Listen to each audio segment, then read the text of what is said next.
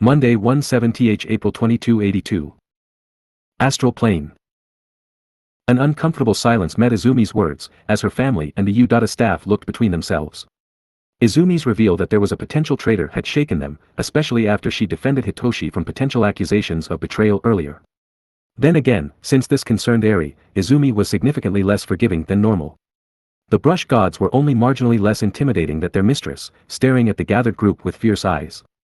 Unlike Izumi, they didn't have any real bond with the people present, excluding Eri, and were far more willing to believe one of them was a traitor. Izumi remained silent for a few moments while she calmed her mind, before relaxing her body and causing the aura of fear to disappear, allowing everyone to breathe a bit more easily. I apologize. Dropping that on you guys like that was unfair. Inko nodded with understanding. It's alright, Izumi. Sakuya and I would have reacted the same way if we suspected an ally of stealing yours or Himiko's blood. She's right. But are you truly certain that a traitor is among us? Sakuya asked worriedly. Izumi ran her hand through her hair as she sighed. I don't want to, but my instincts are making me believe so. Thinking about it logically, there are a few other possibilities like Kurogiri warping himself or someone else into Eri's room to take blood while she slept, or a demon of some sort possessing one of us to get it. Not to mention the possibility of the evil one replicating Eri's blood from a single leftover drop from the hospital. I know in my head that all that is possible, and I feel like a monster for suspecting there to be a traitor among my friends, but my instincts are screaming that's the answer. That was very worrying. The heroes were firm believers in a hero's intuition, considering it one of the most fundamental, if unofficial, traits a hero had to have to be good at their jobs. The brush gods also knew that a god's instincts were rarely wrong, and combined with Izumi's wolf instincts too, Izumi's intuition wasn't something that could be simply ignored. Yamagami began to slowly move around the group, using his long body to form a sort of barrier around them all. Gods are known for their powers of precognition. While Mistress cannot use that power to see the future, her instincts are not something we can disregard. Each of you is either a family member of the Great Mother, or one of her teachers and comrades in heroism. I ask each of you to give your solemn vow that you are not guilty of betraying her, and submit yourselves to purification, he declared. The dragon's words were echoed by the other brush gods, who were now forming a protective circle around Izumi and Eri, separating them from the rest of the group. Izumi's family and allies were shocked by the declaration, as was Izumi herself. Yamagami. Isn't this going a bit too far, she exclaimed. Forgive us, mistress, but we cannot abide a threat to you or the little mistress. Bakugami said. Our inability to survive in the material world means we are unable to help you in most of your battles. We can do nothing but provide you with support, while returning the powers that were yours to begin with. With that in mind, we cannot allow a potential enemy to slip through our grasp when we finally have the chance to aid you. Tashigami added, bearing his massive blade. Everyone got to their feet, with the heroes ready to fight if the brush gods attacked and Izumi's family preparing to get between them and mediate if they had to. The tension was beginning to grow as Izumi tried in vain to calm her brush gods down, doing everything she could short of directly ordering them to stand down. Then to the surprise of everyone, Fumikage stepped forward. Under the critical eye of Yamagami, Fumikage stopped a few paces away from Izumi and put his hand over his heart. Fumikage Tokoyami of the Raven clan, do swear upon my soul that I have not, nor will I ever, knowingly betray my comrade Izumi Midoriya. For an instant, the astral plane was silent as everyone stared at the Raven boy.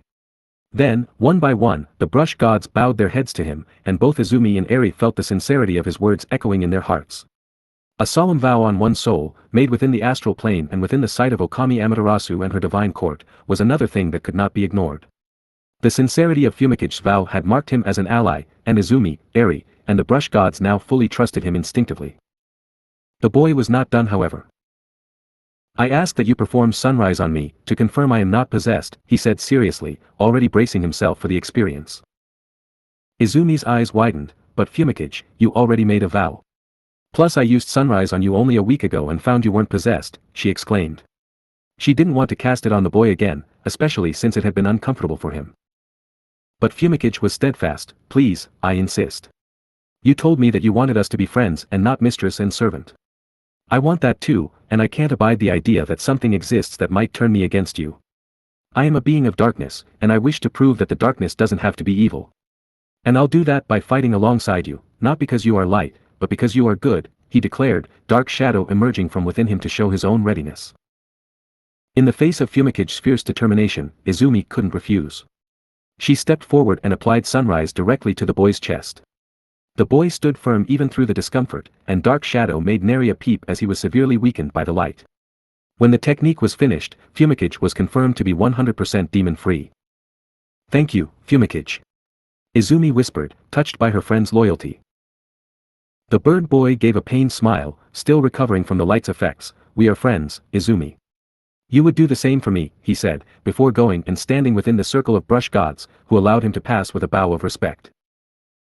Having watched all this, every present member of Izumi's family, including All Might, Sakuya, and Ishiko, stepped forward. One by one, they gave the same oath that Fumikage did, replacing only their own names or the word comrade with daughter or sister where appropriate. Each one was then hit with a dose of sunrise, proven innocent, and allowed to join Eri in Fumikage. This was a more symbolic gesture for Sakuya, as she was already a spirit and thus couldn't be possessed. There was no hesitation from any of them, and after watching this, the Yudata heroes soon followed suit. Detective Tsukachi was the last to be tested and found innocent, finally confirming that if there really was a traitor among Izumi's allies, then that person wasn't present. With all of us proven to be innocent, that leaves only Jean, Dabi, the Konohana household, the Bakugas, Lunch Rush, and the members of Class 1A as potential traitors. No one else has regular access to Eri. Most of those can be determined easily, but Class 1A will be tricky, since the vow won't be as effective outside the astral plane and none of them know the truth about Izumi. Ishiko said, feeling much happier now that the suspicion had left those present. Izumi nodded. "We'll deal with that later. For the moment, I want to thank you all for doing this. It was wrong of me to distrust any of you," she bowed her head. "We also apologize. We meant no insult, and are glad you are all true friends to our mistress," Yamagami said, breaking up the circle he had made with the other brush gods and leading them in bowing contritely to the others. The divines were met with smiles and reassurances. When it came to protecting one's child from a potential threat, it wasn't unreasonable to be cautious, especially after being tricked into thinking said child was brutally murdered. Since they couldn't continue the investigation into how the League got Eri's blood at the moment, they moved on to the next order of business, Kurogiri and his brush demon. Finding and defeating Kurogiri should definitely be a major priority going forward. Robbing the enemy of his warp quirk will hopefully cripple them. 13 began. She had quite a grudge on the man after he nearly killed her with her own quirk, and the others strongly agrees since he'd brutalized Izumi and threatened to murder her, while helping facilitate the attempted murder of all their students. Ishiko jumped up and down in approval. She was too small for most of them to notice her nodding. "That's right. Plus he has one of the brush demons inside him, so defeating him will weaken the enemy and strengthen Izumi by giving her a new technique." "Wait a second." Himiko frowned. "Which brush demon is it?" Aside from warping, Kurogiri didn't show any unique powers, and the warp thing was definitely his quirk, since Aizawa-sensei was able to erase it. The blonde girl was met with shrugs, and everyone turned to Izumi for an answer. Unfortunately, she just shrugged too. "Don't look at me. I still don't have any memories from the moment I turned into a Kuro up until I woke up today," Izumi pointed out. "That's true. Do you guys know, since you were inside Izumi?"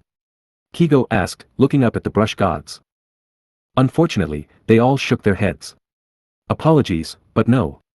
On every occasion where the Great Mother has succumbed to corruption, we've had to hide ourselves away within her heart, the origin of her inner light.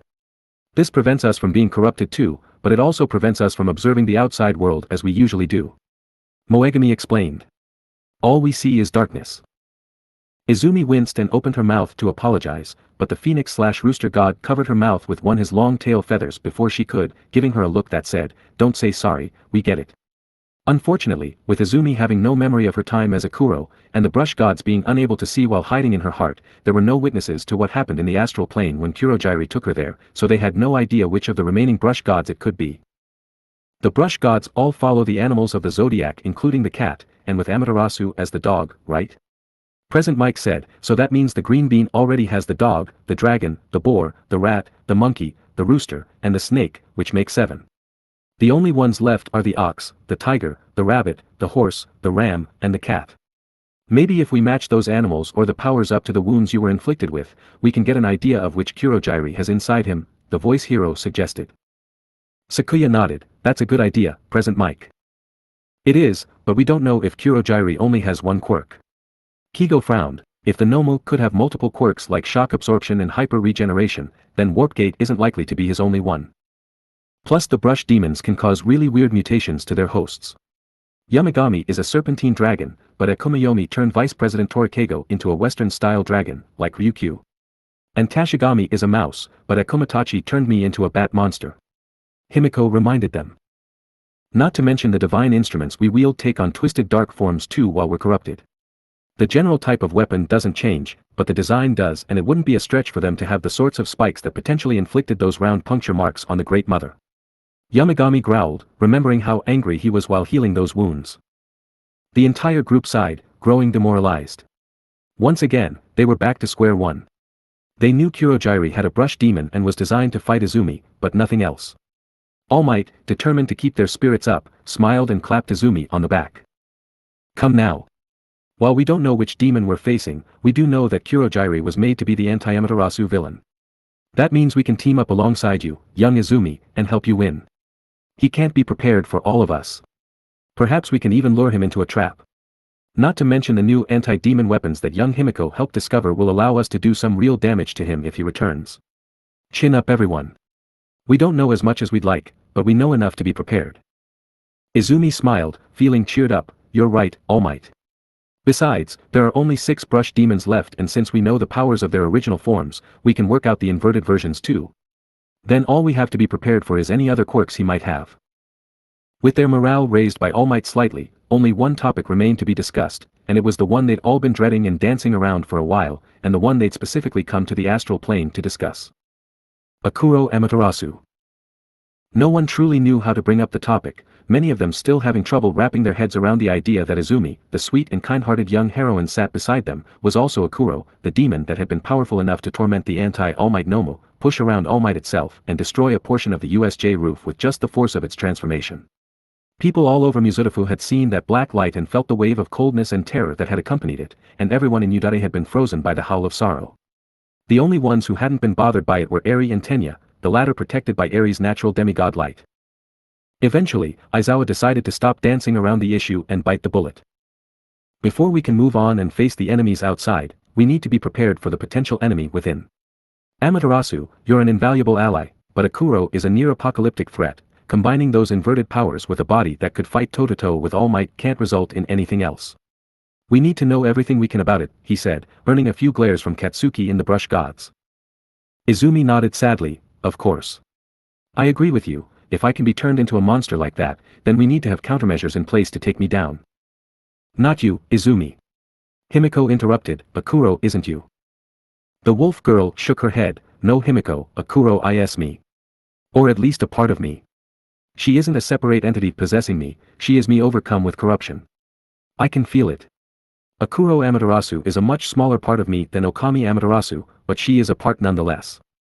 Izumi admitted, clutching a hand to her heart. Even now, she could feel Akuro within her, sleeping silently in the shadows cast by her inner light. Yamagami lowered his large head so it was right beside his mistress, and gently nudged her shoulder with his cheek. Great Mother, you are right that Akuro is a part of you, but Lady Himiko is also right that Akuro is not you. It is somewhat complicated, but you called your friends here so we Brush Gods could explain it for them, did you not? Izumi nodded, looking confused, yeah I did. I still don't understand the difference between Akuro and the other demon form I took during the Shai Hasaikai incident. But how can Akuro be both me and not me? The details of the spiritual world often break the logic of the physical world. Things are not so easily defined for us gods. Now, allow me to give your comrades a lesson into the nature of existence, so that they may have the necessary background for what we have to say next. Yamagami requested.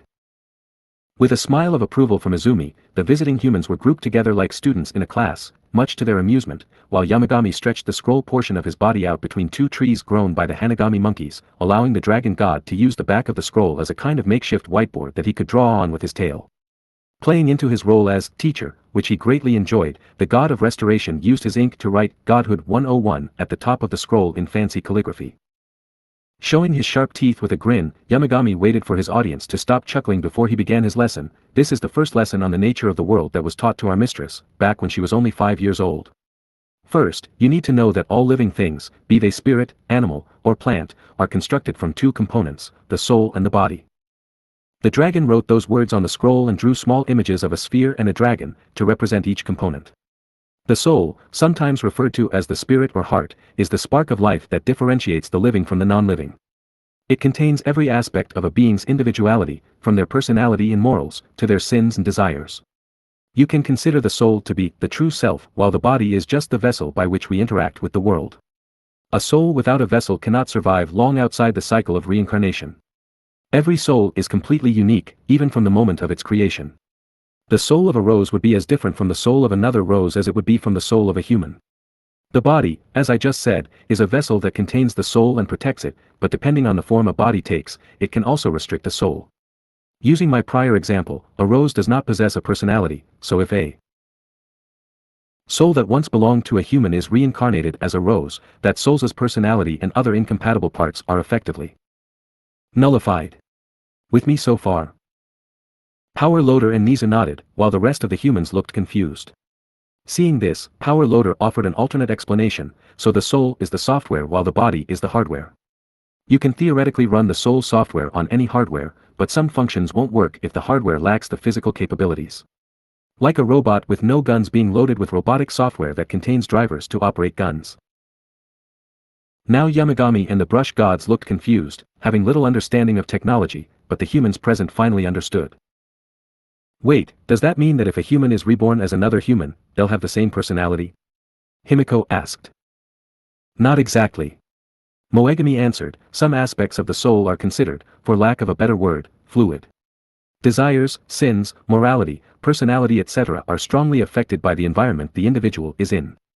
Think of those qualities starting as blank white cloth that is dyed in different colors by their lives. Upon death, the soul is reincarnated and those colors are washed away. Like temporary memory data, Power Loader helpfully supplied, further confusing the gods. Himiko and the others were satisfied with that answer however, and Sakuya gave Yamagami a nod to let him know that the others were up to speed, so he could continue. Technology truly is fascinating. Regardless, now that you know the mechanics of the soul and its interaction with the body, we can move on to the mechanics of the body. The dragon god drew a large cross on his scroll and labeled each point. The top point was labeled astral, the bottom point was labeled material, and the left and right points were labeled benevolent and malevolent respectively. Before I press on, I should note that we usually refer to benevolence and malevolence as light and darkness to keep things simple, but that isn't exactly accurate. Light and darkness are technically elemental powers and are not related to the positive and negative forces like benevolence and malevolence. Prime examples are the malevolent Orochi, who could use both the element of darkness and the element of light, and the benevolent young raven over there, who is more attuned to darkness. The dragon god nodded towards Fumikage, who sat proudly as his good, yet dark nature was reaffirmed. It is a common misconception, even among the spiritually inclined. Anyway, moving on. Yamagami tapped his tail against the astral and material labels on his graph. Broadly speaking, beings that are born in the material plane, where you all reside, are material or physical beings. This includes humans, animals, plants, and puncles. On the other side, beings that are born in the astral plane, our current location, are astral or spiritual beings. This includes gods, spirits, celestials, and a few other types of being. While all beings are divided into physical and spiritual, some are closer to the other side than others.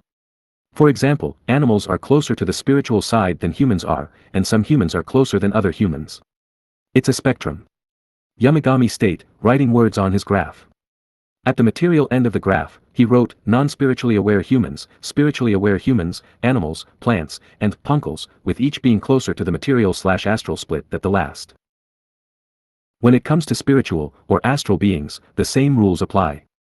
As you have seen, humans are the most physical and least spiritual race in the material plane. That's why you can't survive for long periods of time in the astral plane. On the reverse side, we gods are the most spiritual but least physical race. He added more labels, this time on the other side of the graph. These labels were greater god, lesser god, elemental/nature spirit, celestial, and animal/humanoid spirit, and went from furthest to the closest to the material/astral split. As you've no doubt noticed, the celestial brush gods are among the most spiritual, which is why we cannot survive in the material plane for long periods of time. Of course, humans can survive in the astral plane and gods in the material plane if each uses the other as a host/possessor. Katsuki frowned and raised his hand. Wait, but Izuken spent years in the material world back when she was in her first and second lives, right? It makes sense that she can survive there now since she has a human body, but what about back then? She wasn't possessing anyone, was she? He asked. Yamagami grinned, well spotted. No, our mistress did not have a host back then, nor did she need one. Despite being a greater god, and thus more spiritual than we lesser gods, she was also incredibly powerful. With enough power, a god can reside in the material plane and a human can reside in the astral plane. Currently there are no known humans that have that level of power, and of the greater gods we know, only Okami Amaterasu and dark god Yami are strong enough to reside in the material plane. Ironically, it is easier for lesser spirits to reside in the physical world, like Sakuya Kanahana does, or for lesser physical beings like the Punkles to reside in the spiritual world. One of the universe's little tricks. So that's why Sakuya can survive in our world, and Ishiko can survive here? Himiko asked. Yes. Moving on, we have benevolence and malevolence. Simply put, they measure whether one is good or evil in the eyes of the universe. Those that have a positive influence are closer to benevolence while those with a negative influence are closer to malevolence. If you imagine the universe as a living organism, then malevolent beings are like viruses, while benevolent ones are antibodies. Unlike the astral/material spectrum, it is significantly easier for a being to change their alignment, as in most cases they have no natural alignment at birth, with their actions moving them down one side or the other. These three crucial spectrums, body and soul, material and astral, and benevolent and malevolent, are the building blocks of life and must be understood to truly understand the unique nature of our mistress. Yamagami lectured. Everyone except Eri, who was too young, was able to grasp this fairly easily, while Ishiko, Sakuya, and Izumi already knew all this. Once the others understood this information too, Yamagami was able to get to the meat of the matter. Each of you would fit into a single spot on this graph. Allow me. Yamagami said, before drawing small cartoonish pictures of their faces at various spots, including the brush gods but excluding Izumi and Eri. All the humans except Kigo and Fumikage were listed as one big cluster in the benevolent material quarter, with Kigo, Fumikage, and Nizu all being a little closer to the astral side thanks to the former two being descended from the Sparrow clan, who were considered animal/humanoid spirits, and the latter being an animal. Ishiko was listed even closer to the astral side since she was a punkle, and Sakuya was listed on the benevolent astral quarter due to being a nature spirit. The brush gods were further away from the material quarter, being lesser gods, but they were as far to the benevolent side as they could be. On the opposite, malevolent side of the graph, Yamagami drew crude images of Shigaraki, Kurogiri, and Muscular in the material section, and wrote the word brush demon up in the astral section, with a doodle of an imp being in the same section, only with a lower position in both the astral and malevolence departments. At the furthest corner of the malevolent astral quarter, Yamagami wrote the words Dark God Yami and Evil One. Orochi was also drawn, on the level of a lesser god but completely malevolent. This is the basic positions each of you are currently in, as well as some villains and demons to show the malevolent side. I believe this should serve as a good visualization of your natures. Yamagami explained. Everyone looked at the graph, glad to see they were all on the benevolent side, which meant Yamagami obviously saw them as positive influences in the universe. The graph actually reminded a few of them of the old political spectrum graphs that were used to show where one's political opinions fell in the whole left vs right debate. I would like to add one little fact. Nuregami said, rolling the bottle she inhabited forward a bit, there is a difference between natural demons and corrupted demons. A natural demon is a soul that was born as a demon or a spirit that became malevolent because of their own actions or emotions. Corrupted demons are spiritual beings that have been turned malevolent against their will by outside interference, such as what happened with us and our mistress. Corrupted demons can be purified by sunrise, returning them to their true forms, while natural demons can only be purified through choosing to repent, let go of their negative feelings, or by being killed and returned to the cycle of reincarnation. That's why the Great Mother is able to save some demons with sunrise, but must slay the others. The snake goddess explained. Izumi smiled as a wave of nostalgia washed over her. Many years ago, when Izumi was a fresh-faced 5-year-old who'd only just gotten through her first demon encounter against a Kumayomi, Ishiko, Sakuya, and Yamagami had sat down with her to inform her of all this. It was literally her first formal lesson on spirits, and the most important one Izumi had ever learned. Without it, she would never have been able to slay the lesser demons and save the people they were hurting. Hearing all this also made the Udata heroes, who hadn't already known this particular tidbit of information, understand Izumi a little better. She could be as brutal as she wanted with the lesser demons, as the only way to save them was to kill them. Unlike villains, there weren't prisons that could restrain a demon for long, and no way of offering them redemption for their own sins. Purification, by sunrise or reincarnation, was the only way. Clearing his throat, Yamagami drew the attention back to him. That fact on corruption will be important soon. But now let us finally discuss our mistress's true nature, and the little mistresses too. Unlike the rest of us, they do not occupy a single spot on this graph, but rather 3. Yamagami moved his tail to the edge of the benevolent material section and drew cartoonish images of Izumi and Eri's human faces on one level closer to the astral side than the other spiritually aware humans, putting them on the same level as Fumikichi, Kigo, and Nizu. Then, on the exact border between benevolent material and benevolent astral sections, he drew similar pictures with their wolf ears and divine markings in place, depicting their demigod forms. Lastly, he drew their full wolf and puppy faces at the furthest corner of the benevolent astral section, which representing their full god forms. Rather than being beside her mother this time though, Eri was one level down, between Amaterasu and the other brush gods. These are the true forms of OkamiHeroAmaterasu and her daughter, Eri. Unlike other souls, the soul of a god retains many of their traits through reincarnation and is always reborn as the same god again, even if their bodies are different. OkamiHeroAmaterasu was reborn as the human Izumi Midoriya, meaning that her base human form is closer to the astral end of the spectrum than any other human. Little Mistress Eri was elevated to this same position upon becoming Mistress's daughter. In their demigod forms, they become even closer to the spiritual and become a perfect balance between the two sides, literally half material and half astral. Lastly, upon assuming their full god forms, they ascend all the way up to the peak of astral beings, with Mistress being the pinnacle as a greater god, and the little Mistress being between her mother and us brush gods in power, not as spiritual as a greater god, but more so than a lesser god. Naturally, as a pure-hearted child, a heroine, and goddesses of the sun and light, they are as far to the benevolent end of the spectrum as it is possible to be in all forms. No one in the group was surprised by that. All of them were on the benevolent side of things and were fairly close to the pure benevolence, which showed they were all good people. Eri, who hadn't understood much, was glad to see that she was close to her mama in all their forms as well as happy to have proof that she really was a good girl. Yamagami and the other brush gods gave the group a moment to internalize this new information, before they nodded seriously at one another and got to the point of the lesson, Akuro and her nature. As Nuregami said earlier, if a benevolent spirit or god is forcibly turned to malevolence, then it is called corruption. By exploiting the Great Mother's human emotions, she has been corrupted twice, once partially and once completely. The first time was while she was a captive of those reprehensible creatures serving Orochi. By threatening to harm little Mistress Eri, they drove OkamiHeroAmaterasu to malevolence out of pure desperation and anger. The result was the black-haired demi-godlike form. That form was here. Yamagami drew another image of demigod Izumi, only this time with black hair and placed just a little bit to the malevolent side. This state was still perfectly balanced between astral and material, but now instead of being pure benevolent, she was just over the border into the malevolent side of the spectrum. She was as far from pure malevolent as one could get without being considered benevolent. This is the state she was in during that first transformation. As you can see, she was not fully corrupted and thus took on a half-demon state. She was malevolent enough to be considered a negative and destructive force in the universe, but not enough to be considered a true monster or demon. The thoughts and feelings she experienced within this state were also well within the limits of both a human and a sun goddess, though only barely. That is why she retained her normal sense of self and remained Izumi Midoriya rather than becoming Akuro. But during the attack by those villains, the group gulped as Yamagami reluctantly drew an image of Akuro only a little bit to the left of the Yami and Evil One images. Akuro was pure astral, like Izumi's true god form, but she was only a little bit away from pure malevolence, showing just how much of a negative, destructive force she had been. Izumi felt her heart lurch and tears come to her eyes as she was given visual confirmation of just how far she'd fallen. Her family patted her on the back, and Yamagami resolved to press on before he felt too distressed for his mistress for him to continue.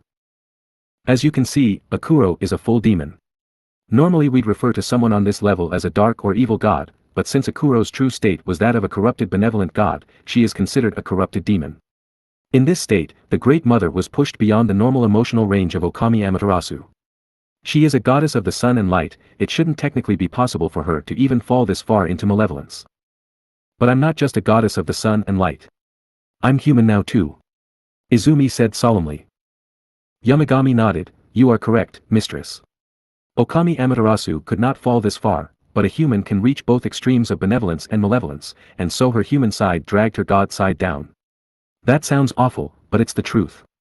The problem is, since OkamiHeroAmaterasu's personality cannot exist at this level of malevolence but her power can, all that godly power has to be commanded by something else. The human side of the mistress was completely overcome with grief and despair, and so she wouldn't have been able to control the power, leading to a cataclysm. To counter this, a new personality had to be formed, one that could exist where OkamiHeroAmaterasu could not, and could control the powers of a god. This new personality was forged from the negative feelings of Amaterasu, and wisps of corruption that have been slowly building up within her body through her various traumatic experiences. Izumi's eyes widened as she remembered the little voice that had begun to speak to her back when she first fell to corruption with the shy Hasaikai. That must have been the voice of those wisps of corruption. As you have no doubt all guessed, this new personality was Akuro Amaterasu. Yamagami finished. An uncomfortable silence filled the astral plane. So Akuro had been born from Izumi's negative emotions, and the pieces of corruption she'd gained through her traumas, then given full command of the immense power of Amaterasu. A sorrowful, wretched calamity of a beast literally born from all the pain Izumi had suffered in her short life, and given power all to stop an even greater, unrestrained catastrophe. One by one, each of them looked at Izumi, who was staring down at her hands in contemplation. The heroes of U.A, including All Might, felt pity for her, as well as guilt. They knew how horrible the world of pro-heroes could be, and how much it strained their mental health at times, and they were all fairly well-adjusted adults, or an animal with different thought processes in Nizu's case. Izumi was only a child with too much responsibility and one hell of a burden on her shoulders. At 5 years old she'd been told she had to save the world, or all would be lost. The fact that she'd managed to march forward for 10 years without breaking was a testament to her willpower, the support she received, and the effectiveness of her therapist. But that wasn't enough anymore. Detective Tsukachi had similar feelings, remembering his first meeting with Izumi in the aftermath of the Twice incident. He'd always been uneasy with leaving so much in the hands of a child, even a capable one. It already vexed the detective that there was a whole world of villains that were beyond police officers like him, necessitating heroes, but to have yet another world of demons layered on top, which only one traumatized child could deal with. That was just wrong. It felt odd to pray for a god rather than to a god, but the detective nonetheless closed his eyes and silently asked for Izumi to receive the strength she needed to stand firm against the tide of evil, both within and without. Inko and Sakuya, as Izumi's mothers, felt even greater guilt for their own roles in Izumi's troubles.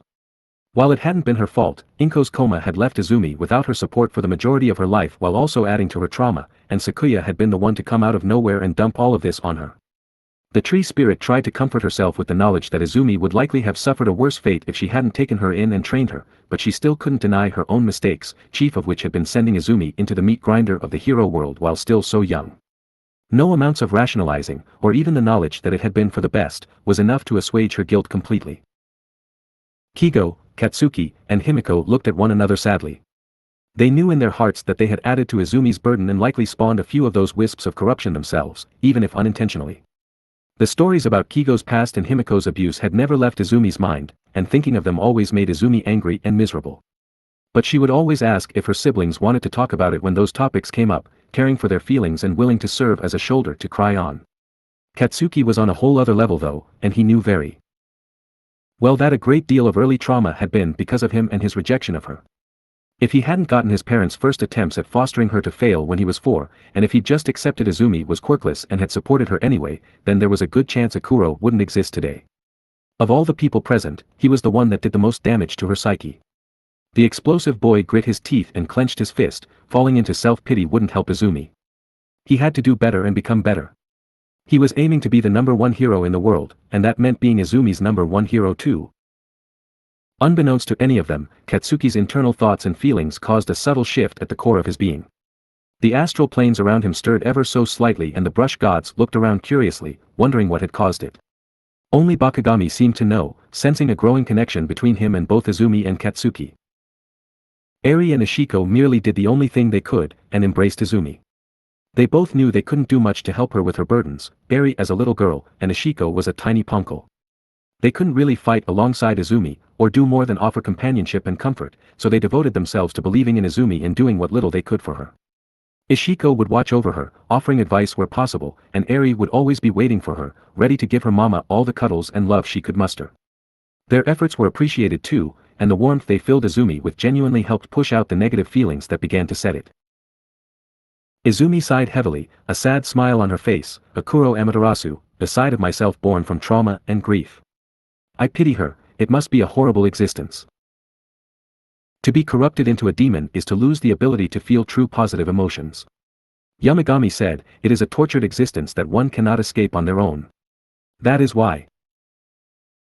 The mighty dragon god turned back to Izumi's friends and family, and promptly bowed his head to the floor, pressing his nose against the clouds. Please, if our mistress is forced into such an existence again, then save her. I beg of you, he cried. The material plane group gasped, while the brush gods looked shocked at Yamagami. As the dragon of the brush gods, and the eldest, he was the unofficial leader, after Amaterasu of course, and had all the pride one would expect from a literal dragon god. For him to bow his head to the ground like this. Yamagami. You would bow to mortals. Moegami exclaimed. We brush gods cannot help our mistress, the dragon roared back. When Akuro came forward, we could do nothing but hide to protect ourselves. If these mortals can do for her what we cannot, then I will cast aside all my pride and prostrate myself before them. Yamagami. Izumi whispered, hands over her mouth as she looked on in shock. The dragon god of restoration was her first brush god, and one that had acted like a grandfather to her. Izumi was touched to see the depths of his devotion.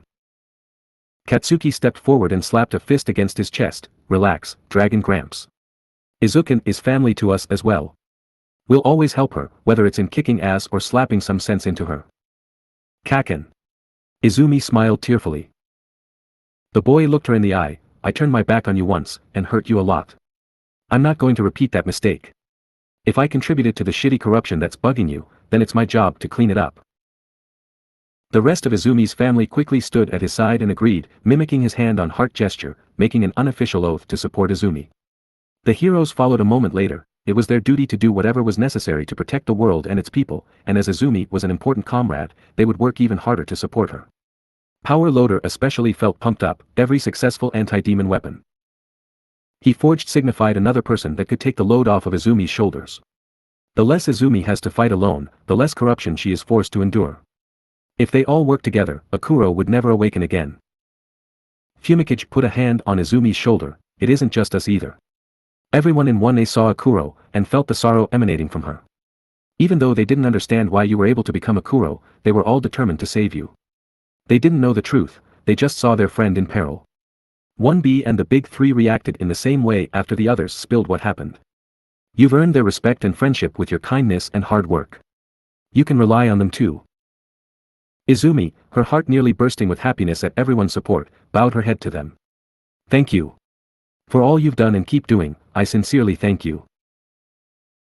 Naturally, a massive group hug soon formed, with Izumi's family hugging her first, then being joined by the sappier heroes, All Might, Present Mike, and Midnight, who then dragged the rest of the heroes into it, as well as the detective.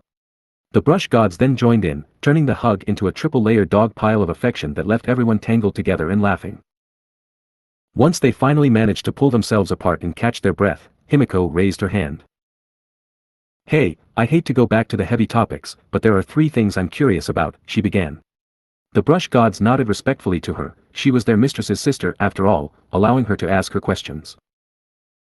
Okay, first, how was that black wolf form different from Akuro and the other, humanoid half-demon form Izumi entered? And why couldn't it use any powers? Lastly, what was up with the weird feral thing that happened during the press invasion? Himiko asked. The black wolf form was basically just her half-demon version of her full god form, while the other half-demon state was the same for her demigod form. The only difference was that the black wolf was pure astral, while the black demigod was half astral, half material like the normal demigod form. Yamagami explained, as for why she couldn't use any powers in that state, we can't be completely sure. I believe it is because the revelation of Little Mistress Aries' survival was enough to reverse most of the corruption, weakening the Akuro personality until it couldn't remain active, whilst stirring up both the human and god personalities of the mistress.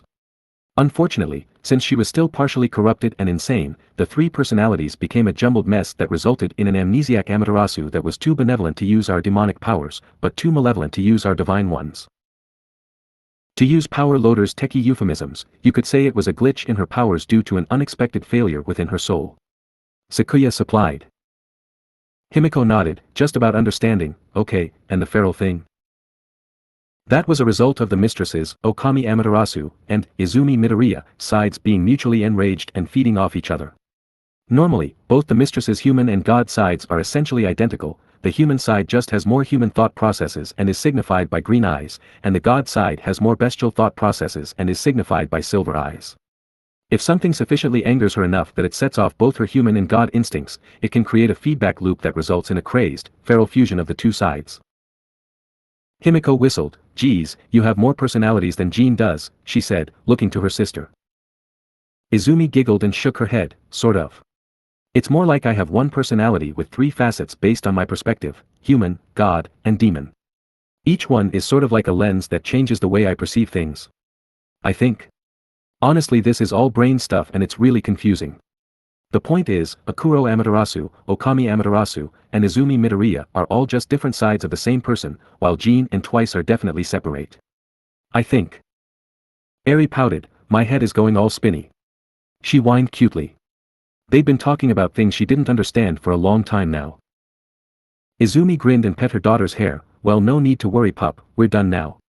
I think we've discussed everything we came here to, and now we understand more about what happened. The League of Villains is working under the Evil One, Kurojiiri has a brush demon, we've now got a weapon to fight the demons with, and we understand my Akuro self and how to prevent her reawakening. I think it's time for us to go home. She turned to the brush gods and smiled brightly, thank you all for your help. I wouldn't have been able to explain all this even remotely as well as you guys. It was our pleasure, mistress. Please do not hesitate to call on us in the future, all the brush gods said as one, creating quite the divine echo. After a brief nod of respect to the humans, the brush gods transformed into spheres of light and were reabsorbed by Izumi, taking their place within her. Unlike the first time, there was no visions to accompany it, only a blinding flash of white, and then the whole group was suddenly back in the foyer of the teacher's dorm building. Everyone quickly looked around, wondering if they'd been spotted returning, but no one was present. Nizu checked his watch. We were gone for about 2 hours. That was a long meeting, but very informative, he said, feeling quite content with what they'd achieved. Power Loader, still cradling the demon fawn like it was a baby, looked ready to bolt for his workshop. Hey, if you don't need me anymore, I should get to work. The sooner we make functional anti-demon weapons, the better, he said. The others smiled and waved him off, so he promptly ran from the room at top speed, heading for his workshop. Even if the anti-demon weapons weren't so crucial, he'd still be excited. How often did a craftsman get to work with a previously unheard of material? A whole new world of support equipment and practical applications was before him, and he couldn't wait to explore it. Most of the other teachers decided to depart too, to check on their homerooms or to continue the repair work at the USJ. They headed off one by one, each having a lot to think about after the unusual meeting, until only All Might, Eraserhead, Vlad King, 13 and Nizu remained with Izumi's family. The detective also hung around, since he had a bit more information he wanted to share with All Might. Now we've got to go and face the class. It's going to be a madhouse when we get to the dorms. Himiko grinned. Not to mention Azui's parents and siblings. Fumikage reminded her. They are going to ask a lot of questions, so we should get our story straight before we speak to them. How do you want to handle this, Izumi? Sakuya asked. The wolf girl, now returning to her normal human form, thought seriously for a few minutes. Then, with a fiery look in her eyes, she turned to All Might and Vlad King. Can you gather the big three in class 1B2? If they've been told some of what happened, then they'll need to hear this too, she requested. The two men nodded, and Izumi smiled, like it or not, being involved with me has gotten them all in danger. It was only chance that the villains chose to attack during 1A's lesson and not 1B's one. They deserve to know the danger they're in. The others looked at her with wide eyes, while Ishiko gasped out, Izumi. Does that mean? Izumi nodded, yes. The demons forced this war upon them, they deserve to know what they're fighting. I'm telling them the truth, all of it. Next chapter, A-Class Reunion. To be released, March 13, 2022. Okay, so let's start off with an apology for the long, and likely confusing chapter full of exposition. This is the only chapter of this story that I'm not really happy with, but this stuff was important for a few things later down the line and I simply couldn't find a better place to put it without also having to extend it with more characters. The basic summary is, Akuro is a separate personality of Izumi's born in order to keep control of her powers when she becomes too corrupted for her benevolent self to remain active. It is born from the negative emotions and trauma that Izumi has experienced in her life. The rest of this stuff is just world building and filling in the blanks, as well as explaining why Izumi can't purify all demons and has to kill some.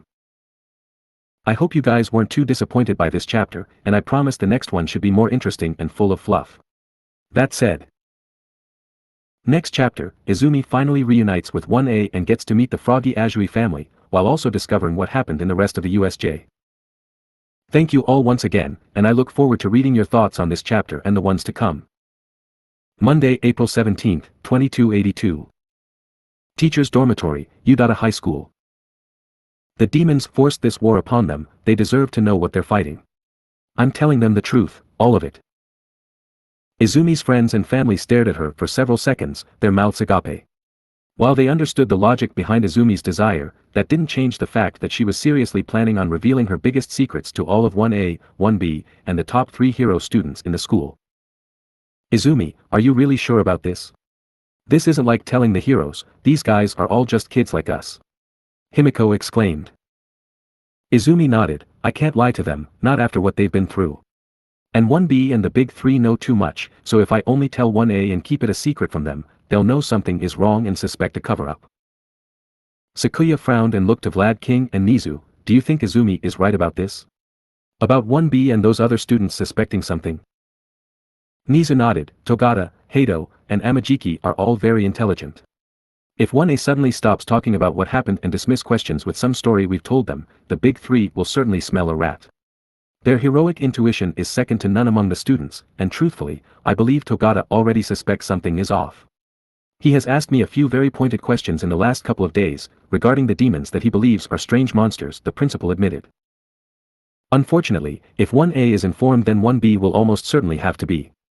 Vlad King said pensively, there is already a somewhat friendly rivalry between them, and quite a few close friendships have formed. I'm certain their friends in 1A won't want to keep it a secret from them, and even if they did, my 1B students would notice if 1A started distancing themselves. Eraserhead nodded with a deep sigh, and it's too much to ask for kids their age to be able to lie to their friends consistently, especially since the current first years are fairly honest kids. Then we really do have to lie to them all, or tell the truth. Are we certain their stories haven't spread outside of the first years and the big 3? Sakuya asked. Yes. I confirmed it myself. Nizu smiled, I ordered the rest of the students not to bother 1A about their ordeal. 1B only found out because 1A are their friends, and the big 3 found out because they wanted to offer help to their kōhei, and 1A told them of their own volition. Thankfully, other than those 2 groups of students, there isn't any strong connections between the first-year hero students and the other courses and year groups, and the big 3 are conscientious enough not to spread the stories themselves. If Izumi is going to tell them the truth, now is probably the best time. Inko sighed with relief, well that's one worry gone. The green-haired woman turned back to her daughter, who looked just as determined as before, this is your secret, darling.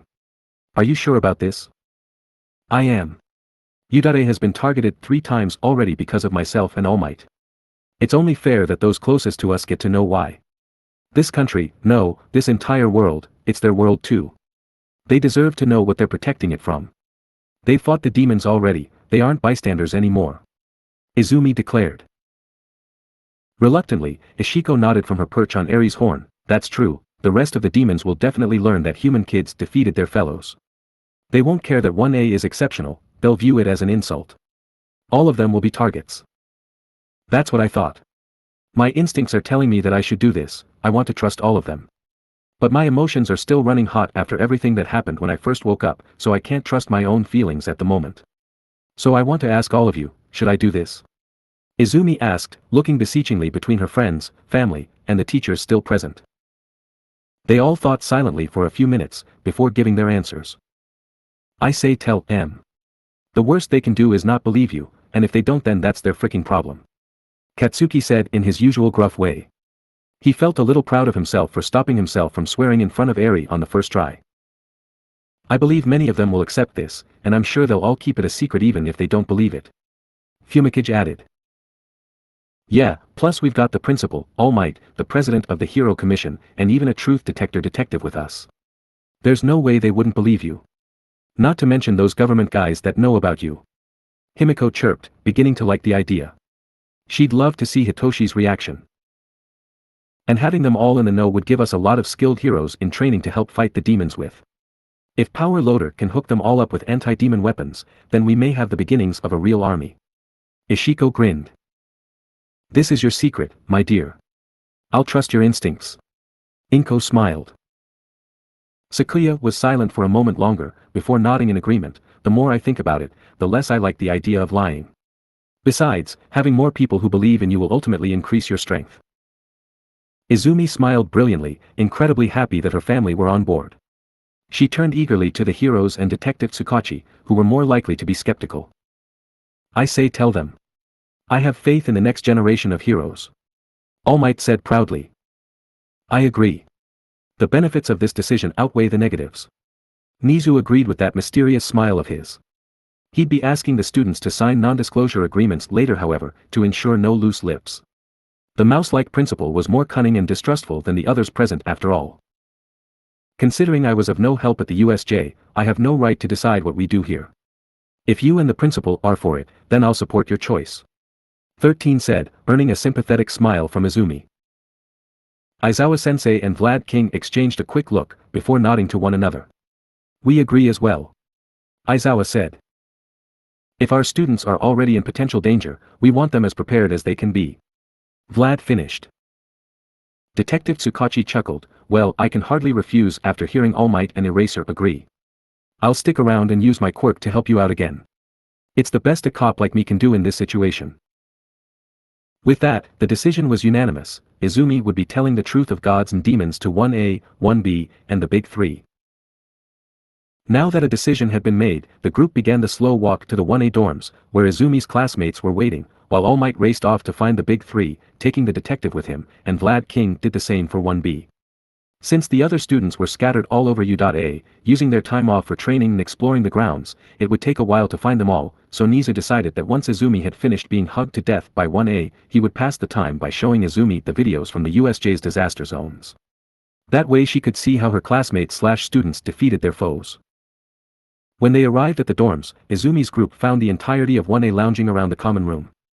Some of the guys were playing a video game on the TV, Sato was doing something in the open kitchen, Ochako and most of the girls were playing with Tsuyu's siblings, and Tenya and Momo were talking to Tsuyu's parents. Even Shoto was present, sitting silently beside Kota and Shoji as they watched the other boys' game. The moment they entered, Momo spotted Himiko and smiled. Oh. Himiko, you're back. How was your... The class vice-rep's words trailed off as she glanced around the group and her eyes fell on Izumi.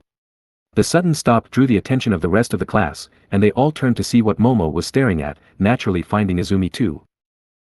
Gulping, Izumi nervously waved and smiled, hi everyone. Having a nice afternoon, she asked awkwardly. There was a beat as the whole class blinked as one, before they all surged towards her with a cry of Izumi.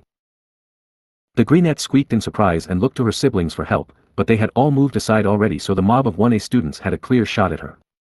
Kigo had even scooped Eri into his arms and flown to the other side of the room with a cocky grin. Izumi just barely had the moment to think traitors, before she was nearly crushed by her concerned friends.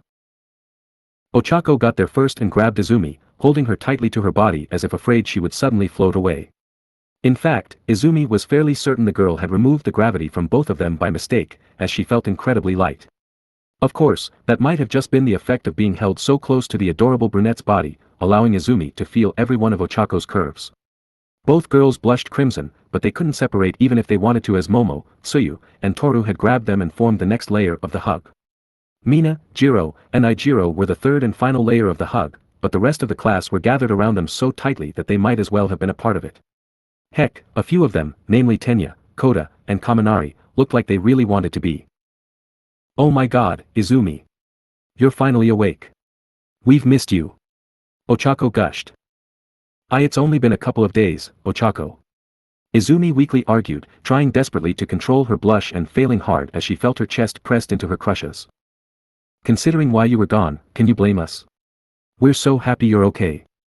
Momo smiled, petting Izumi's hair in an almost motherly fashion. Everything that happened was so scary, and you were hurt and sad and we thought Eri was. We're just so relieved. Toru cried, beginning to sob with happiness. She had been quiet ever since the USJ, so her classmates were glad to see a return to her usual emotional and bubbly self. I owe you so much, Karo. You saved my life. So you riveted.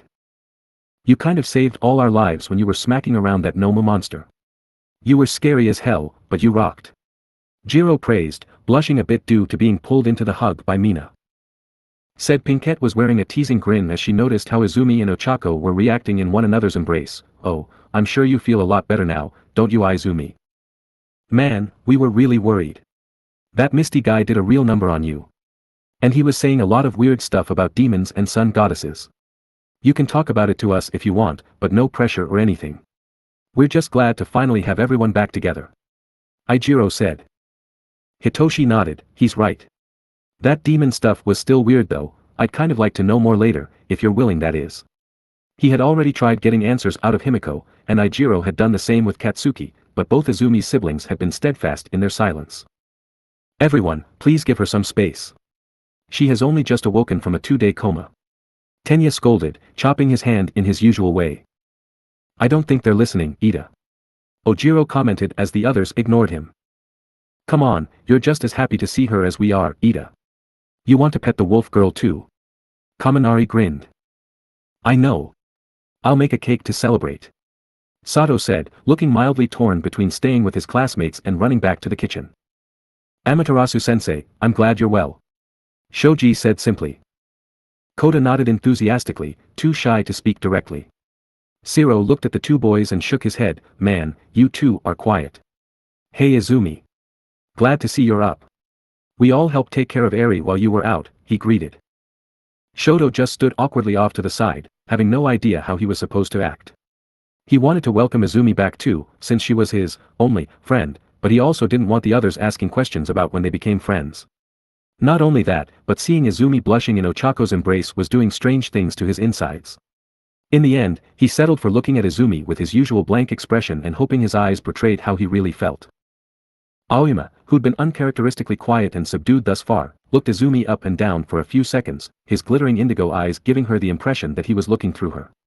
Then, like flipping a switch, he returned to his usual exuberant self, ah, ma chérie. How wonderful to have you back. This place was sorely lacking in sparkles without your light, he said grandly. A wave of nostalgia smacked into Izumi so hard that had she not been supported by half her class, she'd have actually fallen on her behind.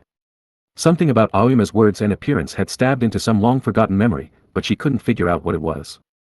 Izumi was fairly certain it was a memory from her past life, but she couldn't be sure. Before she could think too much about it, Ochako noticed her change in expression. Izumi? Are you alright? You've gone a bit pale, the brunette asked worriedly, you're not getting sick again, are you?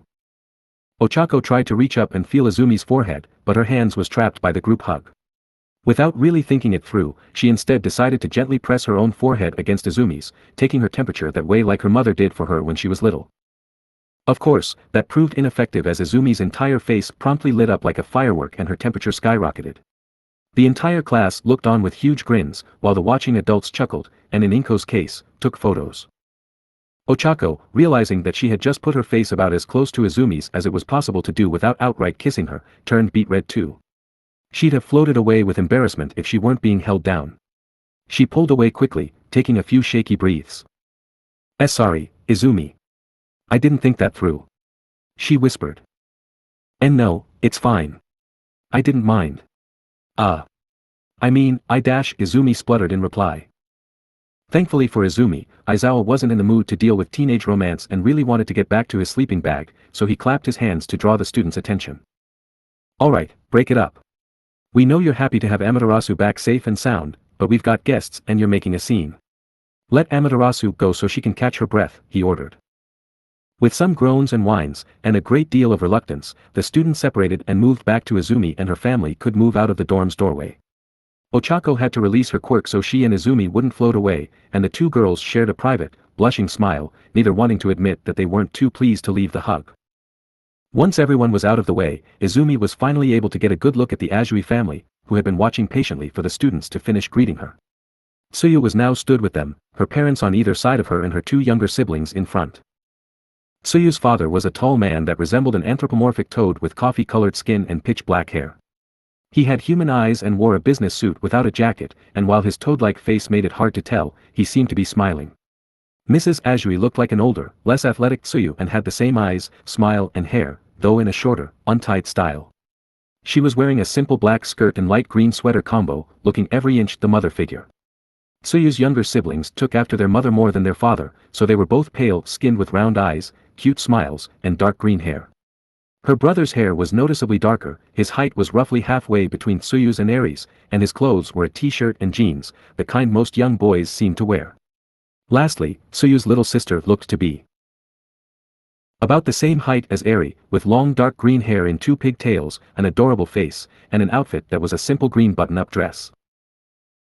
The entire Azui family had frog quirks or mutations, and Izumi's eyes shone with delight as she looked at them. They were an adorable froggy family. Hello. I'm sorry I've been ignoring you, it's been a bit hectic. My name is Izumi Midoriya, and I'm the Okami hero, Amaterasu. It's very nice to meet you. Izumi greeted them formally, smiling at them all as she bowed politely. Tsuyu's father laughed, sounding like toad croaks, and waved off her apology. Think nothing of it, Miss Midoriya. We understand you went through a lot. I'm sorry to intrude on you reunions, but we simply had to meet the girl that saved our Tsuyu's life. Izumi beamed. Oh, I was happy to do it. We haven't known each other long, but I think Tsuyu and I have become quite good friends. That made Tsuyu smile even wider. Izumi, let me introduce my family, she said, before pointing to each one in turn. This is my dad Ganma, my mom Baru, my little brother Sammy Dare, and lastly my little sister Satsuki. Izumi smiled at each of them. Great to meet you all. Sammy Dare, Satsuki, I hear from my own little girl that you've become friends. Both froggy children nodded happily, and Eri, who'd finally wriggled free from Kigo's embrace, rushed over in her demigod form. Satsuki immediately grabbed Eri's hand, while Sammy Dare pet her hair like she was a puppy. Clearly both Azui children were fond of their wolfish new friend. Sammy and Satsuki are really cool. Sammy can run really fast, and Satsuki can jump even higher than me. Eri gushed, demonstrating by excitedly hopping up and down.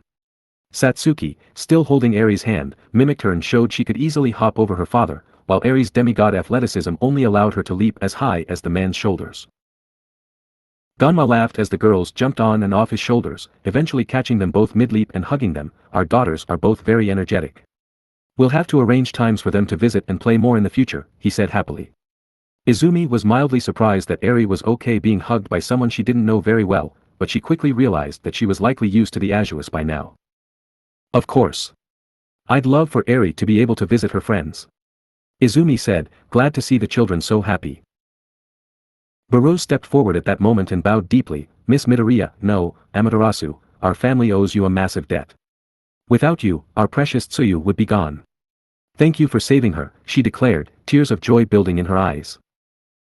Izumi smiled softly and gestured for Baru to straighten up so they could look one another in the eye. She then took Baru's hands in her own. You are very welcome, Tsuyu is my friend, and I'll do anything to save my friends, she said earnestly. Of course, she'd do anything to save anyone in trouble, but her friends were a priority. We want to do something for you in return. Our family isn't wealthy, but surely there must be something we can do. Baru asked. Please, that isn't necessary. I'm a hero, saving people is my duty, one I'm happy to perform. Izumi assured them, besides, the USJ taught me how painful it is when you think you've lost a child. The fact I could spare another from that feeling is the greatest reward I could get. Satsuki and Sammy Dare didn't understand, but everyone else present looked solemnly at Izumi, their eyes moving between her and Eri, whom was holding Satsuki's hand a bit tighter now. Baru nodded in understanding. The principal was nice enough to share everything that happened at the USJ. He showed us video recordings, though they cut off after that horrid man returned with bloody hands. Tsuyu told us that he tricked you into thinking he'd murdered your daughter. We're extremely glad it was only a lie. We've only known Eri for 2 days but we're very fond of her. Thank you for your kind words. I was very lucky. Izumi said, looking over her shoulder at Nizu. The man gave a few hero hand signs, informing her that the entire USJ incident had been recorded, but everything that happened after Tamura returned with Eri's blood had been classified and the physical copies confiscated by Sakuya. Izumi wore a pensive expression, knowing she would have to look at that classified recording eventually, and see herself as a monster. She was drawn out of those thoughts by Sammy Dare, who shyly pulled on her costume sleeve. Hey miss, he called to her. Oh. Hello Sammy Dare. You can call me Izumi, or Ami if you like. You don't need to call me Mississippi, she smiled down at him. Sammy Dare perked up a bit, cool. Hey, me and Satsuki weren't supposed to see it but we sort of snuck back to watch. That villain tried to turn Big Sis into dust, but you got in his way. He killed you. But you came back. It was really cool, but really scary too. Izumi's eyes widened. You saw that? She looked over to the Azui parents. You all saw that? She asked with surprise. Baru nodded. We did say the principal let us see everything up to that man's reappearance. You did, I just assumed that bit would have been cut out. Izumi admitted, that must have scared you guys. Watching you turn to dust in our daughter's stead was certainly not a pleasant experience. Ganma frowned. Both he and Baru couldn't bear to admit it, but a part of them had thought, thank goodness it was someone other than Tsuyu. Izumi's inside squirmed. She really didn't like the fact that the Azuis had seen her die for Tsuyu's sake. Seeing something like that would only increase their belief that they owed her a debt. In an attempt to make a, somewhat misguided, joke, Izumi forced a nervous smile on her face and scratched the back of her head. Well, when I say I'll die for my friends, I kind of mean it. I try not to make a habit of it though, not everyone is as lucky as me and comes back, she chuckled awkwardly. Considering everyone in the room had now seen her die, either from first-hand experience or the USJ recordings, her joke had everyone giving her looks like they wanted to wrap her in bubble wrap and hug her until she was 30. On the one hand, it felt odd for civilians and students to be looking at Izumi like she was the one who needed protection, but on the other hand it was also kind of nice. Shoto and Ochako in particular both looked like they were actively planning a way to make sure she didn't die again. In an attempt to get back on track, Nizu told Izumi about the children's mischief. When the Azuas had first arrived and the students of 1A had all woken up fully recovered from their ordeal, they had all wanted to know what happened, so Nizu put the recordings from the USJ on the dorm's TV. Since a lot of the material wasn't suitable for children, Inko, who'd already seen the recordings alongside Sakuya, took Eri, Samidare, and Satsuki outside to play. Unfortunately, she'd become distracted by some of the business and support students asking her about the USJ incident that she hadn't noticed the kids sneaking over to a window and watching the recordings from outside. By the time Inko noticed what they were doing, it was already over. Izumi almost laughed, glad that Eri had gotten into a little mischief. It meant she was getting more used to normal life, but she knew she shouldn't encourage bad behavior. That was Ishiko's job. Eri, you know you weren't supposed to watch that, didn't you? Izumi asked gently. Eri looked at the floor, her ears and tail drooping. She'd not been scolded by her mama before and didn't know what to expect. Samidare came to her rescue though. It was my fault. I convinced her and Satsuki to do it, he yelled. Eri didn't want to since her granny said no. Satsuki added shyly, her voice sounding like a younger, cuter version of Tsuyu's. Eri looked at her new friends with wide eyes, and Izumi couldn't help but smile. She was sure they'd be close for a long time to come. Alright, she said, did you three say sorry? The children nodded, and a cursory glance towards Baru and her own mama confirmed they were being truthful. In that case, I won't scold you further. Just remember to do as you're told in the future, okay? Some adult stuff is scary for kids. Izumi gently warned, patting the Azui children on the head, before hugging Eri to let her know she wasn't in trouble. All three children nodded solemnly. They'd been scared by the fighting they saw, the attempt to murder Tsuyu, and the successful, if temporary, murder of Izumi. Samidare and Satsuki would have had nightmares if they weren't currently sharing a room with their parents. Eri was upset but not too badly. She knew her mama's powers and had been heavily desensitized to horror thanks to life with the Shy Hasaikai. Kigo chuckled, well, you guys are going to be watching the recordings again in a sec so that Izumi can see what happened. Since I watched it already, I'll play with the kids and keep them entertained so they don't get up to mischief. That perked the girls up, and Sammy looked up at Hawks with awe. What little boy didn't want the excuse to play with the number 3 hero? Aw man, I still can't get over the fact that we've been able to hang out with Hawks. You've got some awesome friends, Ami-sensei. Kaminari gushed, feeling a little jealous. Izumi smiled with joy and embarrassment at the Ami-sensei moniker. Well, he's closer to a brother than a friend. We've grown up together. Aside from Kaken, he's my oldest friend. That's so cool. You're All Might's assistant teacher, Hawk's little sister, the daughter of the commission president. I wouldn't be surprised if you said Endeavor was your cook. Shiro said cheekily. With a completely deadpan expression that could rival Shoto's, Izumi looked to the tape boy and said, I'd sooner hire Shigaraki. That comment had everyone laughing, with most of them assuming it was a joke about Endeavor burning everything. Only those who knew of his abusive nature understood Izumi's real meaning. Shoto barely managed to stop himself from cracking a smile. Once the laughter died down, Nizu clapped his paws together. Well, should we get to the viewing? All Might and Vlad King are off gathering 1B and the Big 3 for a special meeting, and I'd like to be done before they get back. The class wore curious expressions at the mention of a special meeting, while Izumi said, actually, can we hold off for just 1 second? There's something important I've got to say. Nizu raised an eyebrow, but then gestured for her to go right ahead. Izumi nodded gratefully, then turned and walked over so she was stood directly in front of Tenya. The straight-laced boy looked curiously at green-haired friend, but then she suddenly hugged him and his eyes went wide. Izumi, he asked, somewhat embarrassed. He wasn't used to being hugged by anyone outside his family, especially girls, heroes, and teachers. Looking up at him without letting go, Izumi gave the boy a sincere smile. Tenya, thank you so much for what you did back at the USJ. I owe everything to you. But all I did was run away and tell the teachers. I was barely any help at all. Tenya argued. Izumi shook her head vehemently, no. You got my daughter to safety, ensuring she wasn't hurt or killed by the villains. It's thanks to you that she's still with me today, it's thanks to you that I'm still me.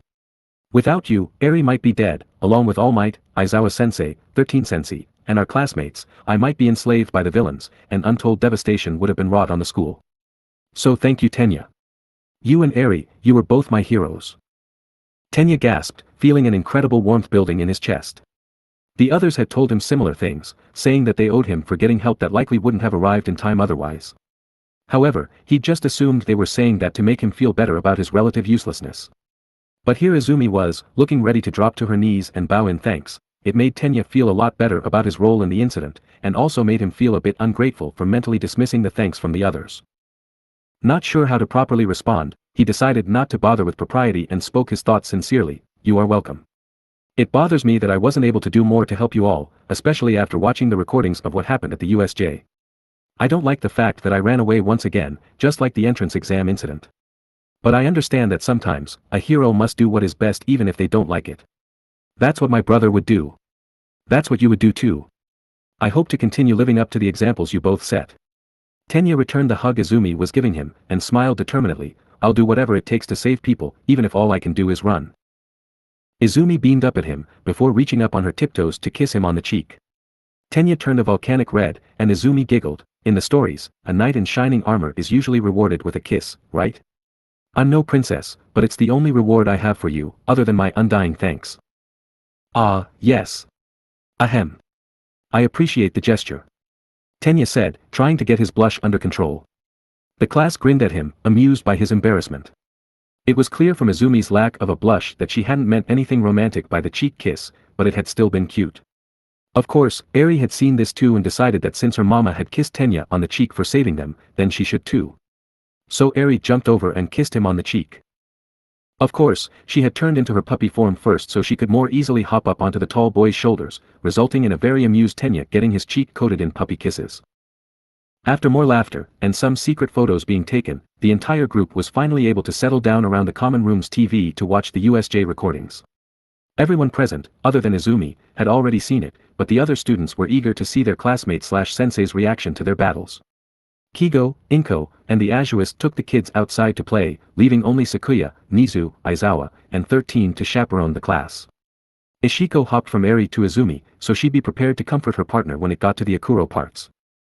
Nizu pulled a disc from his pocket and placed it into the side of the TV. Alright, get comfortable students. We'll do this in the same order as our last viewing: downpour, flood, conflagration, mountain, landslide, and ruins. Then we'll see the other things that happened, he explained, obviously alluding to Akuro. Without further ado, he pressed a button on the remote and Izumi finally got to see what happened in the other zones for herself.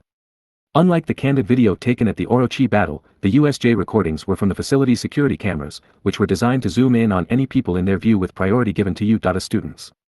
With modern technology, this meant the picture was fairly good, but the sound was chaotic and wild.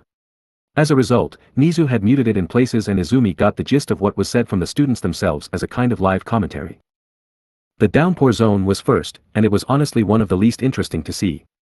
While Ojiro, Shiro, and Aoyama made for a fairly effective team that combined binding techniques with both short and long-range attacks, the villains they'd faced had been nothing special and the demons were the lower-class ones, green and red imps with a couple of dead fish in the mix.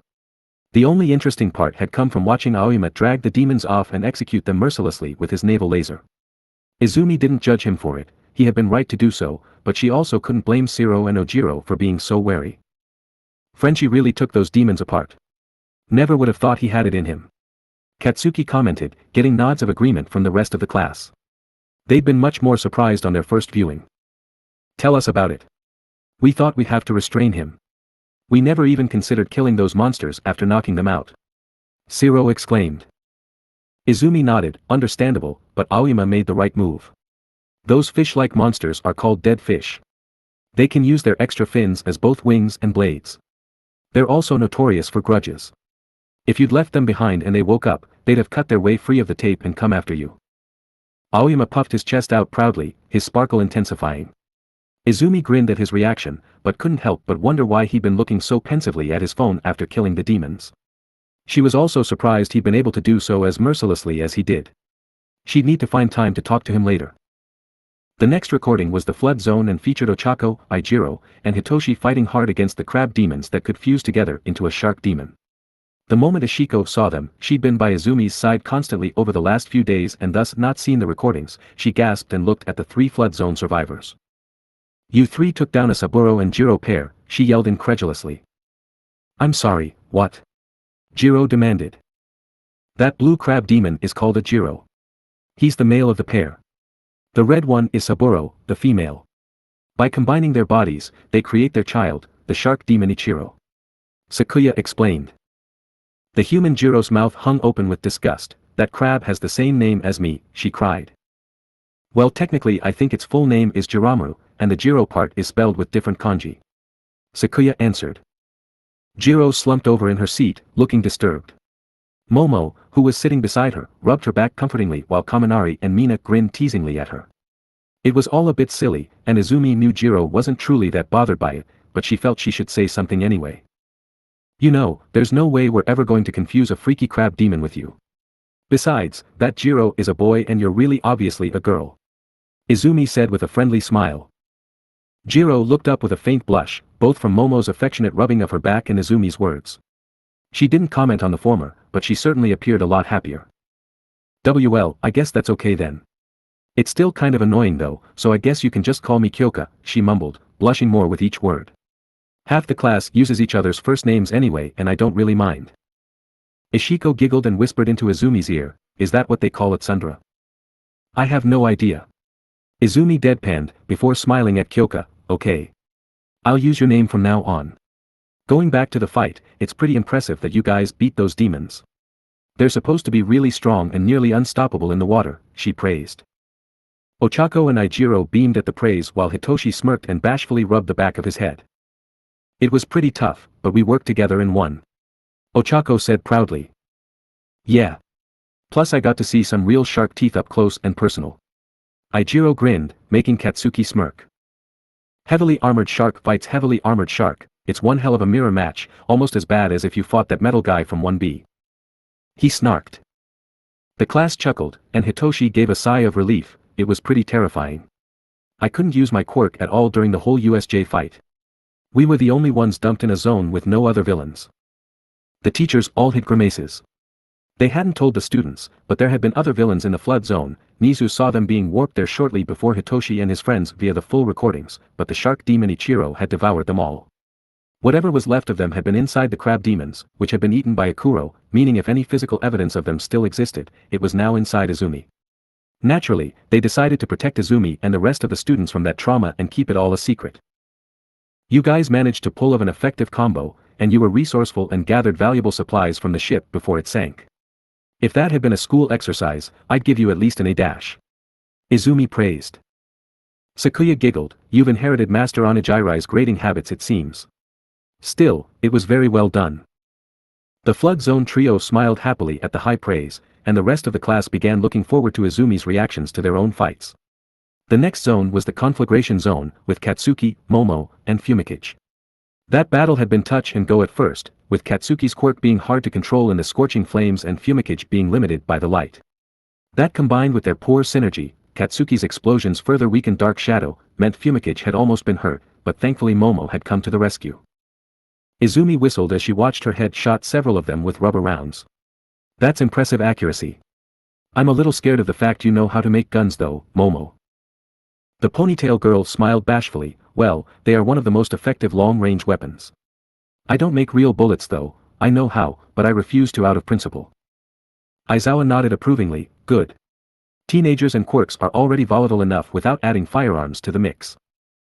The rest of the conflagration zone recording was uneventful until near the end. Katsuki's palms spontaneously exploding every now and again made Izumi laugh, and tease him gently, reminding him of when he'd do the same thing as a little boy before he got a good grip on controlling his quirk.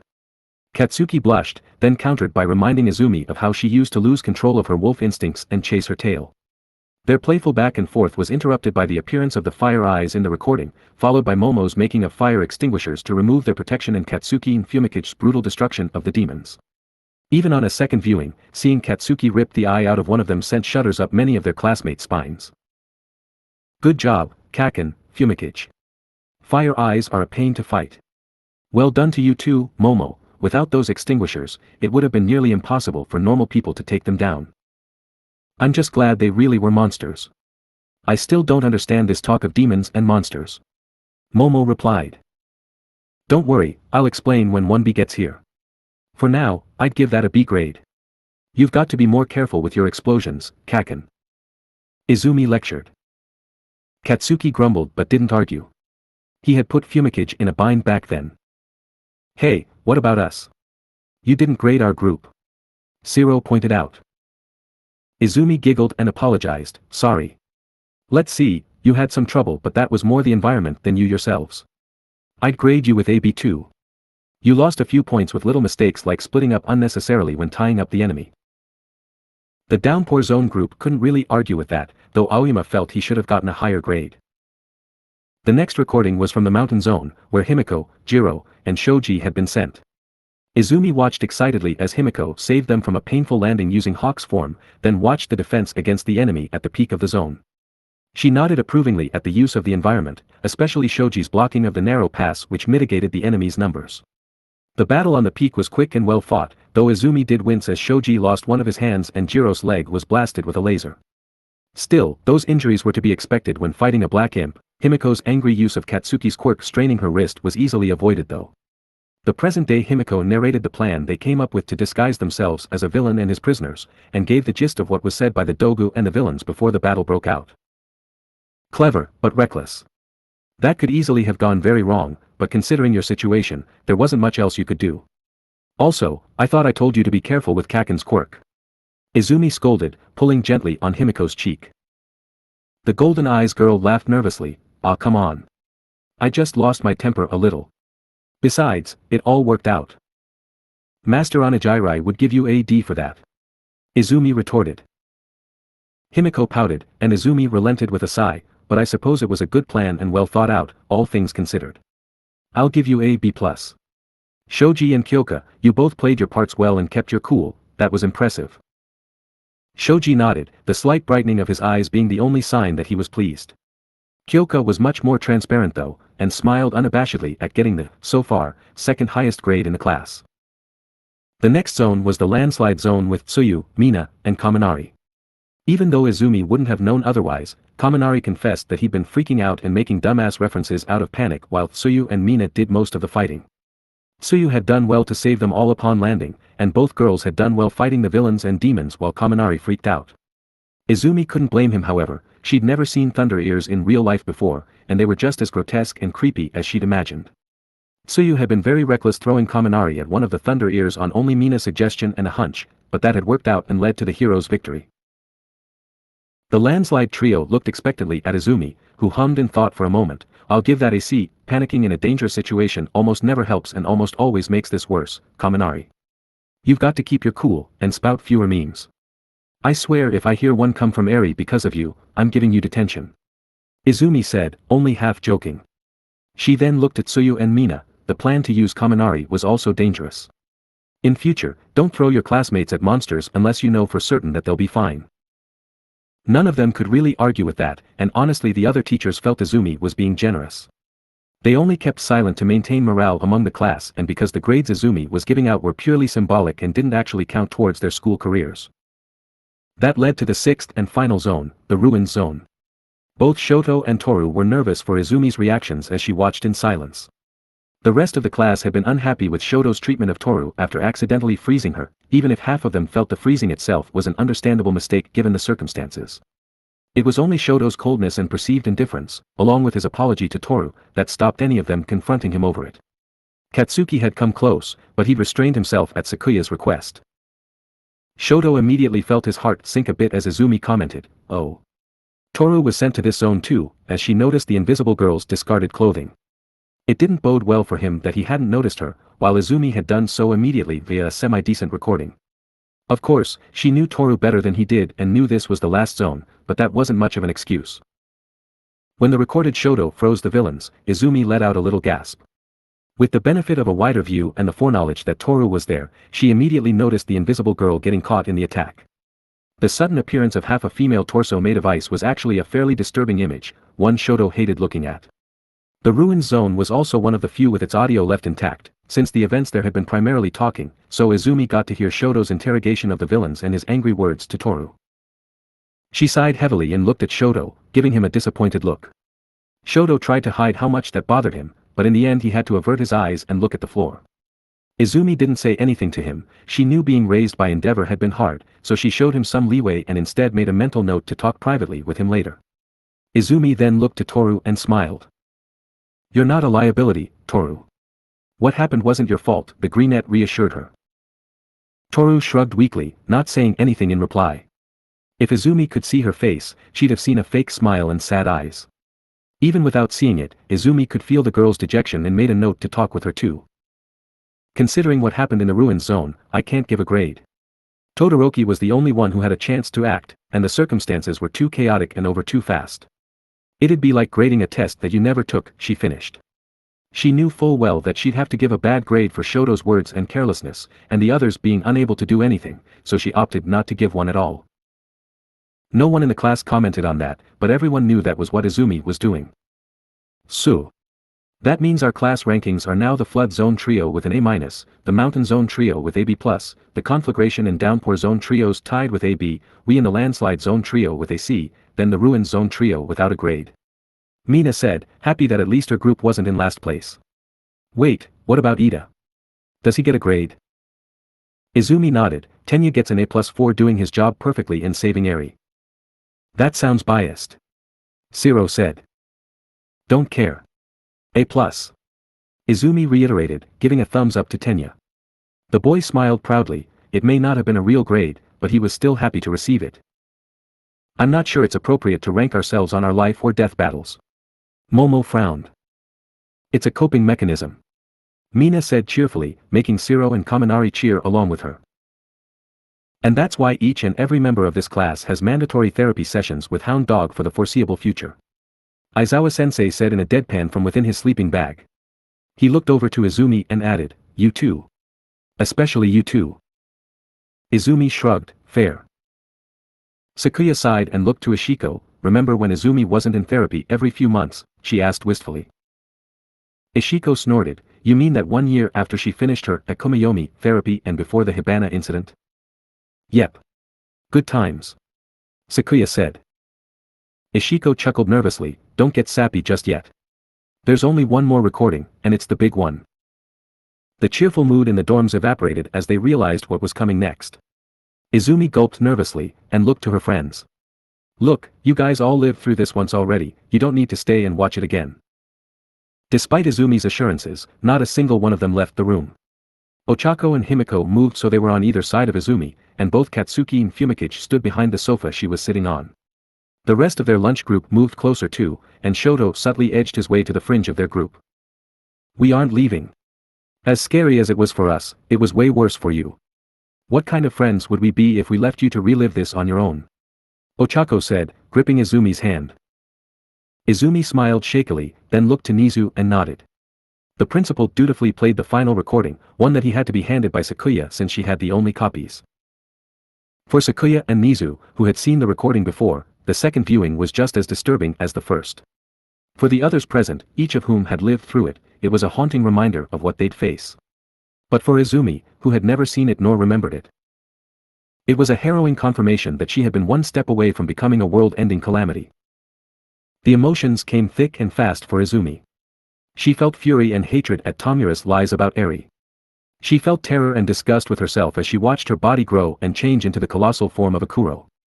She swallowed hard to stop herself from vomiting as she watched herself torturing and devouring the anti-All Might Nomu over and over again. She felt horrified as she watched Tomura trick her into fighting All Might himself. She felt immense relief as Koda and her siblings took out the jamming villain and used a phone call with Eri to drag her back to her senses. She felt joy and pride in Eri for saving her from Kurojiiri and fully purifying her. And through it all, in the deepest depths of her being, Izumi felt the presence of a Kuro. As she watched, she began to see the events of the past flash before her eyes, seeing the events from a third-person perspective on the screen and a first-person one in her head. The feelings she was experiencing now mixed with the gut-wrenching sorrow and incandescent rage that she had felt as a Kuro. Then, as Eri's sunrise temporarily turned the entire screen white, something within Izumi clicked into place. The part of her that was Izumi touched the part of her that was Akuro, and in an instant, all Izumi's lost memories as Akuro returned in a flash. Izumi doubled over, holding her head as the influx of information strained her mind. Since the others didn't realize what was happening, they just thought she was reacting to seeing herself in such a state, so Ochako and Himiko rubbed her back while Ishiko whispered comfortingly to her. For Izumi, the worst part about this situation was that the information was useless. All she received was the memories of the events she'd just watched on screen, along with the emotions that came with them. To make matters worse, she didn't even get the memories of when she was in her half-demon state thanks to her fragmented mind not being able to form memories at that time. This left Izumi with unpleasant memories, horrible feelings, and no new information whatsoever. Damn it! She whispered hoarsely, trying not to cry. It's okay, Izumi. It's all over now. We're all okay. Ochako soothed. Thanks Ochako. I know everyone's okay now, My family told me what happened, and I believed them, but seeing it myself is a different matter. If it makes you feel any better, we all get it. Kaminari chimed in, trying to stay positive despite the dark mood. We all love Eri, she's our little puppy mascot. We all felt shitty when we thought she was dead, so it only makes sense for you to go a little crazy since you're her mom, right? Izumi nodded and sniffed hard, yeah. You're right Kaminari. Thanks for not holding Akuro against me everyone. Her friends and classmates smiled comfortingly, and Momo reached over to pet her hair. It's fine. Take a few minutes to get yourself together. We don't mind. Hee, okay. Izumi sniffled, it's a little embarrassing. I'm supposed to be a teacher and a pro, but I'm being comforted by my students. Hitoshi snorted, yeah, you're a teacher and pro hero, but you're also basically a giant puppy. Don't worry so much about it. Izumi chuckled and said, woof. That got the rest of the class chuckling and helped lighten the mood. With all the recordings over and everyone in class caught up on what happened with each other, there was nothing to do until All Might and Vlad King got back with the other students. Class 1A filled Izumi in on what they'd gotten up to in the 2 days she'd been asleep, which wasn't much admittedly since they'd mostly slept through Saturday and spent Sunday with their friends and visiting families. Izumi did get to learn that the press were being on their best behavior regarding the incident, especially since it was their earlier invasion of the school that allowed the villains to get the information they needed for the attack. The media was reporting the whole thing truthfully, minus the supernatural elements they didn't know, and were spinning things to make U.A and the students look better, so as to avoid scrutiny into their own misconduct. It had resulted in 1A being the class to watch when it came to heroics, something that had bothered 1B according to Himiko. Just as they were done talking about the press, the dorm doors opened and Kigo returned, alongside All Might, Detective Tsukachi, Vlad King, the entirety of 1B, and the Big Three. As soon as the large group of students saw Izumi, they smiled and waved at her, while Nijire Hado floated over with her quirk to hug her. Hey. You're all better now. That's great. Nijire said happily, holding Izumi's face and lightly poking her cheeks. Yeah, I was mostly just very tired. Izumi smiled, blushing a bit since Nijire was holding her face like she was a dog. We were all pretty worried. Mirio said, and the others from 1A said some crazy things happened. Shark Tooth said you guys fought monsters, and you turned into one when you thought the snowball was killed. Toguro frowned, stepping forward. He was the only one from 1B who could be considered Izumi's friend, via Kaken, so he eyed her condition much more critically. Kendo enlarged her hand and used it to pull Toguro back a bit, and preemptively did the same to Monoma who'd looked ready to say something stupid. Come on, don't crowd her.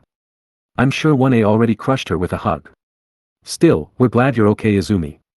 We're also really glad that Eri wasn't actually hurt. Thank you, Kendo. Your concern is appreciated. Izumi bowed politely, once she'd wriggled free from Nijire. She nodded to Amajiki, who was partially hiding behind Mirio, then repeated the gesture to the students of Class 1B, who were watching curiously. I actually asked you all to be brought here so I can explain some very important, and very secret, information to you all. It regards the monsters 1A fought, as well as what I truly am. Izumi began. Immediately, all the students were wary. The fact that the bizarre, Nomu, creatures were artificial was one of the few details they all knew, and considering Izumi's monstrous transformation and her knowledge of the other monsters, they all began to come to their own conclusions about that Izumi meant by, what I truly am. With a few orders from Nizu, everyone was rearranged so they could listen to what Izumi had to say. Class 1A stayed around one sofa, either sitting on it, on the floor in front of it, or stood behind it, while 1B did the same with the other. Izumi sat in front of them all on a chair from the dining area, and the big three stood between the two classes facing her. Katsuki and Himiko sat on the floor beside Izumi, showing solidarity, while Fumikichi remained with the rest of 1A so as not to reveal his own true nature yet. Sakuya, Kigo, the detective, and all the present teachers stood in a line behind her. Sakuya put her hand on Izumi's shoulder for comfort, while Detective Tsukachi did the same with her other shoulder so he could use his quirk. Hello students. You may have seen me around the campus in the last couple of days. I am Detective Naomasa Tsukachi, and I work with the Tokyo Police. My quirk allows me to detect if a person I am touching is telling the truth or lying. I'll be using it here to ensure you all know what Amaterasu says is the truth, he explained. That got more than a few raised eyebrows, and now the students were bracing themselves for something very hard to believe. If the commission president, a principal, a Tokyo detective, and the number 1 and number 3 heroes were involved, it had to be big. Taking a deep breath, Izumi began, it begins with who I am. You all know me as Izumi Midoriya, and the Okami hero, Amaterasu. But the truth is more complicated. The story I have to tell is all about goddesses, demons, and an evil entity that is seeking to control our world. I am Okami Amaterasu, the sun goddess, and this is the story of my life thus far. Next chapter, Goddess Sensei. To be released, March 16, 2022. Phew. This was a long chapter with a lot of fluff and emotional stuff. In fact, it was so long that we only barely avoided going over 10K and needing a 3-day break instead of 2. Sorry for those who were expecting the big reveal to be in this chapter, but I wanted to cover the big reunion and have some fluff before we move on to the heavier stuff starting with next chapter. This arc is only 15 chapters, but I feel like the average length of the chapters is longer than usual, making for a fairly big arc. It's going to obviously deal with a lot of USJ aftermath stuff, but will also contain development for some other characters. Specifically, consider this arc the Toru Hagakure and 1B arc, since they get the most focus. Also, don't worry about having to read a whole recap of the story so far. Next chapter begins with Izumi finishing her story. Next chapter will have the secret finally revealed to 1A, 1B, and the big 3, but how will they take it? Not everyone is going to believe it, but how will this affect the dynamic of the group? Thank you all once again, and I look forward to reading your thoughts on this chapter and the ones to come. Monday 1/7th April 2282. Class 1A dorms, Udata High School. When a relatively small space was filled with 53 people, one didn't usually expect that space to be as silent as the grave, and with a more oppressive atmosphere to boot. Because of the silence, Izumi couldn't exactly blame her audience either, considering what she just told them. With the occasional additional comment from Sakuya and Ishiko, as well as the frequent nods from the truth-detecting Tsukachi, Izumi had told the gathered students of 1A, 1B, and the big 3 everything. She told them of her true nature, her past lives, abridged for the sake of time, the reality of the evil one and the demons, the truth behind Orochi, and the possessions of her friends and muscular, leaving out only the parts that were too personal or irrelevant. She revealed Ishiko's true nature as a punkle, and Sakuya revealed her true tree spirit form. Izumi even explained the truth behind her quirk, which was actually only the quirk exchange ability. Kigo explained the story of the Sparrow and Hawk clans and his relation to them, and then Fumikichi had gotten up and joined Izumi's group, revealing his own relation to the Sparrow clan and explaining the Raven clan. Katsuki and Himiko spoke of their experiences being possessed, and all the teachers present vouched for Izumi's story, including All Might. Aries' change into a real demigod and Izumi's transformation into a Kuro were explained too. The result had left everyone in shocked, uneasy silence. Their expressions were the only clues Izumi had towards their thoughts. Some looked awestruck, some looked skeptical but open-minded. Others were opening and closing their mouths as if trying to find a way to argue, or wanting to ask questions that they couldn't quite get out. Several looked outright disbelieving, or severely conflicted.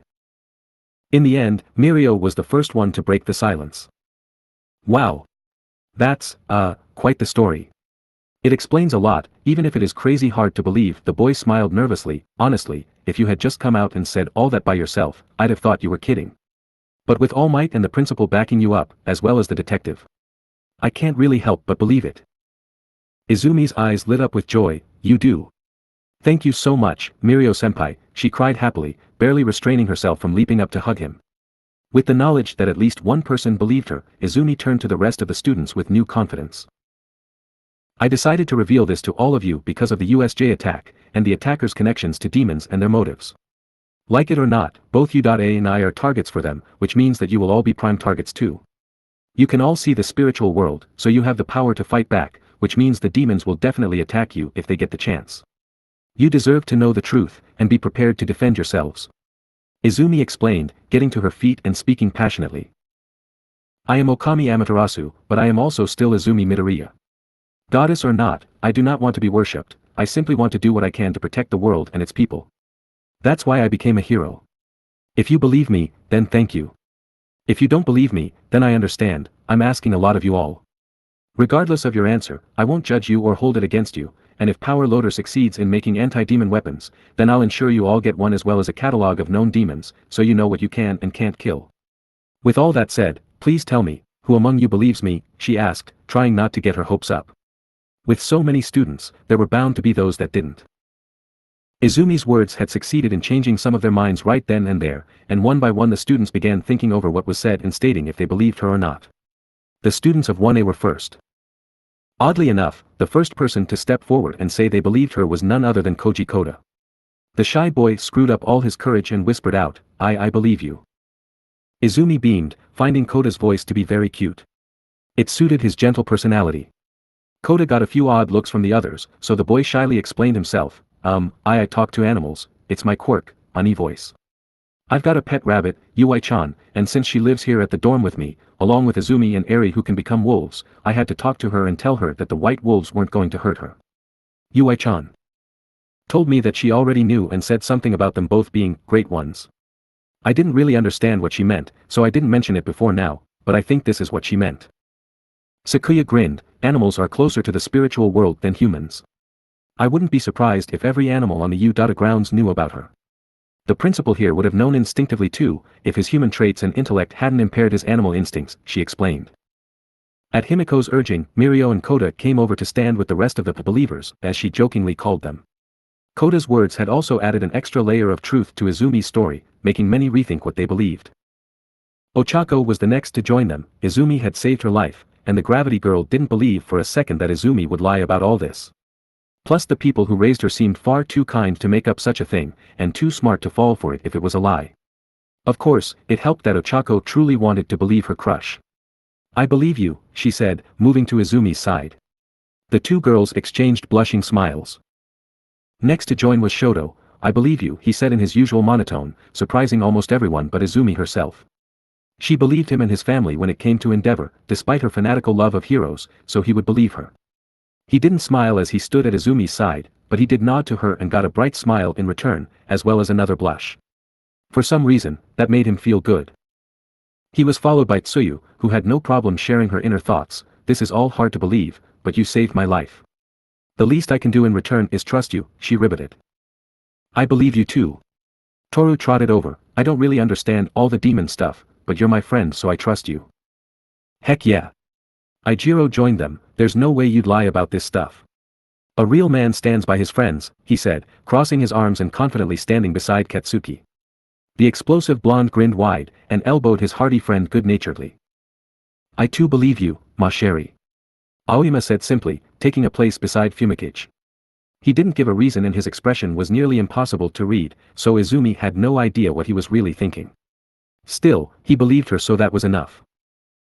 Tenya raised his hand, Izumi, you mentioned in your story that the heroes involved in the Shai Hasaikai incident, as well as President Konohana's personal staff were all told about this before. Does that mean my brother and cousin Tenji know? Yes. It's the reason they've gotten closer, since Ingenium became the first person in your family that Tenji could talk about this stuff with. In fact, Tenji actually knew before I did. Izumi told him.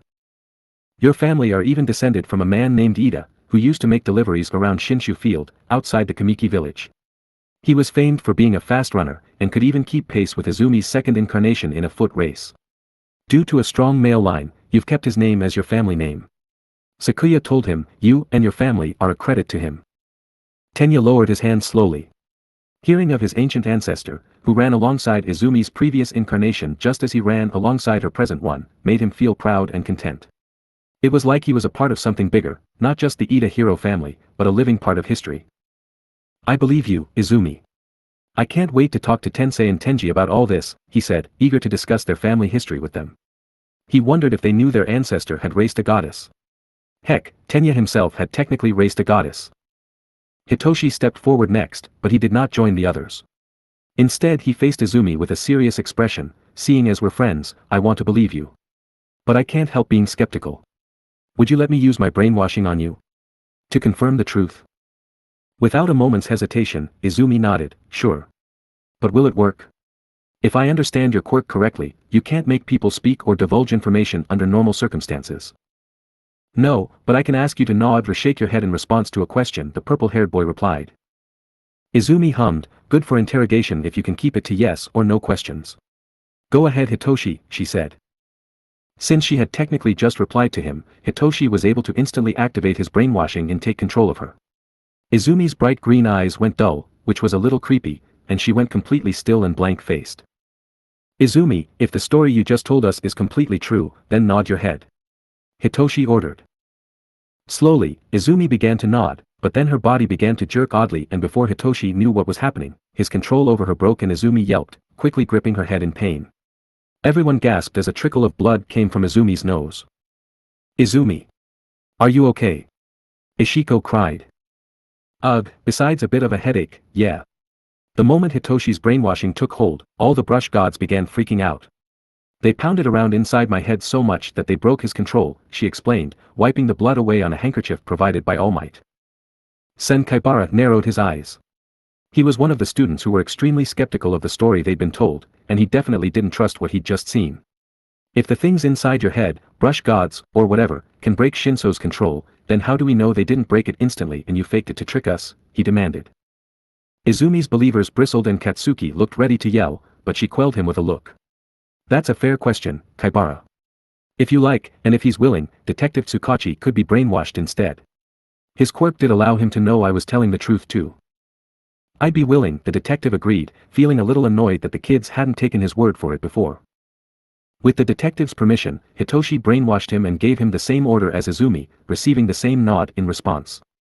It wasn't enough to convince some of the skeptics, but it was enough for the insomniac Hitoshi. Alright, I believe you Izumi. Sorry for doubting you, but I've been lied to a lot in my life. I had to be sure, he apologized. No problem. Like I said, I'm not going to hold it against anyone if you don't believe me. I understand how hard it is to believe. Izumi assured him. With Hitoshi on their side, that meant over half of 1A now believed her. Mina, Kaminari, and Shiro quickly joined their side too. As far as the former two were concerned, Izumi being able to permanently get rid of the freaky thunder ears was more than enough reason to trust her. Mina was also confident Izumi wouldn't lie to them, and Kaminari thought the god stuff made more sense than the other explanations he'd come up with. Shiro on the other hand had a much simpler reason, his gut told him it was true. His gut was partly how he'd gotten into Yuteta despite his unconventional quirk, so he learned to trust it. Momo, the last 1A member of the Midoriya lunch squad, bit her lip as she waged an internal argument with herself. On the one side was her skeptical, scientific side, and on the other was her more emotional side. Her scientific side refused to believe it at all, Izumi's nature was bizarre. But explainable with quirks and biological engineering, while the idea of gods and spirits simply made no sense. Her emotional side wanted to trust Izumi as her friend, and stand with her other friends too. In the end, she was able to come up with a semi-logical argument to silence her scientific side. Quirks themselves had seemed like acts of God when they first appeared, and there was no way so many important authority figures like All Might, the principal, and the commission president would go along with such a crazy idea if it wasn't true. The more she thought about it, the easier it became for Momo to believe Izumi was telling the truth, allowing her to stand and move to her side. I'm with you too. The world is full of unexplainable things, I'll trust my friends. Momo declared. Izumi beamed, thank you, Momo. It means a lot to have you and the others on my side. The last 4 members of Class 1A, Ojiro, Sato, Shoji, and Kyoka remained in place for a bit longer, but one by one, they also joined the believers' side, much to the surprise of 1B. Kyoka and Sato both figured that if someone as smart as Principal Nizu believed this crazy story, then it must be true. Ojiro felt there was no reason to come up with such an outlandish lie when something simpler would be easier to believe, especially since Izumi outright said she didn't want worshippers. Lastly, Shoji took the entire situation from the opposite viewpoint. Rather than look for a reason to believe Izumi, he looked for a reason not to. Since he didn't find one, he moved to stand by her. As far as he was concerned, Izumi wasn't doing anything bad, so he had no reason to doubt her. That meant all of Class 1A, plus Mirio, believed in Izumi. The sun goddess suspected it was partly due to fighting demons and seeing Akuro firsthand at the USJ. An experience like that would make anyone more open-minded. Izumi was overjoyed that all her classmates stood at her side and smiled while fighting back tears. She'd gambled a lot when she chose to reveal her secret, and even if all of 1B refused to believe her, she would consider this a win. The gathered believers looked at the remaining students, namely Class 1B, Tamaki and Ha. Where did Nijire-senpai go? Izumi blinked, not noticing the bubbly girl. I'm here. Nijire chirped, making several students jump as they finally noticed her standing in the middle of the group of believers. What the fuck? When did you get here, Spirals? Katsuki demanded. Nijire tilted her head in confusion. What do you mean? I've been here from the beginning, she said. She had moved over to the believers group after Koda had, but she'd done so in such a casual way that no one had noticed at first. When she wasn't being bouncy and bubbly, Nijire was surprisingly good at blending in, she just acted completely naturally. I should talk to her about stealth training. Himiko muttered, wondering if she could add that skill to her stealth technique. So does that mean you believe me, Nijire-senpai? Izumi asked hopefully. Sure, why wouldn't I? The older girl asked, genuinely confused. It had never even occurred to her that Izumi's story might be false. Nijire's mind was just filled with questions as her curiosity was piqued. Mirio laughed, that's Nijire for you. Expect a lot of, hey, and questions in the future, Amaterasu-sensei. Nijire pouted at Mirio's comment, but shrugged it off quickly and looked to Tamaki. Hey. Tamaki, why are you still over there? Come over, she told him, waving excitedly. Tamaki fidgeted nervously, not moving from his spot. He was refusing to meet Izumi's eyes, instead staring at his feet. Sorry. He muttered. You don't believe us, do you? Izumi asked, saddened but understanding. Tamaki shook his head, sorry, but I just don't. I trust you, and I believe most of what you said is true, but I just can't believe the goddess and demon stuff. It's just too fantastical for me, even for the world of quirks. It feels like there's a more logical explanation for all the stuff you said, he admitted. But I don't think you're a liar or anything, he was quick to add, I just think you're wrong. Oh, that sounds just as bad. I'm sorry, I'll stop talking now, the boy panicked, slowly edging away so he was partially hidden by the 1B students. Izumi smiled at him, it's fine, I'm not offended. Like I said, I know this is hard to believe, I don't hold it against you. That relaxed Tamaki a bit, and seeing that neither Mirio or Nijire were upset with him, though the latter was a bit puzzled, made him feel confident enough to stop panicking.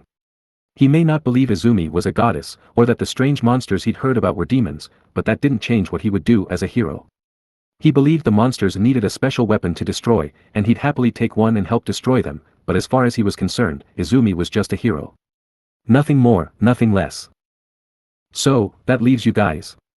Izumi said, looking to 1B, remember, there are no consequences if you choose not to believe me. The only thing that will change is you'll all be told which demons, or monsters if you prefer, can be killed without consequence, and you'll be given weapons to achieve that in the future, she assured them. She didn't want them to feel like they had no choice but to believe her out of fear for their place at U.A or within the hero industry. Sakuya did add a bit though, we do require that none of you repeat what you heard here today though. Discussing it with others, in the know, is fine, but no one else. Everyone agreed to that, though most also recognized that next to no one would believe them without evidence. Heck, even with All Might's agreement and a literal truth-detecting quirk, many still didn't believe it. Toguru, the only 1B member of the Midoriya lunch squad, was the first 1B student to join Izumi's side. Blasty and Shark Tooth aren't that stupid, and I don't figure you're the type to tell such a weird lie, so I'll believe you. We greenies have to stick together, he smirked, running a hand through his green mohawk. He was followed by roughly half of the class, including Komori, Kurwaro, Tokage, Yanagi, Fukudashi, Owaze, Tsuburaba, and Tetsu. Each of them, besides Kurwaro, who simply wanted to be on the same side as Komori, either believed that the godly claims Izumi made were real, or trusted their teachers and the commission president enough to feel confident in siding with Izumi. Tetsu especially made the point that if the ultimate hero, All Might, believed in Izumi, then he'd follow his lead. He was a fairly simple guy and didn't want to overthink things. Most surprisingly, Monoma joined Izumi's side also. Many in Class 1A thought he'd refuse even if he believed Izumi just to spite them, but he didn't hesitate for a moment to stand with the other believers, even if he did wait until enough 1B members had already joined so he wouldn't have to stand directly beside his rivals. While your story does sound unbelievable, I've learned to trust in quirks. Monoma explained, with a quirk like mine, relying on others' quirks to work, it only makes sense. If Eraserhead Sensei can't erase Amaterasu's quirk, then her power has to be either a mutation or not a quirk at all. I should also confess that after failing to copy it back when we were introduced to Eri, I again tried to copy Amaterasu's quirk secretly during that debacle with the press. The boy reached over and touched Izumi's hand to copy her quirk, then activated it. His hand turned black and red, signaling that he successfully copied her quirk exchange, but nothing else. If I can't copy her other powers, then they aren't quirks. Amaterasu's only quirk is the ability to give and take quirks with consenting people. Nothing else. If Amaterasu's other powers are something other than quirks, then we're already dealing with something unbelievable, so the idea of gods and demons isn't much harder to imagine. Izumi smiled, "Thank you for your trust, Monoma. But please don't try secretly copying people's quirks in future, okay? You never know if they're more dangerous than you think." Monoma nodded with his usual smug grin, "Of course, sensei." That left the remaining 1B students, Kaibara, Kendo, Kodai, Shiozaki, Shishida, Shota, Tsunatori, Hananuki, Bondo, and Rin standing with Tamaki in the non-believer side, splitting the class down the middle. Izumi worried that this would cause trouble in their class, but none of the 1B students on either side seemed to have any animosity towards those on the other. In fact, the non-believers didn't seem to be upset with Izumi at all, with the only negative emotions they displayed being directed at Sakuya and Nizu. "So you guys have chosen not to believe me? I understand and don't blame you," Izumi assured them once more. Kendo answered her formally, "I can't speak for the others here, but I haven't actually decided yet. I don't believe you're lying, the detective's quirk proved that, but I still need time to make up my mind," she explained, putting herself in a third group, the undecided. "I'm actually with Kendo on this." Hananuki chimed in, "Ideally I'd like more concrete evidence, but in a world of quirks and with the resources of the commission, such evidence would be easy to fabricate. I'm torn between trusting your characters and trusting what I've seen as reality for the last 15 years. Sorry to sound wishy-washy," the skull-faced boy said, trying to maintain a neutral expression and tone. Izumi nodded in understanding, "I understand. Honestly, I didn't expect so many of you to believe me so quickly. I thought most of you would take a few days to think it over, so I was prepared for this. If I may ask, are there any others undecided?" she asked, looking to the final 8 students. All 8 of them shook their heads, they were in agreement with Tamaki and simply didn't believe her. Izumi had expected the majority to be doubtful at least, so to have only a quarter of the first years not believing her made Izumi happy. Despite no one giving the non-believers grief, they felt that they should at least explain their feelings on the matter. "I'm sorry, but your story sounds too much like something I heard on occasion back home in China," Rin said, a small frown on his sharp features. "As my country is where the first quirk user, the luminescent baby, was born, we have had a problem with our more unscrupulous citizens touting their children with unusual quirks to be something new. They act like their child's unusual quirk is actually a unique new kind of ability, or even a sign that they are a reincarnated god, and use this to scam believers out of their money." Izumi winced, now realizing how her story must have sounded to Rin. If she had grown up with stories like that, she'd have been extremely skeptical too. Rin noticed her expression and continued. "Since you're keeping this a secret, I assume you have different goals. Or rather, the people who told you this about yourself has different goals. You wouldn't be the first young person to be tricked into believing something like this. I hold no ill will towards you, but nor do I believe this story." "I see. I understand your feelings, Rin. I don't hold them against you," Izumi said. Sakuya couldn't say she felt the same, as Rin was shooting her distrustful looks from time to time since she was the one to tell Izumi of her divinity. Still, it wouldn't help anyone to get offended and argue with the teen, and she did understand his perspective, so Sakuya kept her silence. Tsunatori actually had a similar reason. Since the half-American girl didn't have a great grasp of Japanese, a translator program on her phone had helped her understand Izumi's long story, while her subsequent response was translated by All Might so she didn't have to try and convey her feelings with broken Japanese. She explained that in the States, certain radical religious groups had adopted orphans with powerful quirks and propped them up as prophets or gods, essentially creating cults that were used to scam money from believers. It was actually stories of these cults that had made the Bakugas so doubtful all those years ago.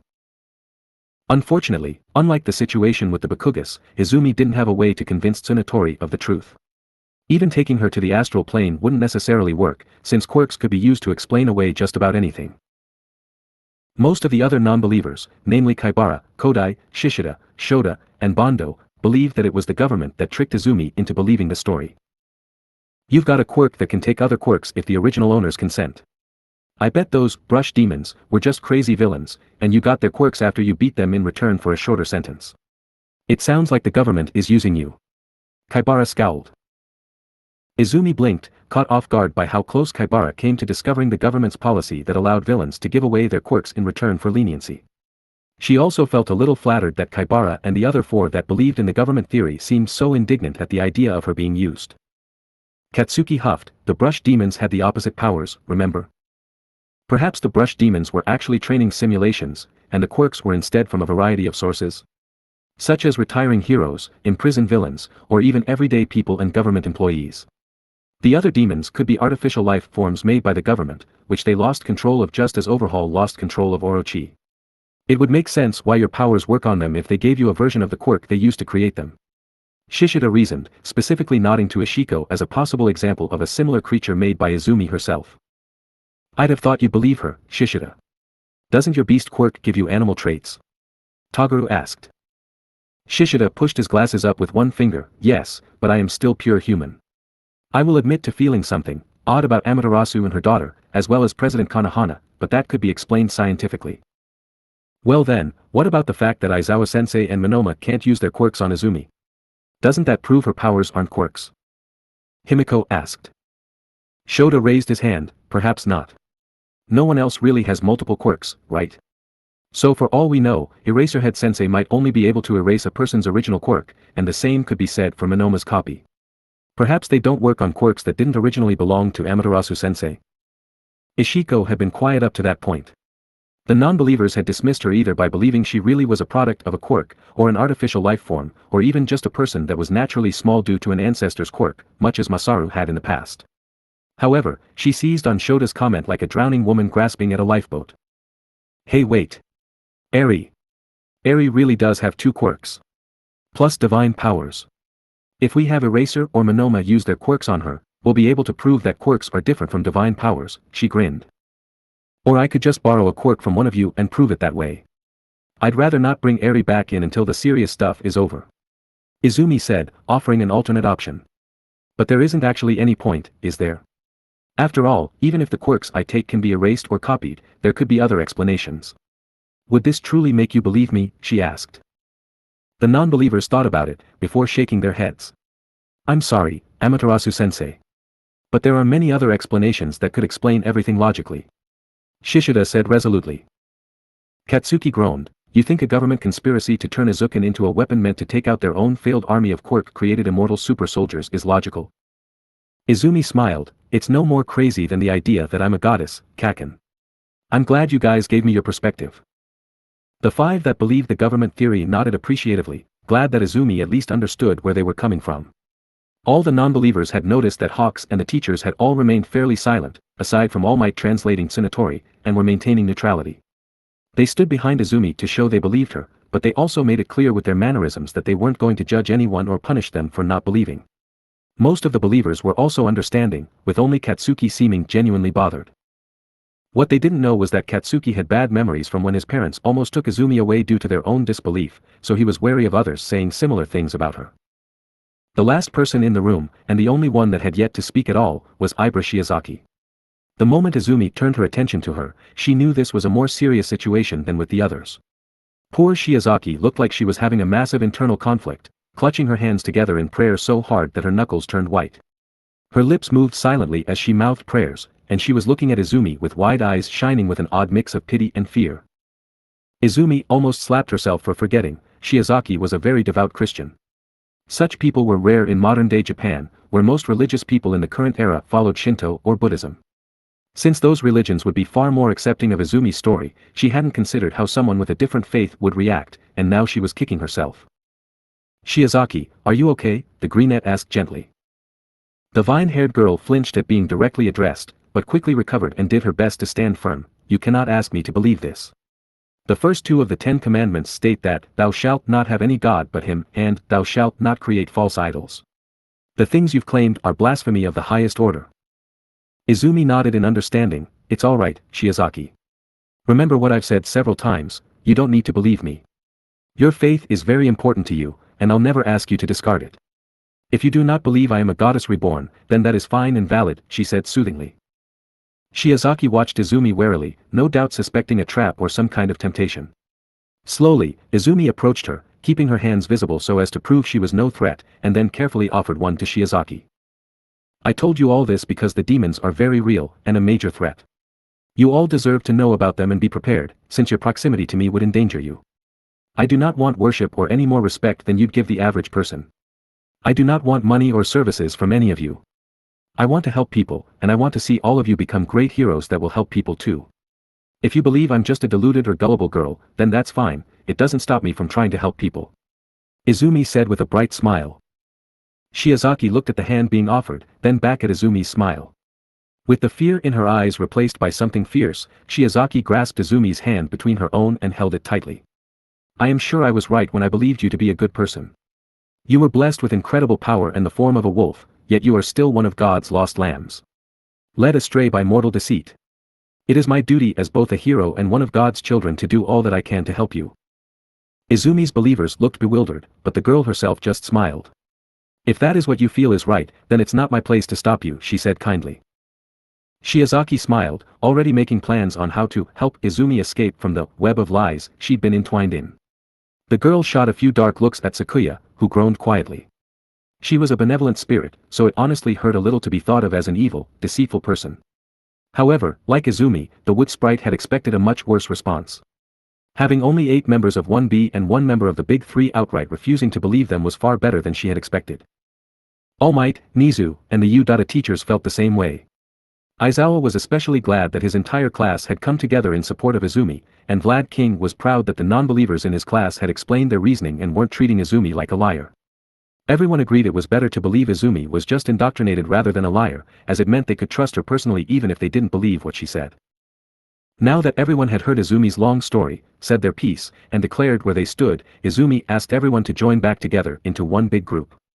Once she had finally managed to convince Shiozaki to release her hand, Izumi stood before the crowd of hero students and bowed deeply.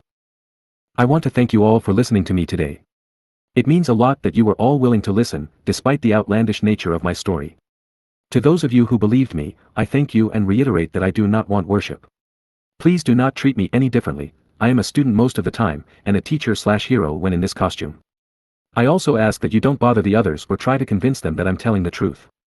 There are no consequences for choosing not to believe me, she reiterated yet again. She felt a bit silly repeating herself so much, but Izumi didn't want any fights to break out over her. Likewise, I also wish to thank those of you that didn't believe me for not calling me a liar. I also ask the same of you as I do of the others, treat me normally and please don't try to convert the others. Each person's belief is their own. I also ask that all of you keep this a secret from everyone else. If you want to talk about it, then do it with only the people in this room, my family, and the U. teachers. Everyone agreed to that, and Nizu added that they were to consider Izumi's requests as a part of the school rules, meaning sharing the secret or trying to convert one another would be punishable offenses.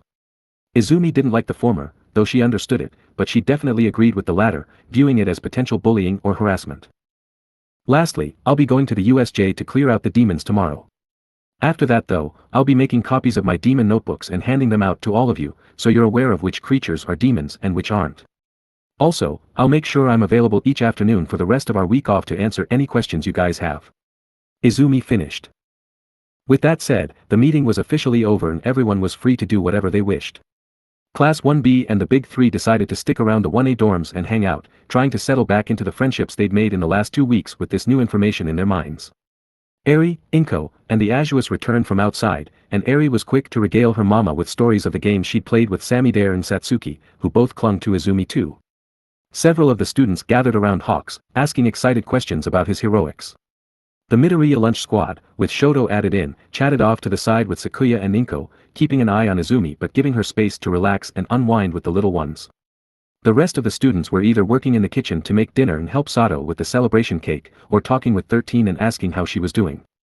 Several 1B students were even asking when the USJ would be reopened so they could have their rescue trial, which 1A technically hadn't gotten to have yet either. Nizu, Aizawa, and Vlad King spent the time talking with the Azui parents, asking about what measures they felt would make the other parents feel better after the recent attack. They were all very specifically not talking about the divine stuff they'd learned, each wanting to take some more time to mentally digest the information. The only ones not mingling with everyone were All Might and Detective Tsukachi, who'd slipped away for a quiet talk outside. They chose to talk beneath one of the street lights that lined the paths between the dorms, using the slight illumination to see each other in the fading light of dusk. All Might, maintaining his hero form still in case he was seen by a student, leaned against it with a smile. Well, I think that went a lot better than I expected. I was sure we'd only manage half of the students, but we got all but 11. And 2 are undecided, he said happily. Honestly, I'm a little bothered that I was essentially ignored. The detective sulked. I know I'm not interesting to look at, it's why I'm good for undercover work, but my quirk was perfect for this situation. I'd have thought the students would all believe me. Hell, they didn't even believe you. All Might chuckled and patted his old friend on the back. You can't blame them. As a member of the police, you're technically a government employee, so if they believe young Izumi's true nature is a conspiracy, then they just assume you're lying anyway. Besides, you did do some good. Your quirk only works if the person knows they're lying, so you confirmed that young Izumi wasn't a liar and genuinely believed what she said was true. That means those who don't believe the story can still believe in young Izumi herself, and that's more important. The detective sighed. I suppose you're right. The important part is that they've been warned.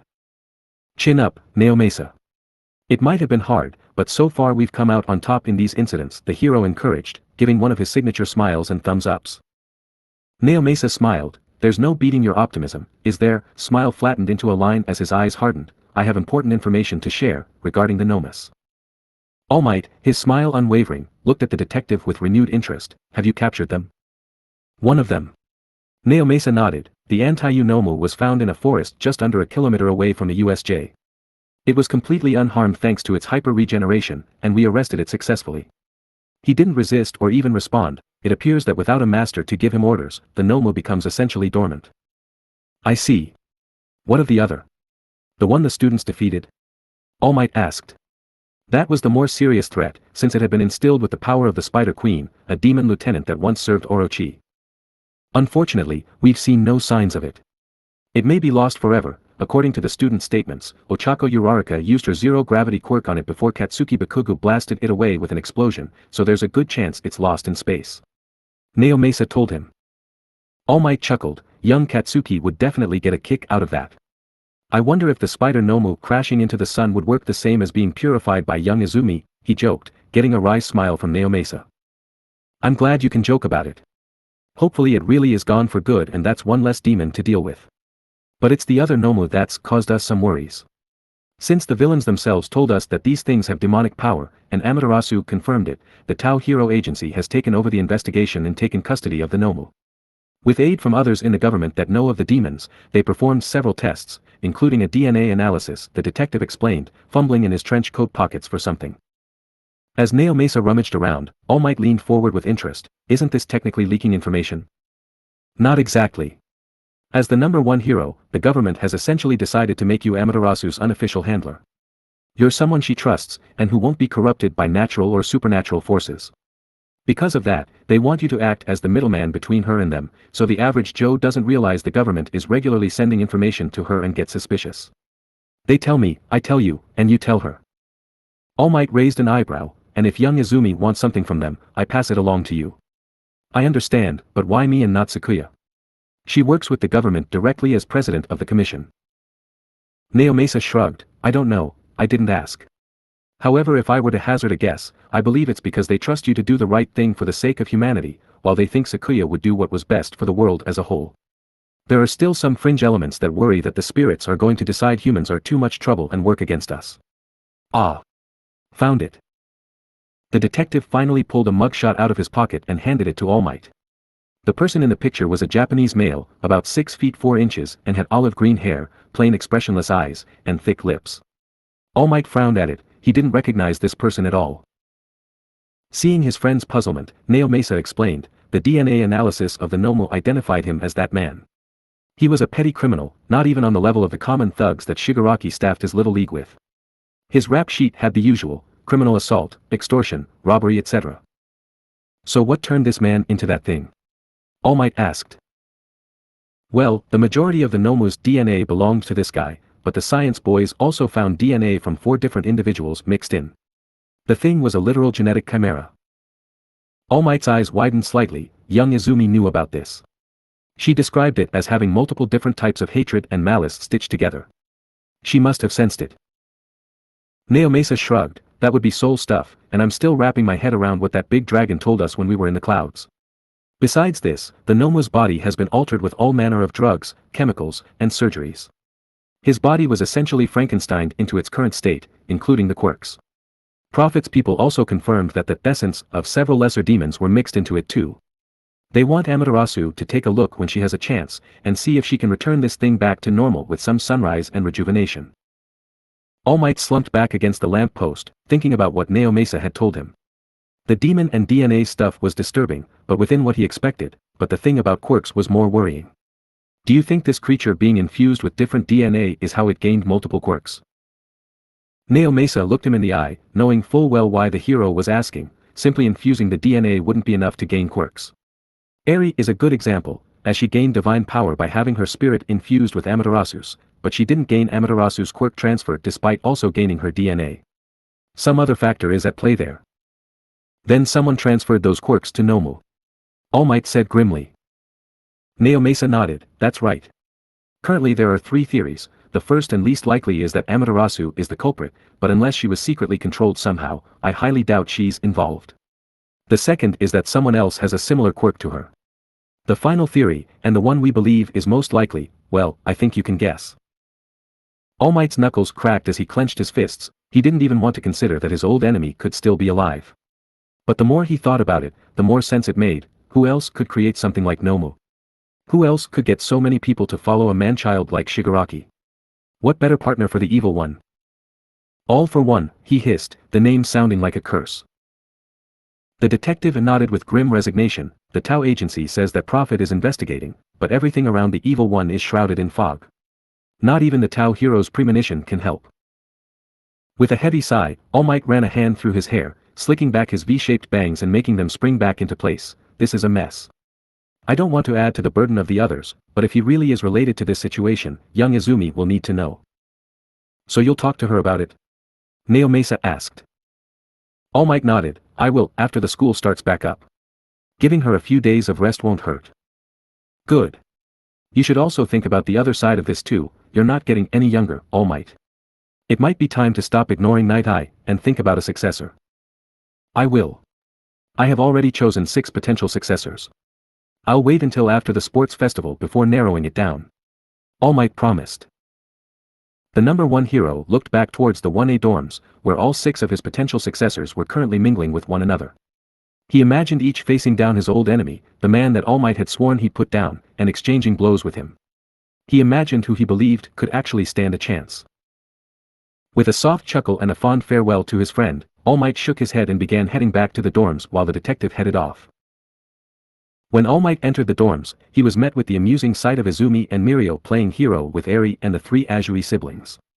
Currently, the hero Eri was stood between her faithful sidekicks, Izumi and Mirio, while facing down the dreaded Froggy Trio and their eternal rainy day machine. Inko met his eyes from across the room, winking flirtatiously before turning back to watch her daughter and granddaughter playing. All Might couldn't help but laugh, and for a time, the thoughts of his old nemesis and the torch he needed to pass on were buried. All Might could take a break for the night. Toshinori wanted time with his family. Next chapter, a different kind of monster. To be released, March 19, 2022. Another longer chapter, and another that I'm not as happy with as I wish I was. Chapters like this are majorly hard to write, since I've basically got to handle about 50 characters in a single scene and try to keep them all consistent while moving my plot along. This is why we didn't see very many individual reactions to the news, and it was mostly kept to who believes her and who doesn't, and why, since I felt that this was more important to the story as a whole. I tried to apply a bit of logic to the reasoning behind some of the group believing or not believing her, and think which characters it would make sense to have each reaction, because I wanted a fairly decent number who didn't believe her as well. This is why the members of 1A, who know Izumi best and fought demons, all believed her, but some members of 1B and those with non-Japanese cultural backgrounds like Pony and Hiryu were against the story, while Ibra was against it for her religious reasons. That's another thing too, I wanted to write Ibra in a way that was accurate but also didn't seem like I was bashing her. I don't want to make it seem like her faith was a flaw, you know.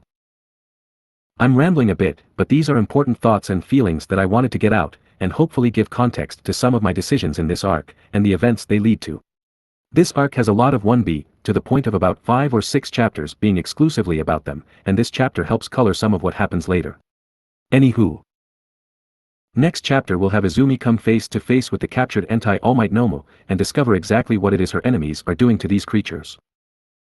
Thank you all once again, and I look forward to reading your thoughts on this chapter and the ones to come. Chapter Notes. Trigger warning, blood, very minor and non-explicit gore, and some depressing moments towards the end. After dinner that night, the students of 1A, 1B, and the Big Three had held a movie night together in order to relax and socialize before heading to their rooms to sleep. When the new day started, Izumi had woken fresh and early, thanks to having slept for previous 2 days straight, and spent the early morning in the astral plane with Eri, Ishiko, and the brush gods. They had all spent the few hours before breakfast making copies of Izumi's demon notebooks for her friends and fellow students. Ishiko and the brush gods were all skilled in art and calligraphy, so they each produced a near-perfect copy of the original notes while Izumi did the same. Eri, who wasn't as skilled, used the time as a lesson to improve her own art and make a set of notebooks for herself, earning a lot of praise from Izumi and the others. With Ishiko's savant-level skill with a brush, and Izumi and the brush god's ability to create and control ink, they were each able to complete one copy of the notes, which were a set of 5 books, each.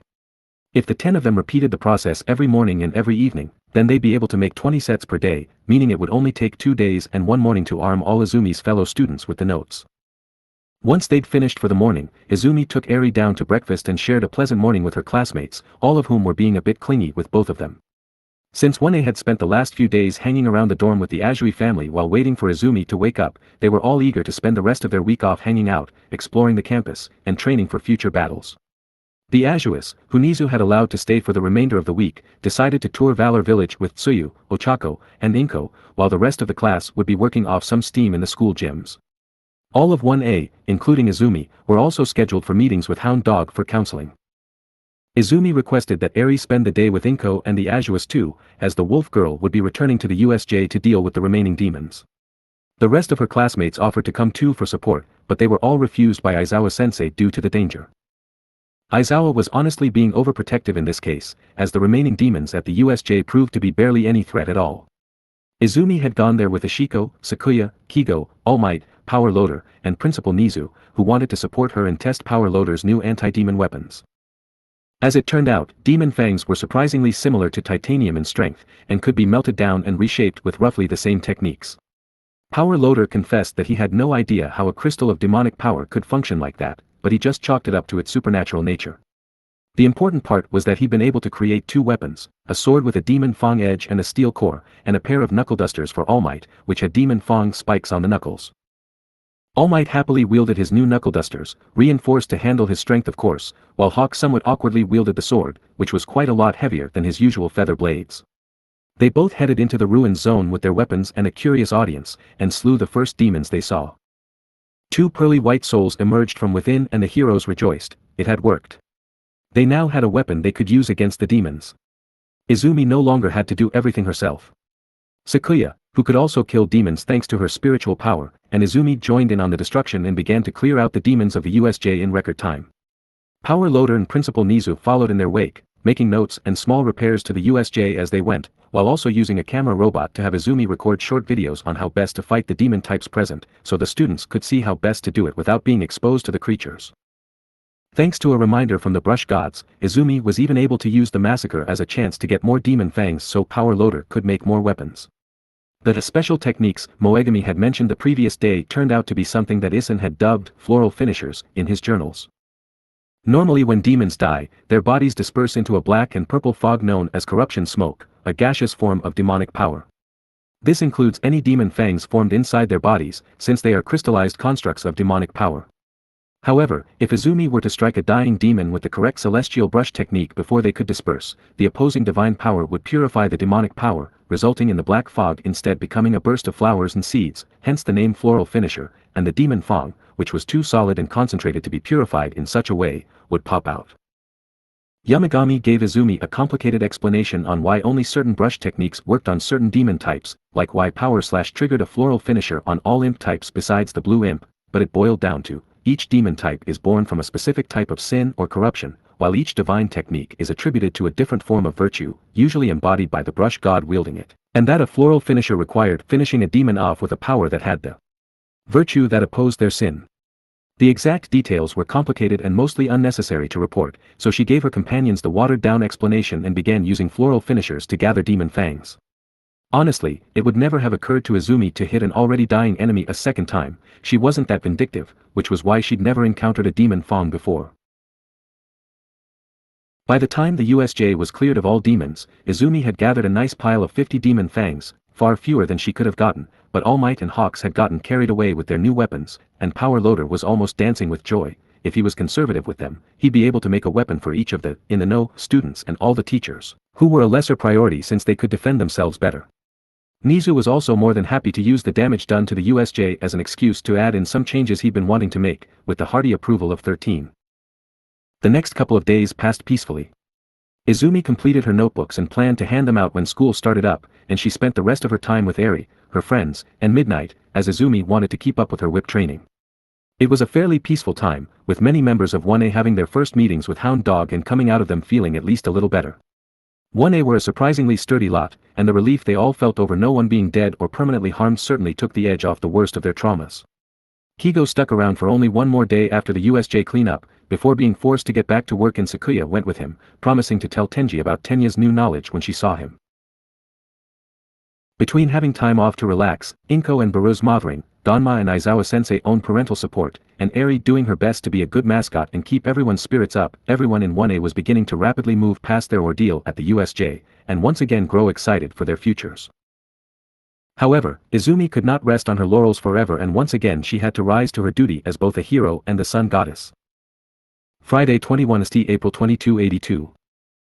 Class 1A Dorms, Udata High School. Friday had started quietly for Izumi. She had completed the notes the previous morning, and so awoke with nothing to do. That was an unfamiliar feeling for the usually busy girl. No lessons, no patrols, no miscellaneous tasks. If she wanted, Izumi could just roll over and sleep some more. But in the end, it wasn't in her nature to laze around. The sun was up and so was she. Getting out of her futon and dressing for the day, Izumi went into her apartment living room and found Ashiko watching over Eri as the little girl played the newest Pokemon game on the TV. Her little girl greeted her with the usual happy smile and hug, and Izumi laughed as she picked Eri up and spun her around the room, kissing her cheeks as she did so. Izumi had just settled Eri into her arms for a nice long hug, something she'd indulged in every morning since awakening after the USJ, when she finally noticed that Ashiko and Eri weren't the only ones in their apartment.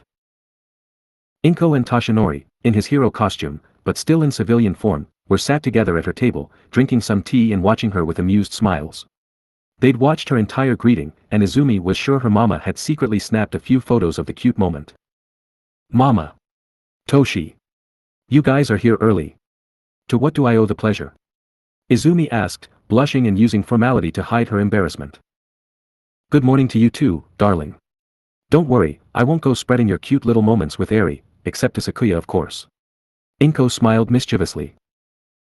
Izumi whined cutely, then joined her mama at the table, sitting with Eri in her lap and Ashiko on her shoulder. You tease me too much, mama. You're almost as bad as Mina. Oh, you don't mind, and you know it. You like having friends that tease you. Inko retorted, still smiling. I like having friends at all. Izumi shrugged. After Akuro and what I told them all, I didn't expect to still have them. Toshinori reached over the table and ruffled her hair. Come now, your friends are good people. You know they wouldn't abandon you, he gently admonished her. Izumi shrugged again. Maybe, but people don't always react well. I thought Shiozaki especially would hate me and call me a heretic or blasphemer. Instead, she's been asking me to read Bible verses with her, and inviting me to pray with her. Ishiko smirked to herself. Izumi had politely declined to pray. It felt awkward for the wolf girl, but she had agreed to read the Bible with Shiozaki and had been interested in many of its lessons. Izumi was far from being converted. The stories within the Bible were simply too detached from Izumi's views for her to reconcile the two, but she did find the ancient tome interesting and was happy to engage Shiozaki in theological conversation. Shiozaki had been thrilled, and Izumi was beginning to get a better understanding of her.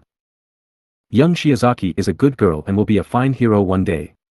Toshinori said, as his expression turned serious. Unfortunately, I'm not here to discuss that today. I received news from Detective Tsukachi shortly after you told your secret to the students. Izumi frowned and leaned forward, listening intently as her mentor spoke. Toshinori repeated most of what Tsukachi had told him, leaving out only the part about someone with a similar quirk to her being involved. He very specifically told her about himself being dubbed her unofficial handler by the government though. Toshinori didn't want her finding out from someone else and coming to distrust him. Thankfully Izumi didn't seem to care about that, as the greenette was disturbed by what she heard about Nomu, especially after remembering what Akuro had done to it.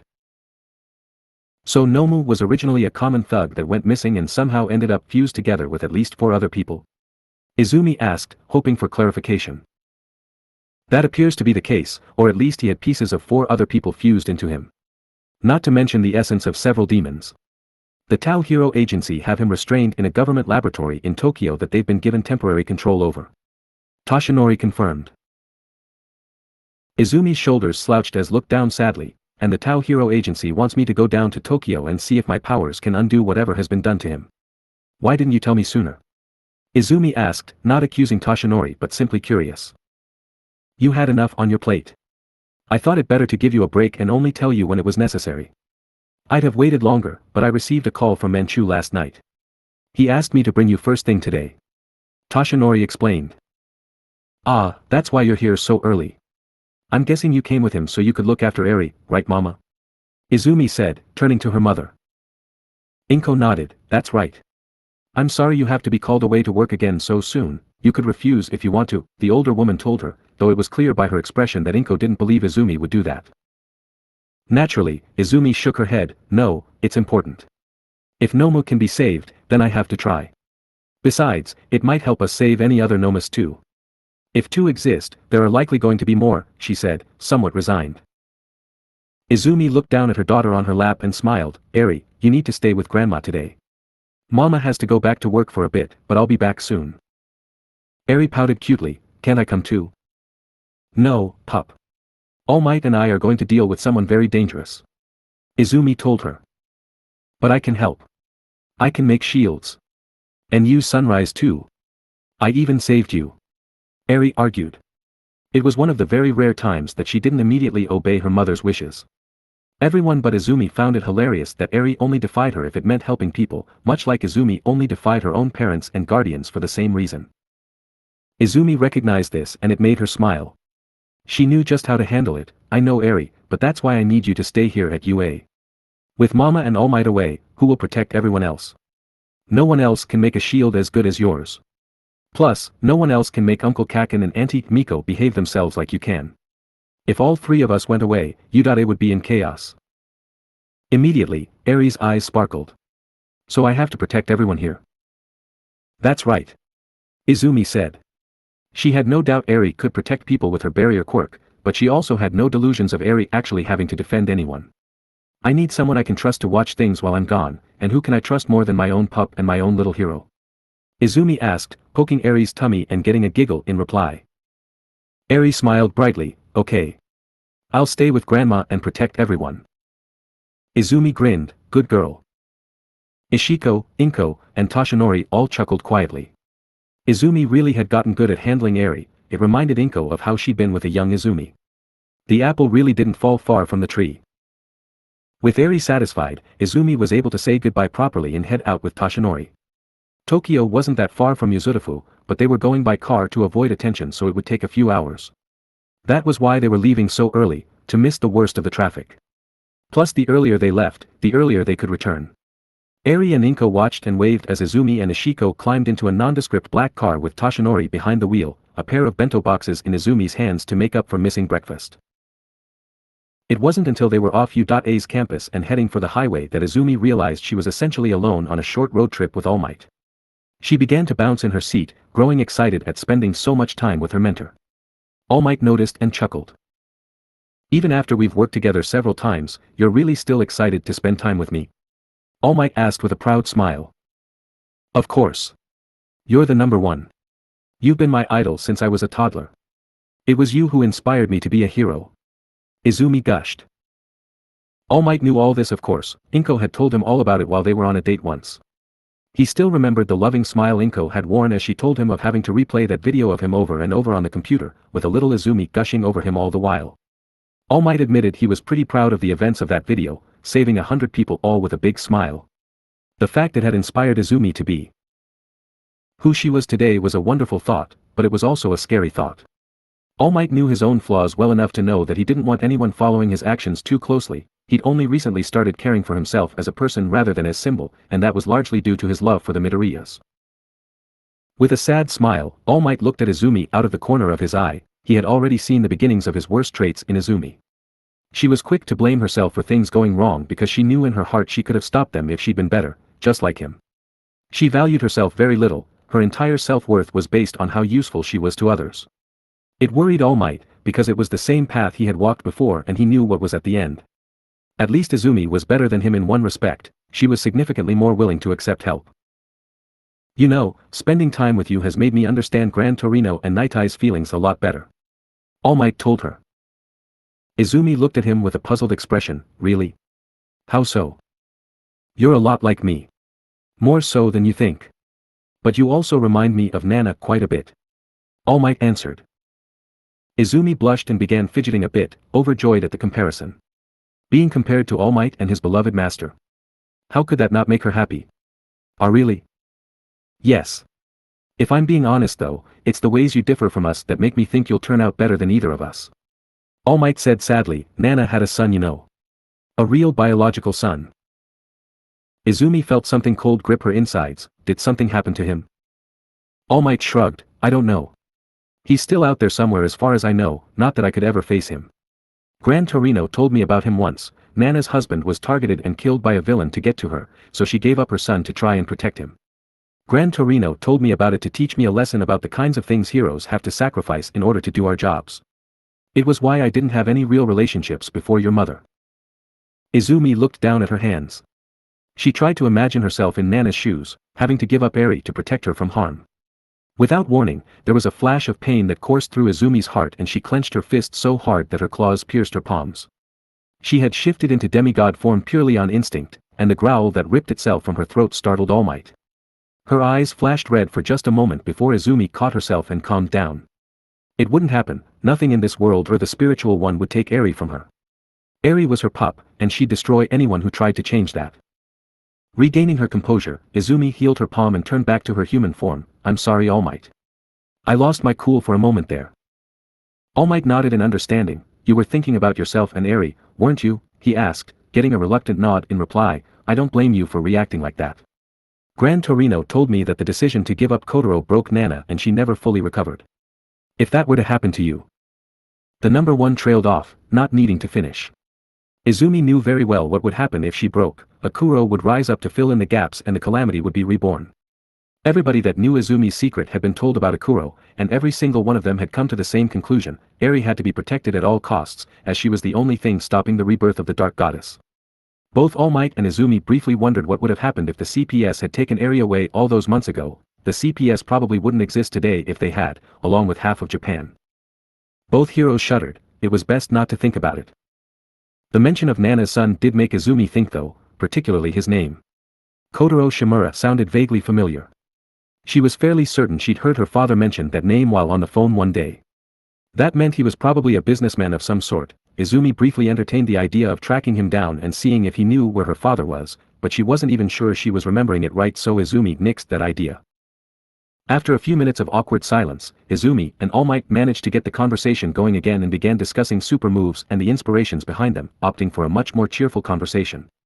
They also talked about their favorite cases, support and costume items, and the various charity events they'd taken part in.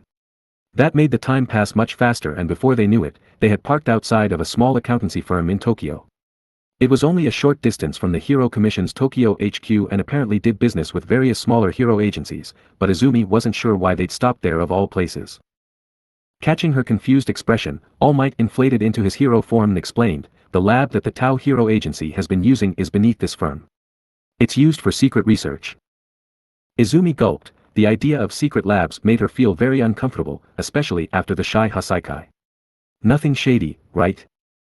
All Might nodded. I expect so. If the government was up to anything nefarious, they wouldn't let the two of us in, he reasoned. Izumi couldn't argue with that logic and followed All Might into the building. A lady working at the welcome desk greeted them with a smile and told them to take the elevator, but didn't tell them which floor. With a shrug, the two heroes got into the elevator and found it beginning to descend on its own, despite there being no buttons for any floors below the ground floor. Izumi kept her eye on the number above the doors. It went all the way from 0 to B9 before the elevator came to a stop, making Izumi wonder if there were even more levels to this secret lab. The elevator doors opened to reveal a large futuristic medical facility, with machines and gadgets all over the place.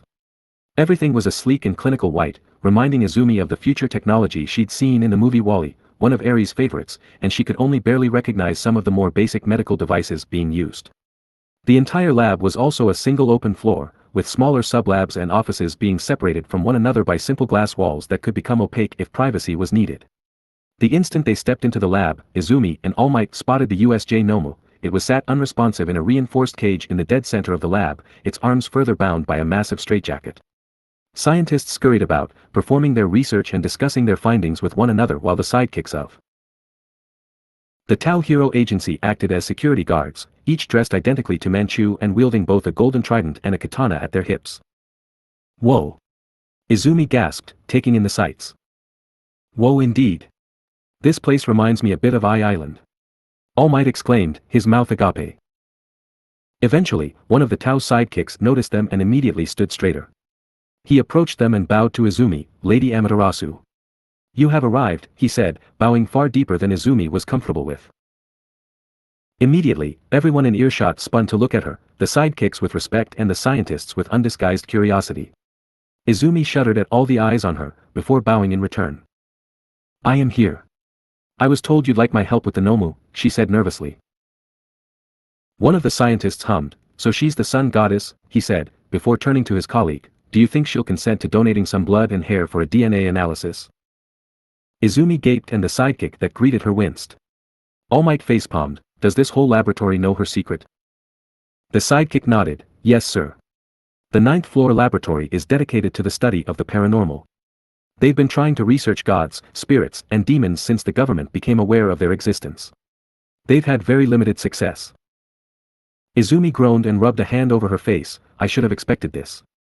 Whatever, she said defeatedly. She transformed into her demigod form and carefully snipped a few strands of hair from her ponytail, before handing them to the scientist that mentioned them. Here. You're not getting any blood though, she said, too exasperated to worry about her manners. The scientist took the hair like each strand was woven from gold, and he and his colleagues eagerly ran off to one of the sub-labs to begin work. As they scurried away, Manchu appeared from the other side of the lab and greeted Izumi and All Might. Amaterasu, All Might. You both made good time, I didn't expect you so quickly, he said, offering his hand for a shake. He knew Izumi well enough by now to be more informal with her, as she preferred. Hello Manchu. Have you been well? Izumi asked, shaking his hand. Better than the both of you, I expect. The USJ was nasty business, and this league of villains is a lot more dangerous than your average villain gang.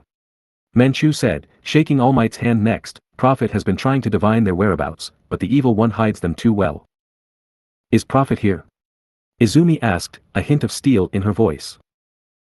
Manchu winced. Clearly the young goddess wasn't happy with the Tau hero. I'm afraid not. After the Akuro business. Manchu shuddered. He felt it best not to show himself in front of you until he was certain you wouldn't be angry. I'd be less angry if his warnings weren't so cryptic. Izumi scowled, but if he's not here then let's not worry about it. Of course. I'm sorry to call you away from your family while you were still recovering, but Prophet believes we should remove this Noma creature soon in case the enemy can track it down. Since there isn't a better place to test how your abilities affect him, we had no choice but to call you. Manchu explained. The young goddess nodded in understanding. Has Prophet mentioned anything about the other Nomu? All Might told me that Detective Tsukachi believes the spider Nomu was lost in space thanks to Ochako and Kaken. Manchu shook his head. He did not say it with any certainty, but Prophet did seem to think the enemy would reclaim the Nomu. The Spider Queen was one of the demon lieutenants, and like all the lieutenants and generals, their souls returned to Yami upon their demise. If the Nomu wasn't reclaimed, it likely met its end in space and the Spider Queen's power was once again reclaimed by Yami. Either way, the enemy gets her power back, the Tau sidekick reported grimly. Izumi frowned, but she'd expected that. It was never going to be that easy. Shall we get to work, she asked. Manchu nodded and gestured for her and All Might to follow him. He gave them a very brief tour of the labs, which focused primarily on researching the soul and various aspects of astral life forms. He was quick to reassure Izumi that even when they had captured demons to experiment on, they didn't torture them and mostly just tested what kinds of drugs and chemicals worked on them. The few demons they'd captured usually had a whale of a time. None were in the lab right now, they'd been painlessly euthanized before Izumi arrived so she wouldn't get rid of them permanently and rob the lab of their subjects, as well as to stop them freaking out when they saw her. Izumi was amused by that. So long as the demons weren't being tortured, she would look the other way, for now. They snaked their way through the maze of glass walls and sublabs until they reached the central lab, which currently served as the USJ Nomo's cell. Peering through the glass at the bound creature, Izumi wondered if it recognized her or All Might. Based on its blank expression and lack of reaction, she assumed not. So, can you tell me more about what your research has found out about this guy? Izumi asked, wanting as much information as she could get before going in there. Manchu nodded. From what we can tell, this thing was created by infusing DNA from several people into a single host body, then pumping it full of a powerful cocktail of drugs and chemicals. Combine all that with various surgeries and genetic modifications, and the result is this Nomu. What about the demonic power? Izumi asked. Even now, she could sense the multiple malicious presences that had been mashed together and forced into the Nomu. Strictly speaking, it was possible for multiple demons to possess the same host if they had a strong body, but Izumi couldn't usually sense demons within a host until they used their power, so the Nomu was no mere host. The souls, or essence, of several lesser demons have been infused into him. They appear to be literally pinned to the Nomu via a spike we found in his brain. Prophet believes the spike is made of whale bone and is what is keeping the Nomu alive and the demon souls trapped within it. Manchu explained. Izumi and All Might exchanged puzzled looks. Whale bone? The latter asked. That's what Prophet says. Whales are apparently closer to the spiritual world than most animals, and they have historically been referred to as ancient leviathans by spirits. Their bones can be used as focal points for all manner of dark and twisted rituals, the Tao sidekick informed them. Izumi hummed in thought as the brush gods within her confirmed Manchu's words. The bones of the ancient leviathans were the best materials available in the mortal world for charms and curses. A spike made of it and carved with the appropriate symbols could even be used to pin souls to various vessels, creating a pseudo-form of necromancy. They were used almost universally for evil deeds, and so many spirits view any use of whale bone to be a sin. The evil one must have access to a lot of money if he can afford to get whale bone. Whaling is illegal across the globe. All Might pointed out. Yeah, but that's not too surprising. The demons could possess anyone, including the mega-rich. So Manchu, my best bet is to use sunrise to purge the demon souls and then rejuvenation to try and undo any damage done to the Nomu's body? Izumi asked, getting back to the problem at hand. That's our best guess, yes, the man agreed. The lab he's in has state-of-the-art scanners that are currently viewing his brain, where the bone spike is. We'd also like you to try and remove it if possible, so we can get an idea of what evil sorcery is being used here and hopefully devise a counter. Izumi nodded in agreement and walked forward. The lab turn cell doors slid open for her and both she and All Might stepped in, leaving Manchu and everyone else outside to watch. All Might moved behind the Nomu so he'd be ready to restrain it, while Izumi moved to stand directly in front of his face. The Nomu looked up slowly, seemingly noticing her for the first time, before going back to staring at nothing. Izumi gestured to Manchu, who pressed some buttons on a control panel outside the lab. The cage that the Nomu was sat in began to glow, before opening up and compressing down into a plate on the floor. Super compression tech, it's the same kind of thing they use on I-Island, as well as the Detonarat company. Izumi mused. She herself had a super compression device gifted to her by Detonarat president, Rikiya Yatsubashi, after she joined his charity group. It was a simple ring that decompressed into a small clawed gauntlet, which Izumi could use to defend herself if she ever found herself unable to use her powers. Her boots also incorporated it, allowing them to turn into anklets so her feet were free if she needed to use her toe claws or make ink from her feet. They hadn't been a gift though, and cost a fortune. Shaking her head, Izumi looked back at the Nomu. She was trying to distract herself from facing the creature now that she remembered what she'd done to it. As a Kuro, she had tortured and devoured this creature over and over, tormenting it so much that she instilled fear into what was supposed to be a fearless being. Izumi swallowed hard to stop herself from vomiting as the flavor of the Nomu's blood and flesh seemed to ghost over her tongue. She deeply wished it had tasted foul, but to her deep disgust with herself, Izumi hadn't hated the taste and the memory of it made her salivate as much as it made her want to gag. Gingerly, the girl put her hand on the side of the Nomu's face, feeling the oddly cool and leathery texture as well as the bone-like beak. She avoided its exposed brain for now and instead traced her fingers down the Nomu's beak, tapping the tip of her index claw against the Nomu's jagged teeth. The Nomu didn't react at all as Izumi touched its face, and put up no resistance as she opened and closed its mouth. I did horrible things to this creature. Izumi whispered to herself, though the eerie silence of the lab allowed All Might to hear. Young Izumi. It's fine, All Might, she cut him off before he could comfort her, I'm not going to run away from what I've done. Blaming Akuro isn't going to help either, this creature, no, this person has suffered enough and I added to it. All Might sighed, knowing he couldn't argue with her on this, maybe so, but now you're trying to help him. Izumi nodded, but deep in her heart, she didn't know if she really could. The Nomu's hyper-regeneration returned it to this state after it was injured, so rejuvenation would likely do the same thing. Purifying the demon souls might restore the Nomu's mind and free will, but she highly doubted she could ever fix what was done to him. Still, she would try. Izumi carefully drew a ring of golden ink on her palm, then placed it against the Nomu's brain. She shuddered at the feeling of the gray matter beneath her fingers, but she remained determined and nodded to All Might and Manchu.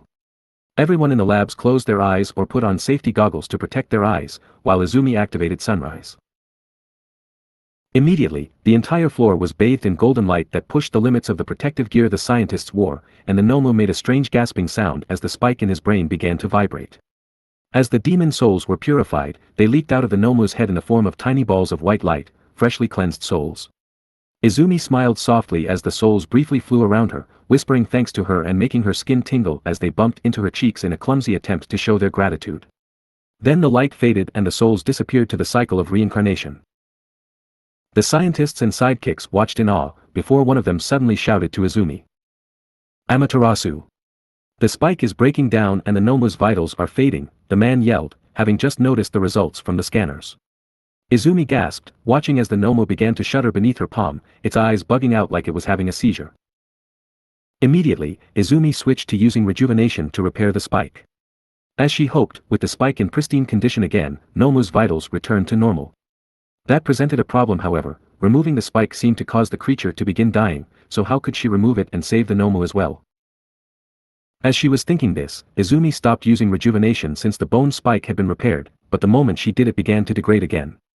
The Nomu once again appeared to have a seizure and the man watching his vitals shouted to Izumi. Crap. Izumi cursed, once again applying rejuvenation. Again the bone spike was repaired and again it began to disintegrate as Izumi stopped her technique. What's going on? Did the evil one put some kind of self-destruct into it? Ishiko asked urgently. The punkle had kept hidden so far, worried the scientists would want to study her.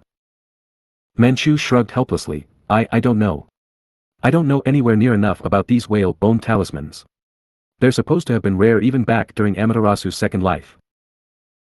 All Might scowled, watching as a bead of sweat began to drip down Izumi's forehead as she focused on maintaining rejuvenation. Rejuvenation was a draining technique, but maintaining it on something that was continuously trying to turn itself to dust was incredibly difficult and required a lot of concentration on top of the usual stamina drain. Amaterasu, will you be able to keep this up for long? Izumi nodded, the whale bone isn't complex or large, so keeping it in one piece isn't that hard, she assured him, downplaying the actual difficulty she was having. It felt similar to when Shigaraki had tried to turn her to dust for a second time back at the USJ, only less painful and more tiring. Whatever spiritual arts that had been carved into the whale bone to destroy it also worked to resist her powers, at least to a small degree. Manchu growled, the evil one must have put this in place to destroy the talisman after the demon souls it restrained were purified. They must not want us discovering the secrets to the Nomus. Izumi grimaced, well, I'm not giving up yet. There's got to be some way I can save this person. Izumi? Ishiko questioned, worried by the desperation on Izumi's face.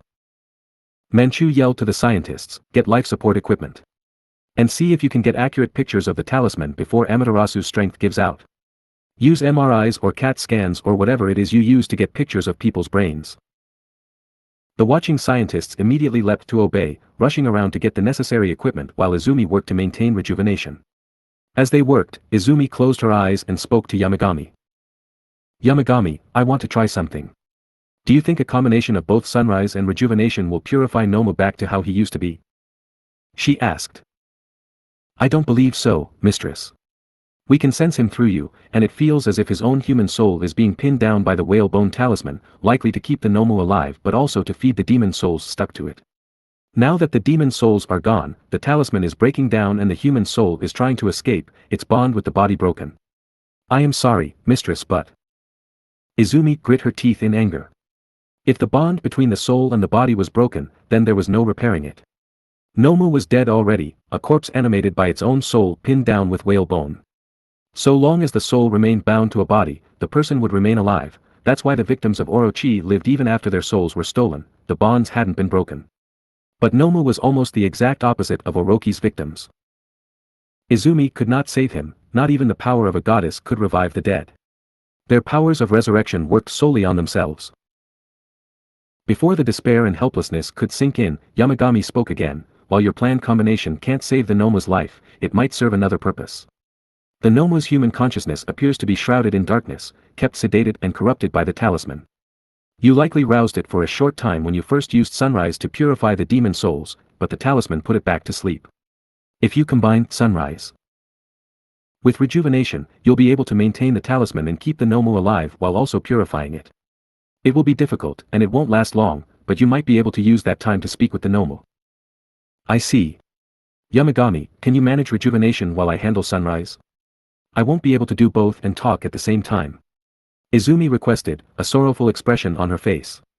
She knew Yamagami had told her what he did so she could gather information, and Izumi would definitely use the opportunity, but she was more focused on giving this poor thing a final bit of comfort before the end.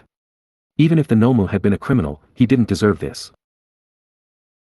Yamagami agreed, and Izumi quickly explained what she was doing so All Might, Ishiko, and Manchu would be ready if anything went wrong. Slowly, Izumi slid the hand that was using rejuvenation down Nomu's face so it rested on his right cheek. She then placed her other hand on his left cheek and began casting Sunrise, causing Nomu's body to glow red as the light radiated through his blood. The drain of both Sunrise and rejuvenation was horrendous, and Izumi's knees almost gave out from the unexpected backlash. Thankfully, All Might dashed and caught her before she could fall, seating Izumi on his knee like a little girl. The girl flashed him a grateful smile and focused on Nomu once more. For a few 10 seconds the Nomu didn't react, but then it suddenly shuddered and its unseeing eyes appeared to sparkle with new life. It didn't move, but it looked around with its eyes, first at Manchu, then at All Might, then finally at Izumi. Then, with a deep shuddering breath, the Nomu spoke. "Why you saved me," he said, his deep rumbling voice sounding hoarse and quiet. He could barely speak above a whisper thanks to the abuse of the experiments on his body, and the disuse his vocal cords had suffered. Izumi shook her head sadly. "I am sorry, but I cannot save you completely. You're being kept alive by something evil, and it is fighting to destroy itself. I can't keep it together for very long and when it's gone." Nomu looked at her and Izumi was sure he was trying to make some kind of expression, but the rigid beak and hard facial muscles made it nearly impossible. That also made it even harder for him to speak, and made his words difficult to decipher. Will I go back? Into the dark? Into the teeth, he asked, beginning to quiver with fear. Izumi turned as white as snow. Was the Nomu talking about Akuro? No. You'll never go back to that. I promise. You'll just slip away. It will be painless, I swear it, she assured him in a shaky voice.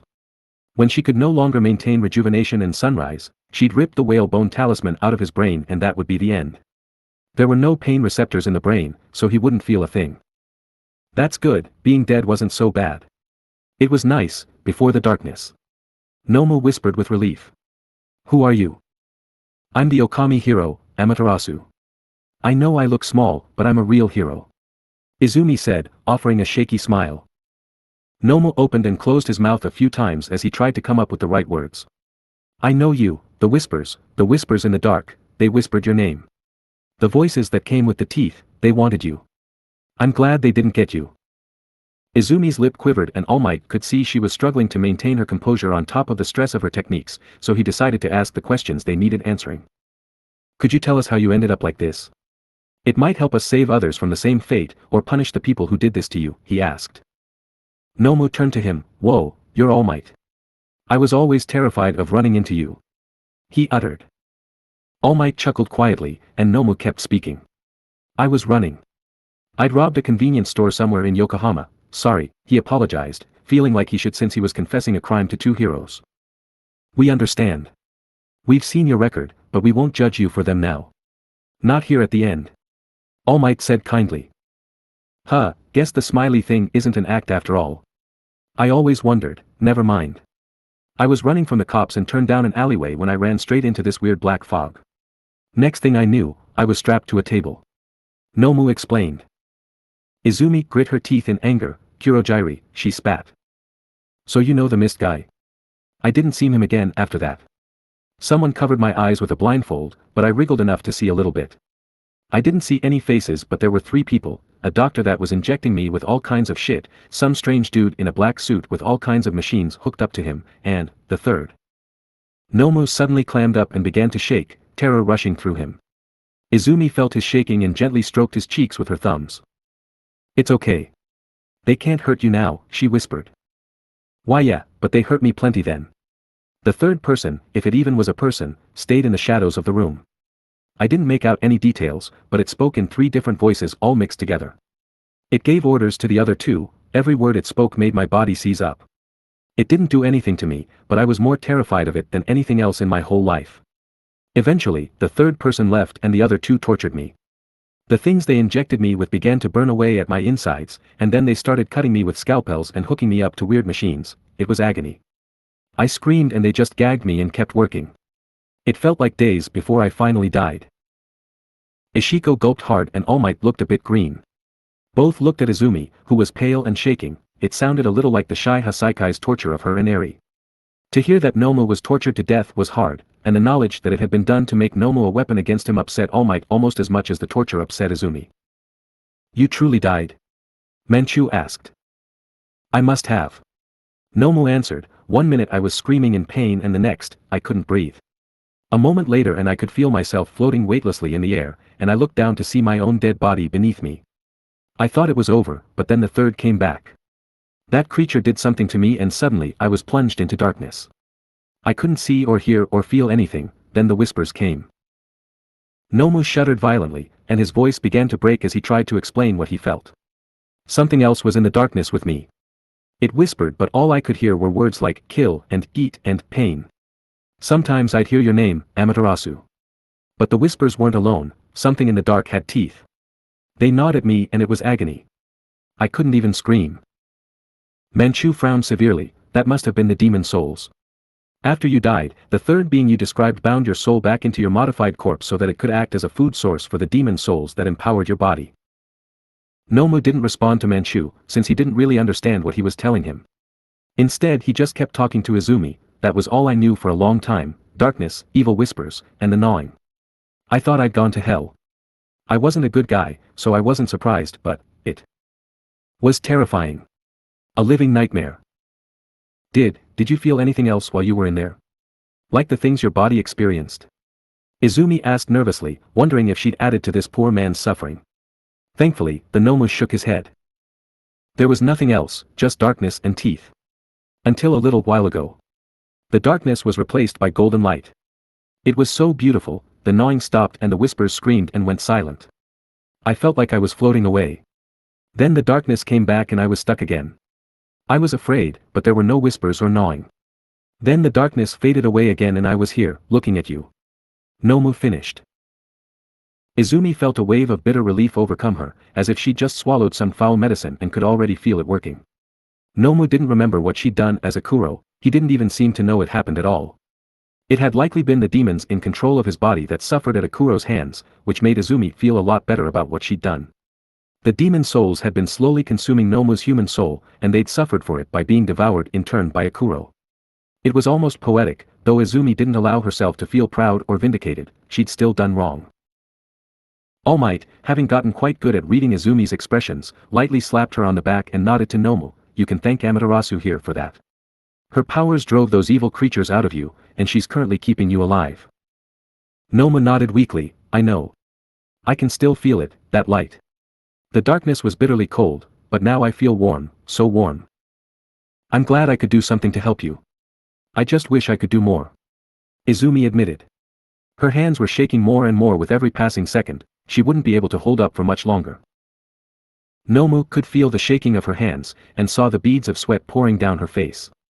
He knew the end was coming, she'd told him as much at the beginning of their conversation. Considering what he'd experienced for the last several months, Nomu would welcome death. He hoped it wasn't dark and cold. Everyone in the labs knew what was about to happen. Izumi's strength would give out, and the talisman would break down and Nomu would die. Without the whale bone pinning him down, his human soul would finally be free to move on. Manchu and the other Tau sidekicks began to offer quiet prayers, while the scientists bowed their heads in respect. Ishiko gently stroked Izumi's cheek with her tiny hand, offering what little silent comfort she could while All Might did the same by rubbing her back. Izumi and Nomu stared at one another, the former giving the latter a smile even as tears built up in her eyes. Nomu wanted to cry too, but his unblinking eyes had been robbed of that ability. Instead, he asked a favor, Amaterasu, can I ask you for something? I know I was a crook, but would a hero like you do one thing for me? Of course. If it's within my power, I'll see it done, she swore. She worked hard to keep her voice strong. The people that did this to me, the mist guy, the scientist, the guy in the suit, and the shadowy creature, take them down. Let them all rot in Tartarus. Nomu begged, anger in his voice. Izumi nodded seriously, I will. You'll get justice, I swear it. Nomu relaxed, asking a hero to get revenge for me, never thought that would happen. Before the end, can you tell me your name? Izumi asked. She didn't want to remember this man as just Nomu, he deserved his own name on his grave. All Might and the detective knew, since they had his mugshot, but Izumi wanted to hear it from the man himself. It's Fukui. Fukui Taisaku, he replied. Fukui Taisaku. I'll remember it. Izumi promised, my power is about to run out, are you ready? I guess I am, never thought I'd die like this, but dying with a pretty girl's hands on my face. That's not so bad. Fukui laughed. Izumi giggled even as a tear escaped her eye. Goodbye, Fukui. Rest in peace. Without another word, Izumi slowly slid her hands up to the man's brain without deactivating her techniques. Swallowing hard and steeling herself, Izumi then dug her claws into the gray matter and yanked out the whale bone talisman. With no pain receptors in the brain, Fukui didn't feel a thing and instead slumped over dead, like a robot having its battery removed. Tears flowed freely down Izumi's face as she looked at her blood-stained hands, which were wrapped around the talisman and maintaining her technique so it wouldn't break apart until the lab cameras got a good look at it. It was a bizarre thing, it resembled a demon fawn in shape, but was a pure ivory white that glistened with the light of sunrise. Ancient writings that Izumi couldn't read were carved into the bone, and Izumi could feel the soft thrumming of Fukui's soul trapped within. After raising the talisman in the air and slowly rotating it between her palms so the cameras caught all angles, Izumi wrapped her fingers around it completely and crushed it with all her might. Izumi's vision went white and she suddenly found herself in the astral plane.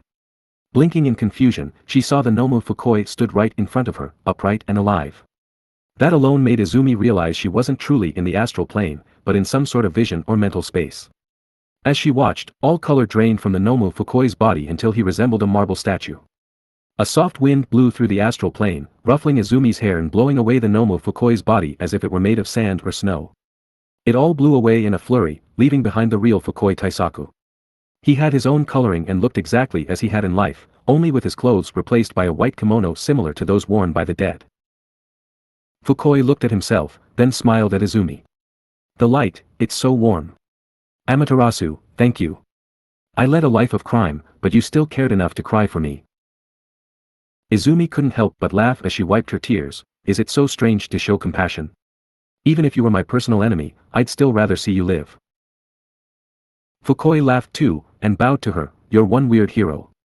You saved me from the dark, thank you. I hope you kick ass, he grinned. Izumi couldn't think of a single word to say, and she was too choked up to say anything anyway. Instead she clasped her hands together in prayer and bowed her head in return, silently praying for Fukui to find peace in the next life. Her eyes were clouded with tears, but Izumi still saw as Fukui's grinning face disappeared as his body faded away. All that was left was a tiny ball of light, Fukui's soul, amidst a stream of flowers. The wind turned and blew the flowers towards Izumi, and filled her nose with the sweet scent. Fukui's soul flew around her and one final whispered, thank you, reached her ears, before it disappeared and Izumi's vision once again went white. When she could see again, Izumi was being held in All Might's arms as the number one looked down at her with sympathetic eyes. The powdered remains of the whale bone talisman still stained Izumi's fingers, as did Fukui's blood. Her tears flowed faster. In the instant she had crushed the talisman, her hand had made direct contact with Fukui's soul while she was using Sunrise, temporarily linking their souls and allowing her to see him off. As she realized this, Izumi couldn't help but sob. Manchu stood awkwardly off to the side. We, managed to get some decent pictures of the talisman. We'll begin studying it immediately. With any luck, we may be able to alter the carvings on future nomas, so they can be saved. That's good, it's too late for Fukui though. Izumi whispered forlornly. Ishiko sighed. Izumi. Don't beat yourself up over this. There was nothing else you could do. Ishiko is right, young Izumi. You did all you could for him. All Might assured her. Izumi looked down at her powder-stained hands and clenched her fist. Not yet, I haven't. Kurojiiri, Shigaraki, that doctor, the man in the suit, and the evil one, all of them will pay. Fukui was one Nomu, and the Spider Queen was infused into another. If there are two people suffering this fate, there will likely be more. I'll save them, and if I can't, I'll bring their torturers to justice. And we will help you. I think it's time we leave. Since we're in Tokyo, how about I show you around Might Tower? That'll cheer you up. All Might said, eager to get Izumi away from the lab and the dead Nomu. Izumi smiled softly and wiped her tears. I'd like that. Manchu and a few of the scientists looked as if they wanted to ask her to stay a bit longer, but a warning look from All Might made it clear he wouldn't allow it. Izumi had gone through more than enough emotional turmoil, especially so soon after the USJ incident. He wouldn't let them add more. After a quick stop in a prep room to wash the blood and powder from her hands, Izumi said goodbye to Manchu and left the labs with All Might and Ishiko. Before she got on the elevator, she cast one look back at the Nomu Fukui's body. Farewell, Fukui Taisaku, she whispered. She then stepped into the elevator and left, with yet another sorrow weighing her down and another reason to fight spurring her onward. Next chapter, Reason to be a Hero. To be released, March 23, 2022. Phew. A really long chapter this time. I forgot how long some of these chapters get in this arc. Apologies to keeping you guys waiting with the 2-day breaks, and the 3-day one after this chapter, but it helps me keep up with all my projects. This chapter was pretty heavy, and introduces a few very important concepts that will be major details in future arcs, namely how the Nomus are created, and the fact that Izumi can't truly save them just yet. It felt kind of strange to write emotional moments between Izumi and the USJ Nomu, so I hope it turned out okay. Honestly, not much else I really want to say about this chapter. It was tough and emotional, but pretty much speaks for itself. And it had some cute airy moments and a bit of intrigue with Izumi's father, so that's something too. Next chapter will have the announcement of the sports festival, the beginning of an unpleasant change in relationship between 1A and 1B, and the students discussing why they chose to become heroes. Thank you all once again, and I look forward to reading your thoughts on this chapter and the ones to come. Following the death of Nomu, All Might had taken Izumi and Ishiko out of the labs and to Might Tower for a proper tour. The Nomu Fukui's passing had deeply depressed Izumi, especially since she had tried to save him only to discover she couldn't, and was instead forced to essentially kill him instead. Izumi rationalized it to herself by acting like it was no different from killing a demon, that death was the only way to save Fukui. And in truth, it really was. He was going to die when the whale-bone talisman keeping his soul in place disintegrated, and nothing Izumi could do would have stopped that. The tour of Might Tower had helped cheer Izumi up, as did being taken out for a fancy lunch with All Might, who worked hard to spoil her. Izumi was grateful for it, and it helped take her mind off her guilt for a time. Ishiko had helped too, by convincing All Might to take Izumi around the various temples in Tokyo. Temples were usually built on holy land, where spirits made their homes, so visiting these places helped calm Izumi's troubled heart. Few spirits actually lived at these temples, most preferring the countryside where faith was stronger, but the few that hung around the cities paid their respects to Izumi when they saw her. Izumi even got to meet another wood sprite like Sakuya, though this one was much younger and was born from a maple tree. When she finally returned to Yutare that evening, Izumi was in better spirits. While she still felt guilt for not being able to save Fukui, her guilt had largely been replaced by a fierce determination. Ishiko, All Might, and Izumi's family, who were told of Fukui and his fate, all watched her carefully. Izumi was well known for pushing herself too far after things went wrong, as if trying to make up for it. They basically forced her to spend the last 2 days of their impromptu break resting and playing with Eri. Izumi didn't resist too hard, as she really was emotionally exhausted. The last 2 days of their week-long break passed quickly, and Izumi finally got to see some of Valor Village after all the girls in 1A dragged her and Eri there. It made for a fun day, but Izumi began to notice a subtle shift among the students of U.A, especially between 1A and 1B. Rumors about the USJ were circulating as expected, and since no one had spilled the truth, the rumor mill had begun spinning its own fantastical tale. The other classes were spreading stories that Class 1A had defeated hundreds of powerful villains that swarmed them with the intent to kill, including a pair of monsters that could potentially even kill All Might. The whole school had felt the wave of fear when Akuro was born, and many had seen the black pillar of energy caused by her transformation, so people had begun to say that 1A had stood up to and defeated the cause of that fear. Among many students, 1A were being heralded as geniuses and the beginnings of a new heroic golden age. These rumors began to cause a strain between 1A, some of whom were letting the praise go to their heads a bit, and 1B who were upset at being shafted as the leftover class. The students of 1B saw the ones from 1A basking in the praise and grew resentful. These feelings of resentment ended up directed at the whole class, including Izumi, which in turn led to several members of 1A believing the cause for 1B's new dislike of them to be the fact several didn't believe Izumi's story. 1A closed ranks around Izumi, becoming even more clingy and protective so as to shield her from 1B's disbelievers, but that only made it worse as 1B saw this as 1A using Izumi like a trophy, hiding her away from them because she was too good to be around the subpar first years. The rivalry grew quickly over those last couple of days, becoming almost a cold war between the classes. The two groups stopped socializing, with the sole exception being Toguru since he'd been a friend of Katsuki Nijiro for longer than Class 1A and 1B had been together. Izumi, the big three, and the teachers were baffled by this sudden change, as they'd all been too busy, and disinterested in rumors, to spot the thread that started this. Izumi tried to talk to people from both classes, but her 1A friends widely dismissed 1B as being jealous or antagonistic towards her, while the 1B students avoided her due to her technically being in 1A. Everyone began to wonder when this Cold War would heat up, all completely unaware that the perfect arena for their battle was fast approaching. Monday 2/4th April 2282. 1A Classroom, Udata High School. It was with quite a bit of excitement that the students of 1A sat down for their first homeroom in a week.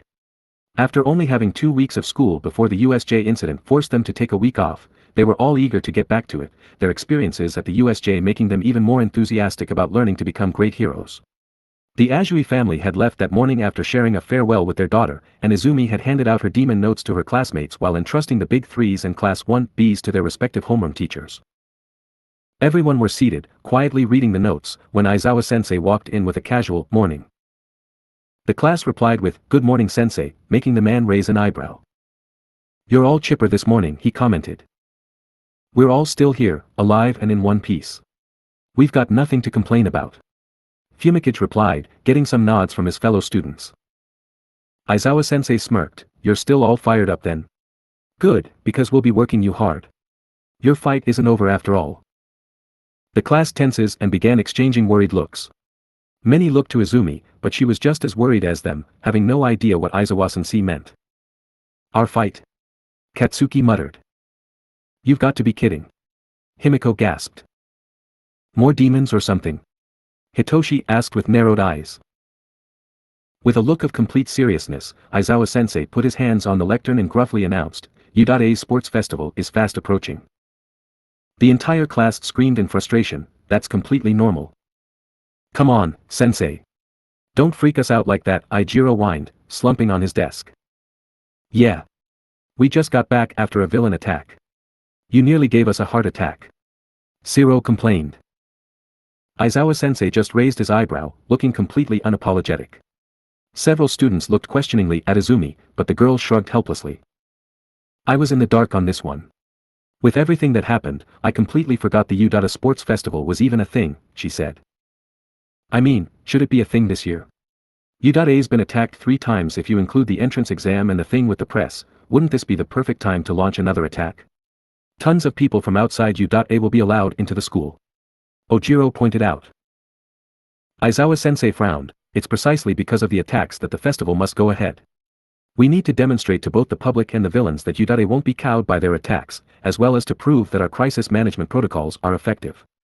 Security measures will be taken, of course. There will be 5 times the usual police presence, and we'll have added security from various hero agencies and the Hero Commission itself." "So Mom is helping out with this too? She didn't mention it to me." Izumi commented. "You were still recovering after the USJ, so the rest of the staff made the arrangements in your absence." Aizawa explained. "Back to the matter at hand, our sports festival is going to be one of the biggest opportunities for you students to make a name for yourselves." Shoto looked over to Izumi questioningly, "Is there something special about the Udata Sports Festival?" Izumi gasped, "Haven't you heard of it before, Shoto?" "My father mentioned it a few times, but usually just to complain it was underwhelming compared to when he attended UA. Shoto replied, the mention of his father making his tone turn cold. "The Udata Sports Festival is the sports event in Japan. It's bigger than the Olympics here." Izumi told him, getting a look of mild surprise in return. Aizawa nodded, Amaterasu is right. Before the era of quirks, the Olympics were the entire world sports festival, but the inability to properly standardize things for quirks made them shrink to a shell of their former selves. In the hearts of the Japanese people, the Yudata Sports Festival has taken its place. The nation's top heroes will be watching, looking to scout out future talent. Momo added. Shoto hummed, I see. So it's basically a recruitment event. It's way bigger than that. Kaminari grinned, if we do a good job, the heroes who watch us might want to hire us as sidekicks when we graduate. Yeah, but a lot of sidekicks get stuck in that position and never go solo. Kyoka said, smirking slightly at Kaminari, that'll probably be how you turn out. Hey! Kaminari whined. Aizawa allowed the students a few moments to comment, before clearing his throat and drawing attention back to him. Yaoyorozu and Kaminari are correct, the sports festival is a prime opportunity for you all to get your names out there. You have the potential to get invaluable experience, employment opportunities and yes, even popularity. But you need to show yourselves worthy and draw the attention of a major hero. This event is once a year, so you all have 3 chances at it. You need to show the pros that you've got a bright future, the underground hero said seriously. I'm expecting good results from all of you. Work hard. The event will take place in 2 weeks from this coming weekend. The class exchanged looks of excitement and determination. This was their chance to show their skills in front of real heroes. This event could secure their futures.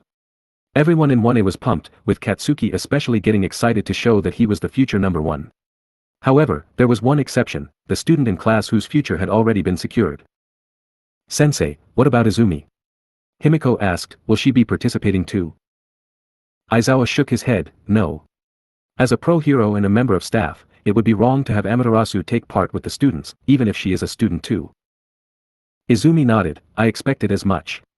Even if I'd been allowed to compete, I'd have abstained to keep things fair. Ah. It's still kind of unfair that you can't take part. I mean, you're the only student that isn't allowed. Mina frowned. She'll still be taking part, just not as a student. The principal wants all the teachers helping to make this event even flashier than the past ones, as another screw you to the League of Villains. Aizawa-sensei explained. That caught Izumi's interest, she'd always loved watching the sports festival and had known for a long time that she'd likely never participate in it, but to be able to assist in setting it up, and maybe even helping plan the events. That would be almost as good. Izumi genuinely couldn't wait, and was already mentally plotting several devious events to bring to Nizu. The predatory smile on her face made more than a few of her classmates shudder and wonder what they were in for. With the announcements made, homeroom ended and the day progressed as normal. Everyone was in high spirits and enthusiastic, and when lunchtime came, the coming sports festival was all anyone could talk about as they made their way to the cafeteria. Izumi ran on ahead to get Eri so they could eat lunch together, leaving the rest of her class to chat. Eijiro was shouting about how pumped he was with Fumikichi, Shiro, and Sato, while the rest of the Midoriya lunch squad watched on. Only Toru wasn't present, as she'd said she had business to take care of and headed off alone after Izumi left. Wow, everyone's really excited. Himiko said. Aren't you eager too? This is our chance to prove ourselves to the public as future pros. Tenya exclaimed, his body somehow even stiffer and more tense due to excitement. I mean, I guess I'm eager too. But Kaken, Izumi, and I already have plans to start our own agency, so I'm not too concerned about being scouted. Himiko admitted. Yeah, our futures are pretty much set already. I'm just pumped to kick ass and prove I'm the best. Katsuki declared. Hitoshi sighed to himself, I have a really bad feeling that your mouth is going to get us in trouble soon, Katsuki. Himiko turned to Hitoshi so she could agree and tease Katsuki, but she froze when she saw the expression on Ochako's face as she walked towards the back of their group. Whoa, Ochako. Are you feeling okay? Himiko asked. Ochako was wearing a fierce, and somewhat forced, smile of determination while her brows were furrowed. It was an expression more at home on Katsuki's face than the softer features of Ochako, and the entire lunch squad were a little freaked out. Himiko. Tenya, at the sports festival, let's do our best. Ochako declared. What brought this on? Momo asked. It's kind of cool, and kind of scary too. Himiko commented. Ochako suddenly stopped in her tracks and threw her fist into the air, everyone. I'm gonna crush this. The others quickly got swept up in her enthusiastic display and cried, yeah, while raising their own fists, though they were still confused. None of them had expected Ochako to be so into the event, even Katsuki wasn't that fired up. Once they reached the cafeteria and were seated with their food, Izumi returned with Eri and Ishiko, and Toguro joined them as usual for lunch. With them all together, the group informed Izumi of why Toru wasn't present, and then explained the sports festival to Eri, who hadn't gotten to see it before. So everyone plays games together with their quirks. And the best ones get noticed by heroes like Mama? Eri gasped, eyes sparkling with wonder. That's right. The last sports festival would have been around the time we were in the hospital after the Orochi battle, so we missed it. Izumi said. It was one of the few times she hadn't watched the event on TV. I wish I could play too. I want to be a hero too. Just like Mama. Eri chirped. So you want to be a hero so you can be like your mother? That's really sweet. Momo said, smiling at the little girl. Eri and I actually have that in common. Izumi saved me a few years ago, and I decided to become a hero so I could save others too. It felt so relieving to be saved, I just had to share that feeling with others. Himiko said, a nostalgic look on her face. Izumi nodded proudly, and you did. You saved Jean and now he's your best friend. Himiko grinned wide as she thought of her odd best friend, saving him really had been a proud moment for her. Ijiro turned to Katsuki and elbowed him gently, what about you, huh? Are you trying to be a hero for a reason like that? Huh? Hell no. I'm aiming to be a hero because I want to be the best of the best. I'm aiming to surpass All Might. Katsuki shot back, saving people is just the best way to do that. Izumi smirked at him, you like having a fan too though, don't you? You definitely enjoyed it with Kota, she teased. Katsuki grumbled but didn't argue, it did feel good to have Kota praise him and call him his hero alongside Izumi. Toguro enjoyed his friend's grumbling before commenting, you sunburst guys really are like comic book heroes, believing in all that peace and justice thing. It almost makes me feel bad about my own reasons. Why did you want to be a hero, Toguro? Himiko asked. Toguro grinned and made a small blade emerge from his hand to slice some of the meat in his lunch, a combination of things really. I partly just want to be able to fight and use my quirk, but I don't want to hurt people who don't deserve it, so being a hero is the only alternative. It's also a bit out of spite, people kept telling me that a person that looked like I did, had my aggression, and my dangerous quirk couldn't become a hero. They said I was closer to a villain, so I'm going to prove them wrong. Katsuki nodded, I've been there, Mantis. If people say you can't be a hero cause you look like a villain or have a villainous quirk, then I say screw 'em. Be a hero and then come back and save their asses. Yeah. We villainous quirk users need to stick together. Himiko cheered. Tenya looked doubtful, I don't know about villainous quirks, but is it really wise to become a hero out of a desire to fight? I'd say it's fine. Izumi said, taking a dainty bite of her pork dish, the alternative would be vigilantism or illegal fight clubs. Better that Toguro fight for the sake of others than just to amuse himself. There are a lot of villains out there, and someone has to be willing to fight them. Tenya hummed in thought, not having considered that. Hitoshi looked thoughtfully at the girl, then at Himiko, before biting the bullet and giving his own reasons to be a hero.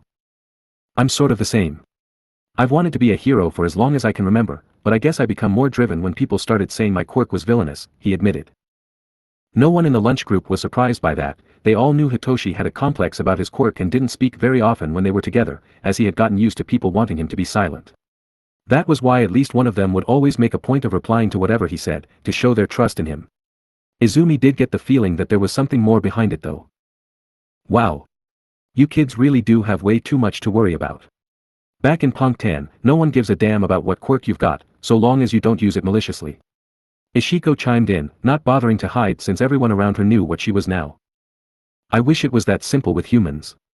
Fumikage sighed, my own reasons for becoming a hero are similar to Hitoshi's. After being called cursed for my quirk and innate darkness, I sought to prove I was not evil. What better way than becoming a hero, he explained. Of course, I did also look up to a hero, Dark Crystal. They inspired me to take this path. Fumikage said, touching his choker as he spoke. Like Ingenium inspired you, right Tenya? Izumi asked, drawing attention away from Fumikage, who was beginning to look uncomfortable with his friend's sympathies. Tenya nodded enthusiastically, of course. Becoming a hero is sort of the family tradition for the Idas, and even those that don't become heroes still work in the industry, like cousin Tenji. It was expected of me to try and become a hero, but it is definitely something I wanted as well. Figured as much. You're a real Boy Scout, engines.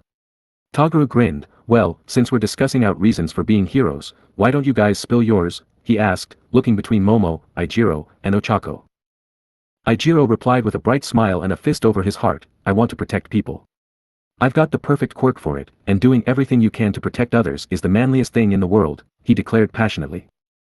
No one was surprised there. Eijiro was obsessed with the concept of manliness, but he was also a really sweet guy that cared a lot about others. He'd broken his arms defending his friends from Rappa at the USJ, and had jumped into the mouth of a shark demon to save them from the same fate. That's really admirable, Eijiro. Momo complimented, personally, I want to be a hero so I can give back to the community. I was born into a privileged lifestyle thanks to my family's wealth, and I feel that I should repay my good fortune by working for the sake of others. Being a hero is one of the best ways to do that. You're pretty admirable yourself, Momo.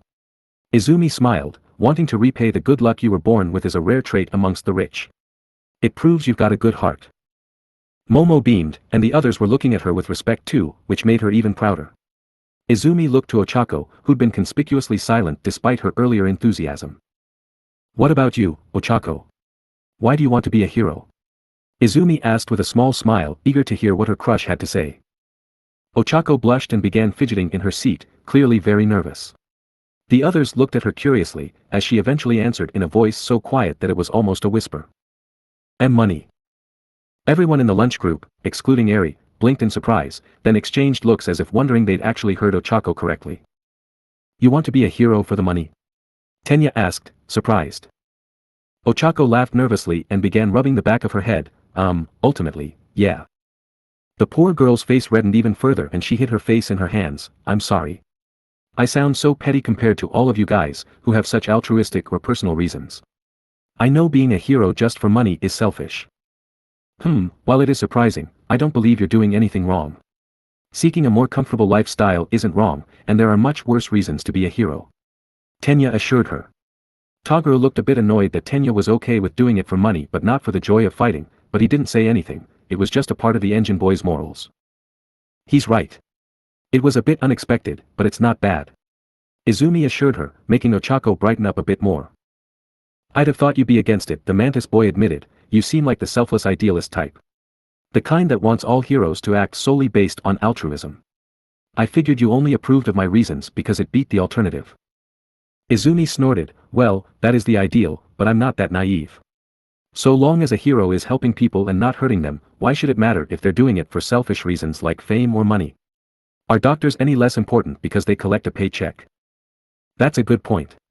There are far more disreputable ways to make money that would also be easier and safer than heroism. Trying to earn money through heroism seems ideal, you get what you want and people are saved. Momo added. The others nodded in agreement, none of them judging Ochako for her reasons.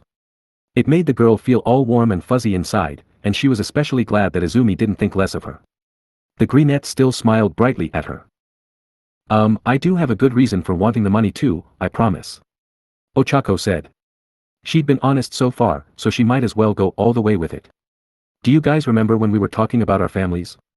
Right before the press invasion. Izumi thought for a moment, then nodded. Yeah. You were interrupted by the invasion, but I remember you said your dad runs a construction company. Aren't construction companies in high demand? Almost every major city is constantly being repaired after hero and villain incidents. Fumikage pointed out. Ochako played with her food a bit, we aren't quirk certified. Oh, the Raven boy muttered, and a look of understanding spread across all of their faces, with only little Eri being confused. Mama, what does that mean? Eri asked. It means that Ochako's papa and his company aren't allowed to use their quirks for their jobs. Because quirks are regulated, companies of all kinds need special permission to use them in their business. Izumi explained, before looking back to Ochako with sympathy, construction is an industry that relies heavily on quirks to keep up with the demand. Non-quirk certified companies are usually only hired by those that can't afford the others, and thus the jobs are small and low-paying. Ochako nodded miserably, business is really bad. We don't have many people with useful quirks even if we were certified, and even if we did, we can't afford all the inspections and licensing fees to get one. We're basically dirt poor and barely covering costs. That's awful, your quirk would actually be ideal for something like that. It would eliminate the need for cranes and a lot of other heavy machinery.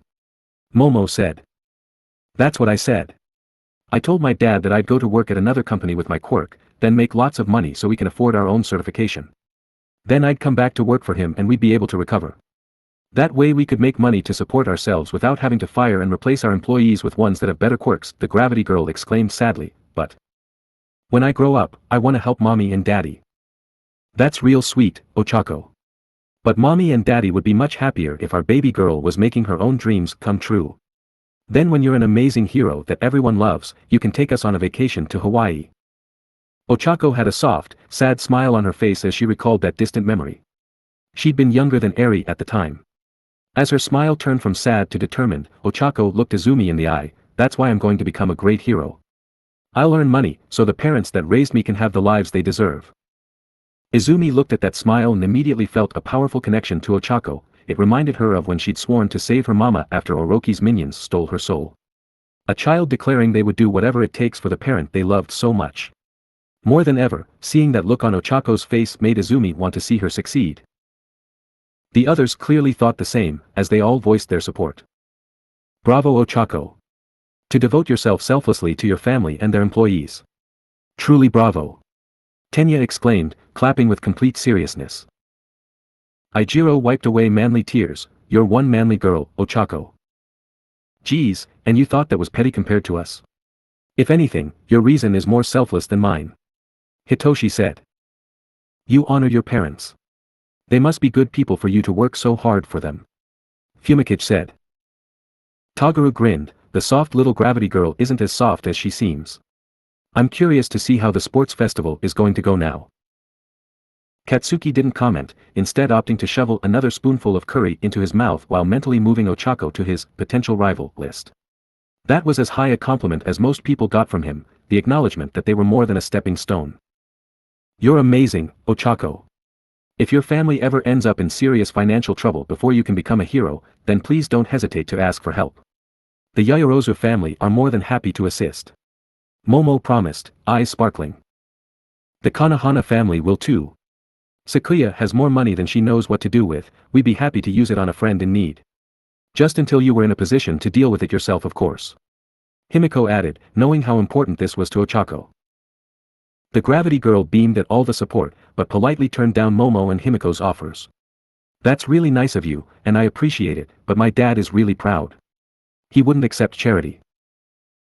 Izumi took another bite of her lunch, then casually said, "You know, I really did enjoy my time in Akuburu.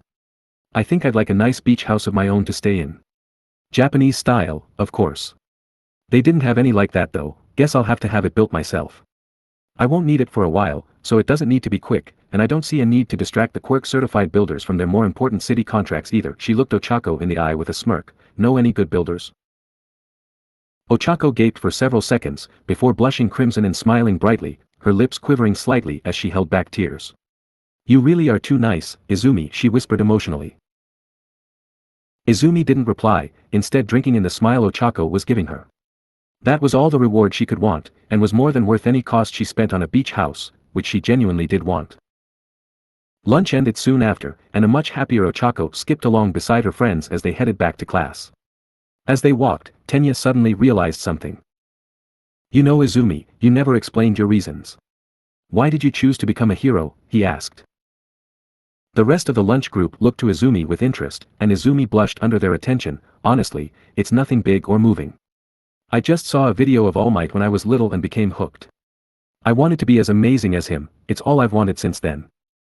Well, it may not be profound but it's certainly admirable in its own way.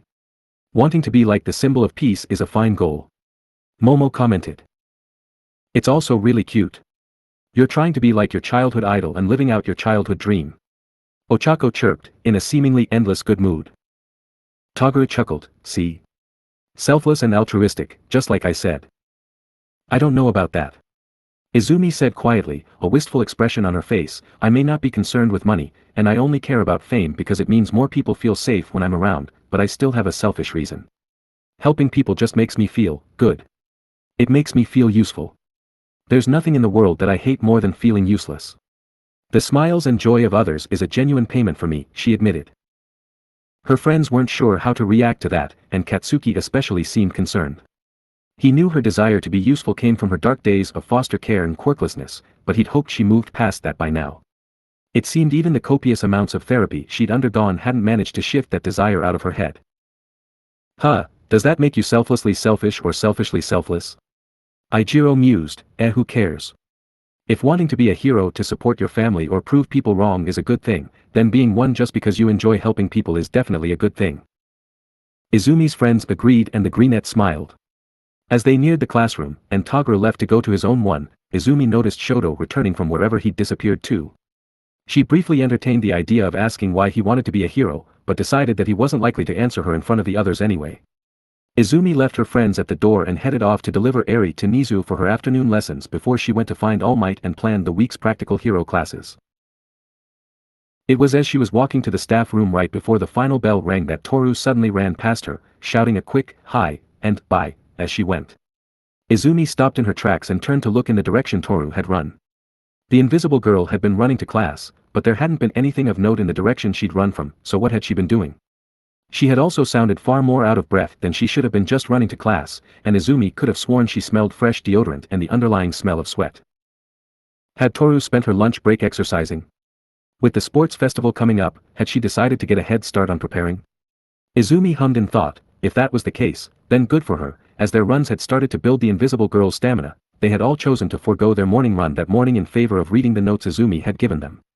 However, Izumi had an odd feeling about it too. Toru didn't seem driven as much as desperate.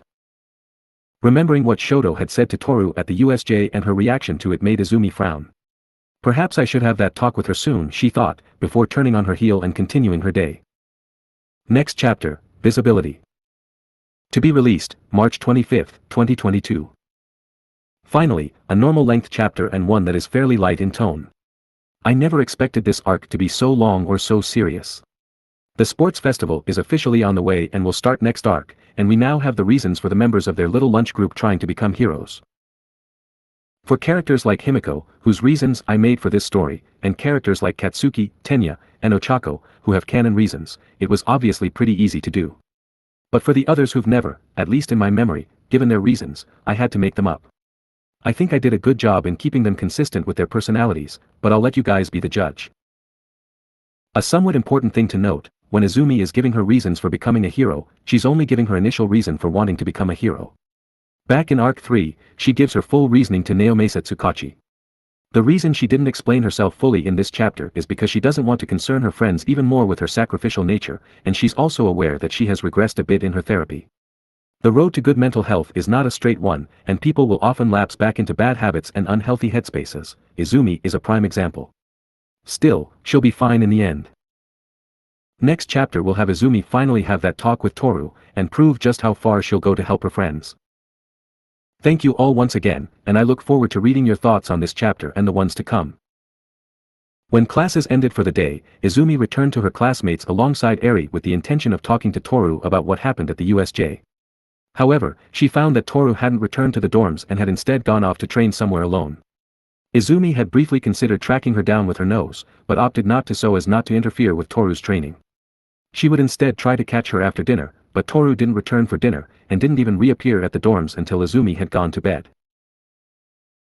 Almost the same events repeated themselves on Tuesday, with Toru getting up and leaving the dorms before Izumi woke up, and not taking the same route for their morning run, so Izumi, Tenya, and Eri didn't run into her.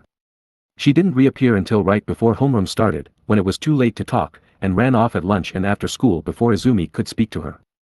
Izumi was beginning to get the feeling that Toru was avoiding her, but a quick inquiry with her classmates informed her that Toru had barely spoken to any of them since school started up again. If she wasn't in class or in an appointment with Hound Dog, which were continuing for all of them for the foreseeable future, then she was off training somewhere. After missing her all day Tuesday, Izumi became determined to catch her the next day, and even arranged for Katsuki to pick up Eri after school instead of her so she could pursue her invisible friend. But the issue with Toru wasn't the only one. While Izumi was focused on that, she failed to notice the rising tensions between 1A and 1B growing worse. Now that school was back in session, 1A was receiving even more attention from the rest of the student body, who didn't have to risk getting in trouble by seeking them out. The extra attention began to bother 1A, but since they'd previously enjoyed the praise, when it was less intense, the resentful 1B began to see their new behavior as them acting as if they were too good for the rest of them. It became harder for 1B to act civilly, especially since the renewed attention also highlighted them as leftovers again, and as a result, 1A began to pick up on their animosity even more and the distrust between the classes grew larger.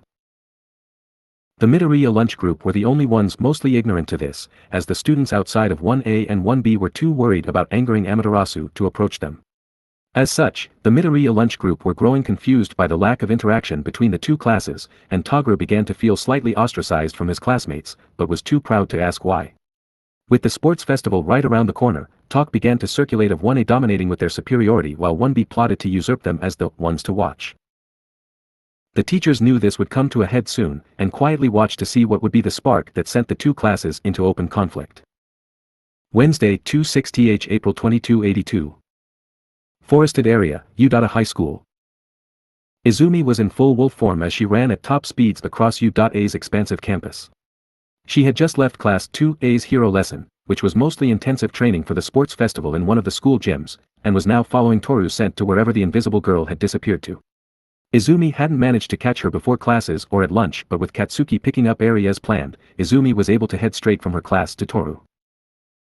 Her nose led her to a forested part of the campus not too far from the main building, and the moment Izumi entered it, she could smell Toru's blood and sweat all over the place. The forest was thick with the smell, and as she transformed back into her demigod form, Izumi could easily tell why. Toru was running through the forest, training her body.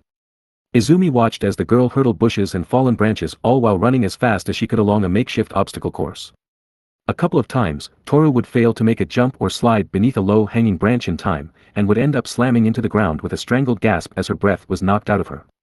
Whenever this happened, she would curse loudly and then do 20 push-ups or sit-ups, depending on whether she'd landed on her front or her back. When she was done, she would practice punching and kicking a thin tree trunk for a few minutes before re-attempting the course. Izumi was both impressed and horrified by the brutal self-training.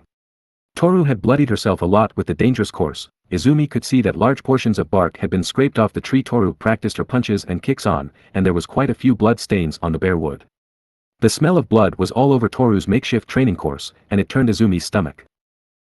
Silently, Izumi watched Toru for a bit longer, waiting for the moment her friend would stop and rest. An hour later, and Toru was still going, but the drain was obvious. Instead of running, Toru was barely able to drag herself around the course, haphazardly clambering over the obstacles before her lack of energy made her flop to the forest floor. She would then force herself through the 20 push-ups, only managing one every minute or so, before reluctantly getting to her feet and going over to her practice tree and beginning to weakly punch and kick it. Eventually, Toru fumbled a kick and hit the side of the tree with her toes, resulting in a loud crack and a cry of pain. The invisible girl crumpled to the floor, whimpering and cradling her broken toes while Izumi decided that enough was enough. "Toru," she yelled, emerging from the undergrowth and running over. Izumi. What are you doing here?" Toru asked, trying to use her surprise to mask her pain. "I'm watching you train yourself into the ground apparently. Now stay still, you've broken your toes and I can smell other injuries on you," Izumi said, carefully slipping of Toru's shoe and sock before applying some rejuvenation ink. Toru cried out as her toes snapped back into place, but once they were healed she tried to pull away. Izumi wasn't having any of it though, and held her in place. "You've still got blisters on your hands and feet, as well as split knuckles and other cuts and welts from running into branches. One of the older ones even smells like it might be infected. Stay still." The invisible girl opened her mouth to argue, but Izumi heard the sound of her lips separating and shot a glare at her, daring her to try and stop her. No one else even noticed. Toru whispered. "Noticed what? That you were going off on your own or that you were injuring yourself with reckless training?" Izumi asked, not looking up from her healing. It was hard to heal an invisible person as Izumi had to rely on her nose to find the smell of blood, infection, and the other emissions that healing wounds released. Toru shifted uncomfortably, "Both I guess." Izumi sighed, "We all noticed you were going off on your own. We were worried, it's why I followed you. I've been trying to catch you so we could talk for the last 3 days," she said, finishing up the last of the wounds. She then fished through one of her costume's pouches and pulled out a small bag of herbal pills. "Here, take a few of these. Swallow one after every meal for the next week. The herbs inside were grown by my green sprout and then blessed by me, so they should be able to fight any infection that I couldn't nip in the bud with rejuvenation." Toru took the pills and put them in her pocket with a mumbled "thank you," before Izumi helped her sit on one of the logs she'd been hurdling. Taking a seat beside her, Izumi sighed heavily. "So, Would I be right in assuming you're overworking yourself because of what happened at the USJ? With Shoto? Izumi asked. Toru flinched. I don't know what you're talking about, she weakly replied. Izumi didn't acknowledge the obvious lie. Toru, Shoto was wrong to say what he did. No, he wasn't. Toru interrupted in a miserable voice. Toru. The invisible girl's gym pants scrunched up where her hands gripped them. He was right. He was completely right, and everyone knows it. That's not true. Izumi cried. Shoto was stressed and angry, and he lashed out. He was wrong to do that and he knew it too, which is why he apologized. I know his words hurt, but you aren't a liability. Think about the combat trial. You won that match for your team. Toru scoffed angrily. That was one victory. And it was a fluke. Everything else has been awful, she screamed, beginning to cry from sadness and frustration. I barely made it into the hero course by like 2 points. I came dead last in the quirk assessment and nearly got expelled on my first day. Then at the USJ, I was the only person in the entire class to fail completely. I didn't help at all. Even Eri did more than I did. I was completely, utterly worthless. All I achieved was taking Todoroki out of the fight and forcing him to babysit me because I was too useless to avoid getting caught in his attack. Even those reporters knew how useless I was. Izumi recoiled, shocked by just how deeply Toru was affected by all this. Toru, you aren't useless. You got into the hero course fair and square, and those reporters had no right to talk down to you. You've been working so hard to improve yourself since the quirk assessment too. You've been training with Tenya and I in the mornings, and giving it your all in each exercise. The thing with Shoto was a freak accident that wasn't your fault. You spoke up to let him know you were there. It isn't your fault he didn't realize it was you. Plus, even if Aizawa-sensei did say some harsh things after the assessment, he still said you had potential. He also said he'd arrange for private training for me. He forgot, the invisible girl quietly retorted. I don't blame him, everyone does. That's why I was so surprised to see you here. I genuinely thought you'd forgotten about me too. Izumi frowned. I don't forget my friends, she said sternly. Toru chuckled darkly through her tears. All my other friends did. What's that saying? Out of sight, out of mind. Izumi reached over to rub her friend's back, and Toru gave her an unseen smile. You know, I wasn't actually born invisible, she said. You weren't? Izumi asked. Toru shook her head. Nope. Here, look, she pulled her cell phone out of her pocket and showed Izumi a picture. It showed a young couple with a very small child, whom Izumi realized was a toddler Toru. She had an adorable face, with bright hazelnut eyes and long chestnut hair. She took after her mother who resembled an adult version of her, while her father had short black hair, blue eyes, and a rotund build. You were a cute child. Izumi smiled. Hee thanks. Toru giggled. That photo was taken on my 3rd birthday. I started turning invisible 6 months after it was taken. Your quirk came in gradually? Izumi asked. Yeah. My mom's quirk is called transparency, and it lets her turn herself transparent so she looks a bit like she's made of glass. Dad's quirk is called unnoticed, and when he turns it on, people find it hard to see him. He's not invisible, but he's beneath their notice, like a part of the background, you know. Izumi nodded. It's like hiding in plain sight. That's a powerful quirk. Your parents would be great spies and infiltrators. I know, right? I wanted to be just like them when I grew up. Then I woke up one day and my feet were becoming see-through. Over the next 6 months, more and more of me began to slowly disappear, as if I was fading away. At first my family thought it was a transformation quirk like my mom's, and that I just couldn't control it, but a trip to the doctors revealed the truth. It was a mutation quirk. By the time my 4th birthday came, I was completely invisible. I was terrified. I thought I was really going to disappear completely. Toru confessed, hugging herself as she remembered the terror she'd felt back then. Izumi hugged her too. That must have been awful for you and your family, to slowly turn invisible like that. It was bad, but everyone else's reactions were worse. Mom and Dad cried a lot, apologizing that their quirks had caused me to be born with this power. My friends were scared that I was becoming a ghost and abandoned me. I became easy to overlook and forget. I think a part of my dad's quirk is permanently active in my invisibility, which makes me hard to notice even when you know I'm there.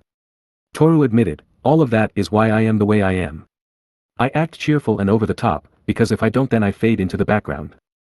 It makes people think I'm a spaz or attention seeker, but it's better than being forgotten. Oh Toru. Izumi whispered, I'm so sorry. You've been through a lot, haven't you? It could be worse. You and your siblings had it worse than I did. My parents love me and support me, and the lunch group care about me and became my friends, and even if you forgot me, Aizawa-sensei did offer to help me. But the harder I work, the more I feel like I'm deluding myself. I can't compare to you or anyone in 1A or 1B. I screwed up when it mattered most, and even all this training I've been doing has just made me realize how weak and useless I really am. That's not true, damn it. Toru, you earned your place here. Izumi exclaimed desperately, fearing Toru was going to do something stupid. Toru pulled away from Izumi's hug, and in a shaking voice, she asked, Izumi, what do you see when you look at me? Izumi blinked in surprise and tried to think of how to answer, but Toru beat her to it. Nothing. You see nothing. And that's what I am. The invisible girl looked away, opting to stare down at her hands. I think I should leave. There are others who deserve my spot in the hero course. I'm not good enough for UA. No. Izumi suddenly roared, startling Toru enough that she almost fell off the log. Izumi surged to her feet and spun around, gripping Toru by the shoulders. You listen to me now, damn it. You are not worthless. You are not a liability. You deserve your place here and you goddamn earned it. But I dash. Izumi's face contorted with anger and she gripped Toru's shoulders slightly harder. No. Buts. After I stood up for you in front of Aizawa-sensei, you said you owed me. Well, I'm calling in that favor. In return, you are not allowed to give up the hero course, U.A, or your dreams. At least not until after the sports festival, where you can prove you are good enough to be here. Toru gasped at the intensity in Izumi's eyes. The emerald eyes seemed to shine like green suns, and in that moment, if Toru hadn't already believed Izumi's story, she would have been converted. The power of a goddess was exuding from Izumi. Toru almost felt like she should kneel, but instead bowed her head meekly. I owe you for helping me get this far. I won't try to leave you, at least not until after the sports festival. Toru conceded.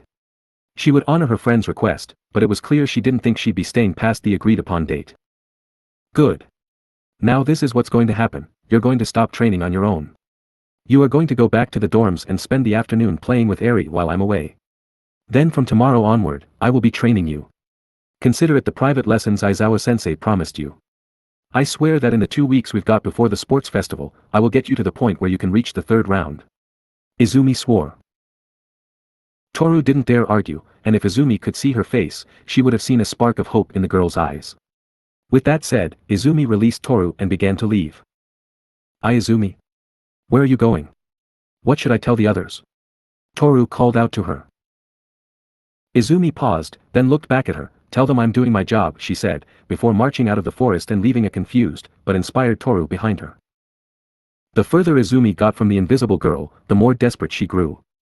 Toru was her friend, and to hear her sound so helpless and hopeless tore at Izumi's heart. Hearing about how Toru planned to leave, believing she was useless, tore at Izumi's insides. Izumi knew how it felt to truly believe you were worthless, and she'd be damned if she was letting her friend endure that. Grabbing her phone, Izumi made a call. Hello, Mom. I'm heading over to the commission. Could you and Jin Maeda meet me there? I need your help with something. Remember that employee I helped with my quirk? The one whose daughter had been suicidal. I need to speak with him and his daughter. It's time to prove that even the seemingly useless can make someone happy. Thursday 2/7th April 2282. Class 1A, Udata High School. After Izumi had left, Toru had done as she was asked and gone back to the dorms rather than continuing her training. Katsuki and Himiko had met her there, and dragged her along with them as they spent the afternoon and evening playing with Eri. They, along with Aizawa-sensei and Inko, had been contacted by Izumi after she left and informed that she was going to be on a hero mission for a while, but should be back by the beginning of classes the next day. Eri had been a bit sad that Izumi wouldn't be there to say goodnight to her, but she and Toru joined the rest of Class 1A's girls in a sleepover in the common room. Ishiko was also a bit miffed at being left behind, but Izumi had sent along a message that it was more important for the punkle to stay with Eri than accompanying her on her short trip. Izumi didn't return that night, nor did she arrive before the students of 1A headed off to the school building. In fact, Izumi didn't reappear until homeroom ended, literally sliding into the classroom as Aizawa-sensei was leaving. The underground hero raised an eyebrow at her. You cut it close. Did your mission go well? He asked. Izumi, panting slightly, nodded with a smile. It did. I would have been back for homeroom, but I had to change into my uniform, and I wanted to check on Eri and Ishiko since I hadn't seen them since lunch yesterday. Good. Homeroom was just about informing everyone about how to book the gyms and training grounds for sports festival training, so you didn't miss much. Now get to your seat, he ordered, spotting Cementos waiting behind Izumi as the teacher for 1A's first period. Obediently, Izumi scurried to her desk. She made a point to nod to her siblings and mouth that everything was fine, while stopping briefly in front of Toru's desk. We need to talk at lunch. Don't go anywhere, she requested. Toru blinked in surprise but nodded her agreement. Then she remembered Izumi couldn't see her nod, so she whispered, okay. Izumi smiled brightly. You won't be disappointed, she promised, before taking her seat. Everyone in the class looked curiously between Izumi and Toru, wondering what was going on between them, but they had to put those thoughts on the back burner as Cementos began his class. The students of 1A remained focused on their lessons for the next several hours, but in the brief breaks between classes, they would turn to Izumi and ask her questions about her hero mission. Izumi insisted that it was a long story that she'd explain at lunch, but that she hadn't fought anyone or dealt with any crimes or disasters, and that she was unhurt. That puzzled her friends, who couldn't think of any kind of hero work that didn't involve crimes or disasters. Izumi wouldn't have gone off so quickly if she was just patrolling after all. When lunch finally came, the usual rush to the cafeteria was abandoned in favor of watching to see what Izumi had to say to Toru. Izumi happily trotted over to Toru and pulled her to her feet, smiling wide. I've got a gift for you, Toru. Izumi said excitedly. A gift? What is it? Toru asked, bewildered. Was it some kind of training equipment? A weapon? Or perhaps some holy relic?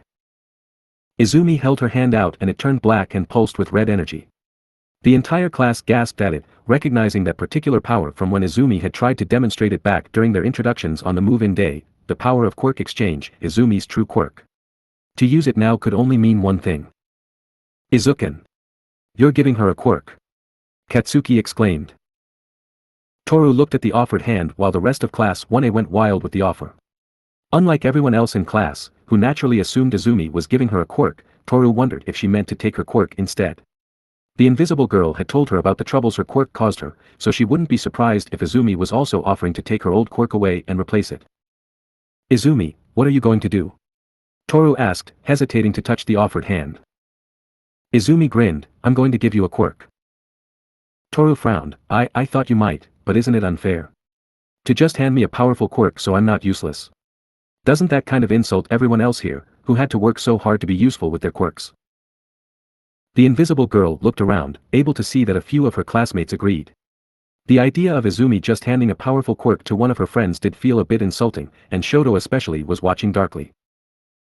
Izumi saw this too, but replied with a cheeky grin and a waggle of her finger, oh, but who said I was giving you a powerful quirk? Huh? Toru gaped. The quirk I'm giving you is 100% certified useless. Izumi giggled. Everyone in class cried. Why would you give her something useless? Shiro yelled. Izumi giggled again before she looked back to Toru with a kind smile and serious eyes. This isn't an insult or a joke. I'm serious about giving you this quirk. It won't make you stronger, faster, or smarter. It won't make you a better hero. Most people won't even know you have it. But I want you to have it all the same. Toru looked Izumi in the eye, she could see the sincerity there. Izumi wasn't the type to play a malicious prank or anything like that, nor was she the type to lie without a good cause, and someone to feed her lines. Toru truly believed that. If Izumi had gone out specifically to acquire this quirk for her, Toru would accept the gift in the spirit with which it was offered. Alright. Thank you, Izumi. Toru whispered, gently taking Izumi's blackened hand. Toru experienced a huge rush of energy as the quirk flowed into her, filling her every cell with a delightful tingling feeling. It felt like something was snapping into place within her, making her heart beat just a little bit faster for a few seconds.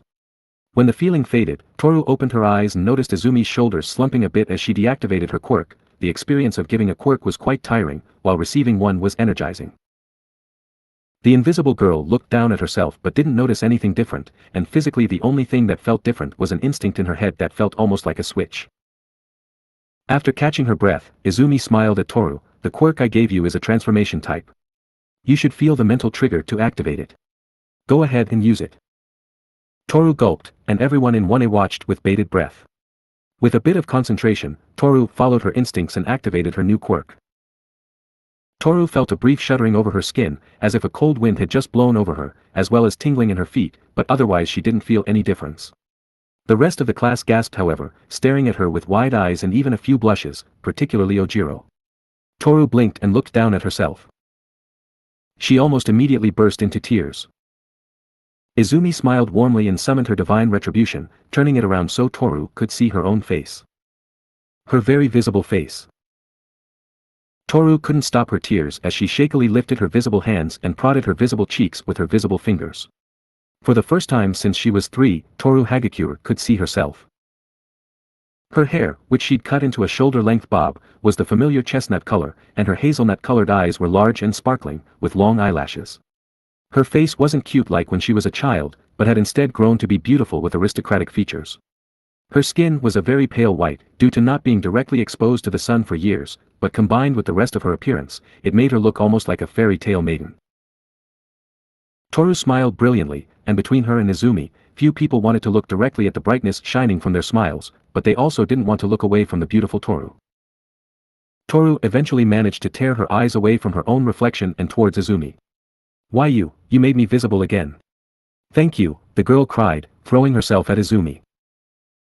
The greenette squeaked in surprise, not expecting to be suddenly glomped by her now visible friend. She ended up sprawled on the floor with Toru on top of her, hugging her tightly and crying, "Thank you. Thank you," over and over again. Izumi gently patted her on the back.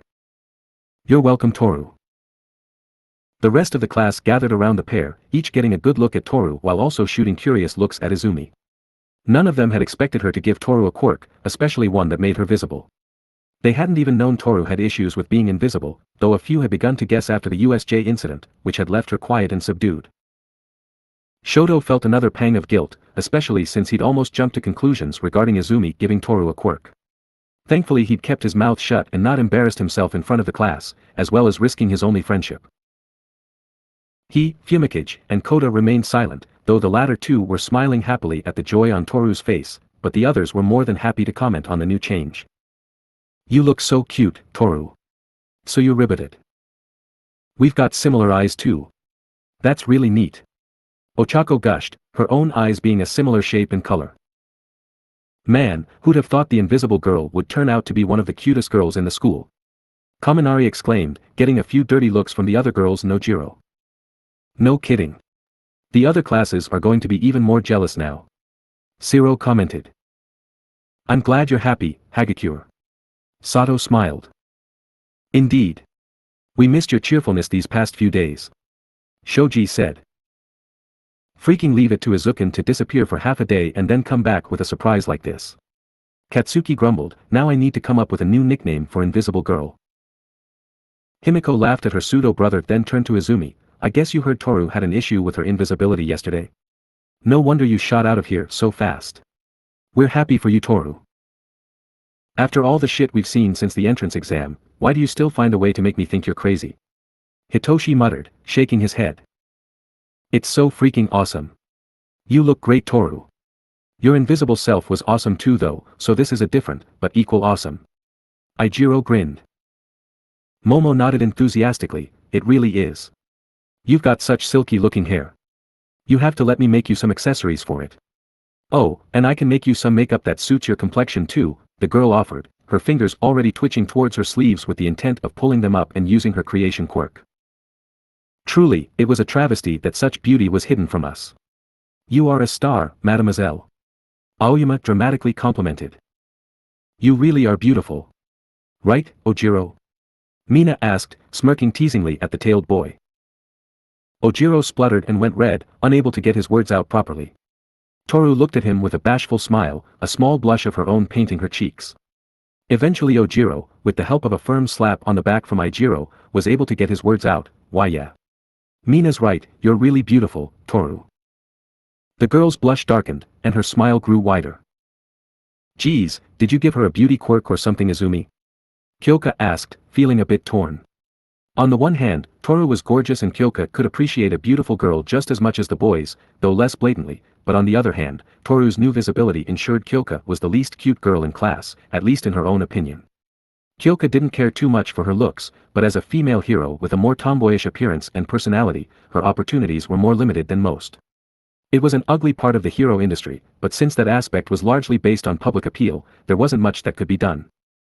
Izumi giggled at Kyoka's comment and shook her head. No way, I wouldn't do something that shallow.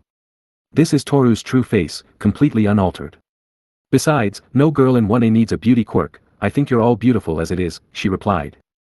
All the girls grinned or blushed depending on how they took Izumi's, honestly innocent, compliment, though Ochako blushed the hardest since Izumi's eyes had lingered on her longer than the other girls. Congratulations on your new quirk, Toru. I hope it brings you a lot of happiness. Tenya declared, however, I am very curious about what this quirk truly is. Is it just visibility, he asked. It's a bit of a story. Let me up and I'll tell it. Izumi said. Toru, realizing she hadn't released Izumi even once since glomping her, happily got up and pulled Izumi to her feet again. Izumi sat on the windowsill and her classmates gathered around her. Toru sat beside her, her smile absolutely refusing to be diminished even a little bit. I suppose I should begin with exactly what the quirk I gave Toru is. It is a transformation quirk called Pure Homo Sapien. Now, even with the huge genetic changes caused by quirks, humanity is still referred to as Homo sapiens, but these days we unofficially refer to people with quirks or quirk mutations as meta Homo sapiens while referring to those with neither as mundane or pure Homo sapiens.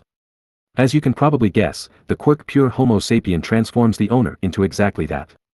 While active it removes, or rather suppresses, any and all genetic changes that aren't possible for pure Homo sapiens to have.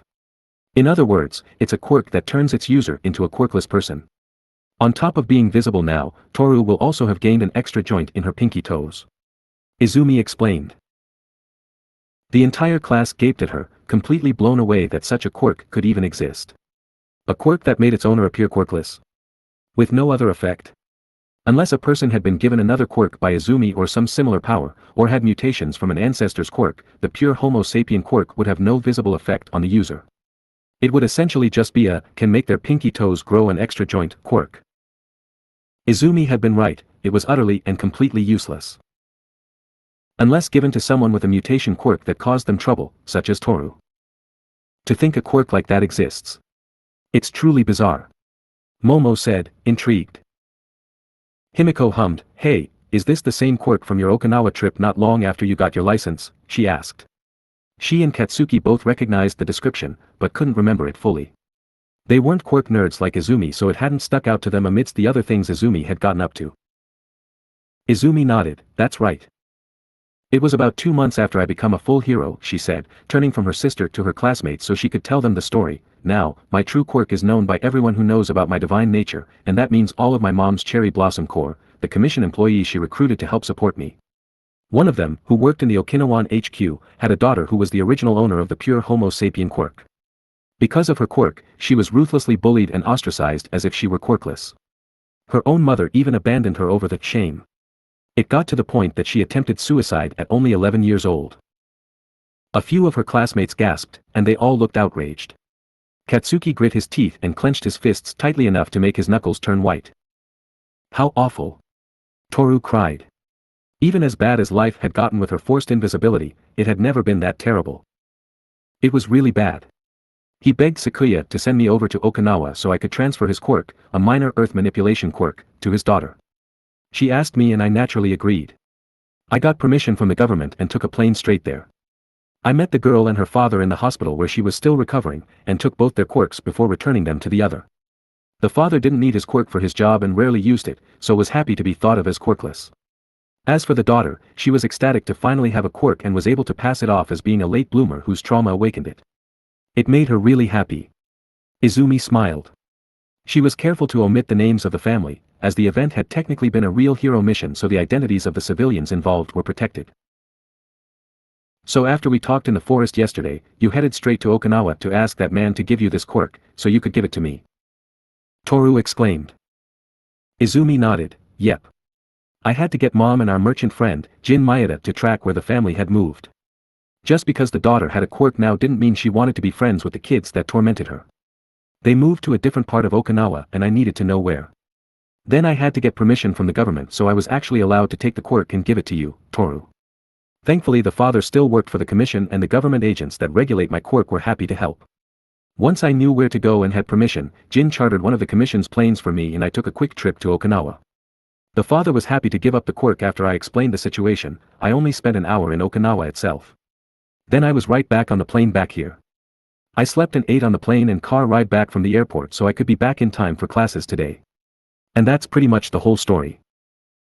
Toru had no idea what to say in response to that. The entire class was in a similar boat, and more than one of them thought back to the situation with Eri and Izumi taking her scars. Taking Eri's scars and making Toru visible hadn't been vitally important by any stretch, but because they made the girls happier, Izumi had jumped through every hoop she had to solve those problems. They were quickly learning that Izumi would do anything to save someone, even from the most minor of problems, and that both amazed and terrified her classmates. The only reason Himiko and Katsuki weren't scolding Izumi for overworking herself was because she had admitted to sleeping and taking her meals while traveling, thus proving she'd taken care of herself too. Toru eventually managed to compose herself to do and say what she felt she had to. She stood, then bowed to Izumi. Izumi, thank you so much. Thanks to you, I'm visible. I haven't seen my face in well over 10 years. Thanks to you, my parents will be able to see me again. I'll be able to help others without being a liability in the field. I'm going to be a better hero, all because of you. So thank you. You're my hero. Izumi beamed as she felt the familiar warmth of praise build up inside her. She embraced Toru with a proud smile, and was about to remind her that she was still going to get physical training too, when her face suddenly paled. Toru and the others were about to ask her what was wrong, but then they followed where her eyes were pointing and promptly paled themselves. The classroom door had been opened at some point, and a massive horde of students was watching them, each with expressions of shock. Izumi gulped. Now she had some explaining to do, lest the entire school know of her powers. Next chapter, Growing Tensions. To be released, March 27, 2022. This chapter is being released super early today, as I won't be available at the usual times. As such, I also won't be able to reply to comments for a while, but I will reply to them all when I finish my work, so don't think I'm ignoring you. This chapter was also written before the Toru face reveal, so she's a bit different than the manga, but I honestly think the differences are small enough that there's not much reason to edit this chapter, so I'm leaving it as is. With Toru now visible and getting some extra training, I wonder how well she'll do in the sports festival. Next chapter will have the students of 1A and 1B come into conflict, 1B begin to make unsavory theories, and a certain principal preparing to take drastic action to deal with both. Thank you all once again, and I look forward to reading your thoughts on this chapter and the ones to come. Chapter Notes. Hey guys! I've got something super amazing to show you all today. Thanks to longtime reader and amazing artist, Yusuke Rizuno, this story now officially has both a title card and an absolutely awesome picture of Izumi in her hero costume. Take a look at it down below, and let me know what you guys think. Thursday 2/7th April 2282. Class 1A, Udata High School. Izumi in Class 1A looked nervously at the huge crowd that had gathered around their classroom door. The group, consisting primarily of first years from the other courses with a few members of 1B and upperclassmen mixed in, were all staring at Izumi and Toru with confusion and bewilderment. The students of 1B, who knew of Izumi's true quirk, whether they believed it or not, narrowed their eyes slightly as they came to their own conclusions of what they'd seen. What's going on? Ochako cried, growing nervous in front of the large crowd. What the hell are they doing, swarming us? Didn't the teachers tell everyone not to do this? Hitoshi asked. Katsuki scowled. TCH, the bastards probably noticed no one in 1A had left the classroom yet, so came to find out why. That way they can scope out the class that survived the villain attack while claiming they were just worried about us not showing up to lunch. Now that they'd been seen, the crowd began to slowly move inward, fully blocking the doorway, though not intentionally, and spilling into the room. One girl looked to Izumi, then pointed at Toru and asked, "Hey, that girl just said she'd been invisible, like, her whole life, right? How did you help her?" There were murmurs of agreement from the crowd, quite a few of whom were also appreciating Toru's new appearance, while the girl's classmate grabbed her and pulled her back a step. "Idiot! That's Amaterasu. She's a teaching assistant. You'll get in trouble." "Huh. But I'm just asking," the girl frowned, not realizing how rudely she'd spoken. The members of 1A bristled at the disrespect shown to their friend/classmate/teacher, which in turn made several members of 1B frown at their protective attitude. Before the situation could escalate further, Izumi calmed down and raised her hand to silence them all. Once she had silence, she looked to the girl that had questioned her. "Asking questions is fine, but please do so politely. Teacher or not, you shouldn't point and interrogate others," she said, putting off answering the question itself. The other girl mumbled an apology, embarrassed to have been chastised. Izumi sighed and began to think, how much had the crowd seen? She and the others had been too wrapped up in Toru and her own story to notice their arrival, so she wasn't sure exactly what point they'd arrived at. That meant she wasn't sure if she had to explain her ability to give and take quirks, something only her classmates and those who knew she was a goddess were supposed to know, or if she could bluff her way out of the situation. The fact that Ashiko wasn't present to help her lie was also a problem, as if Izumi tried to lie herself, it would become very obvious to anyone with any intelligence. You can rely on us to help you too, remember, the Hanagami monkeys told her.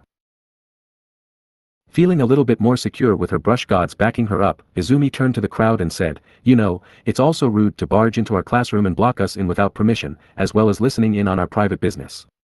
"How much did you hear?" she asked, putting on a stern face. The crowd, realizing that they might have gone a bit far in their curiosity, and reminded of Amaterasu's anger towards them during the press invasion, took a step back and began to look sheepish. The girl that had pulled the other one back and reminded her of who she was speaking to answered Izumi's question. "We only just got here. We heard something about you sleeping on a flight, and then that girl thanking you." Izumi bit back a smile, that was perfect.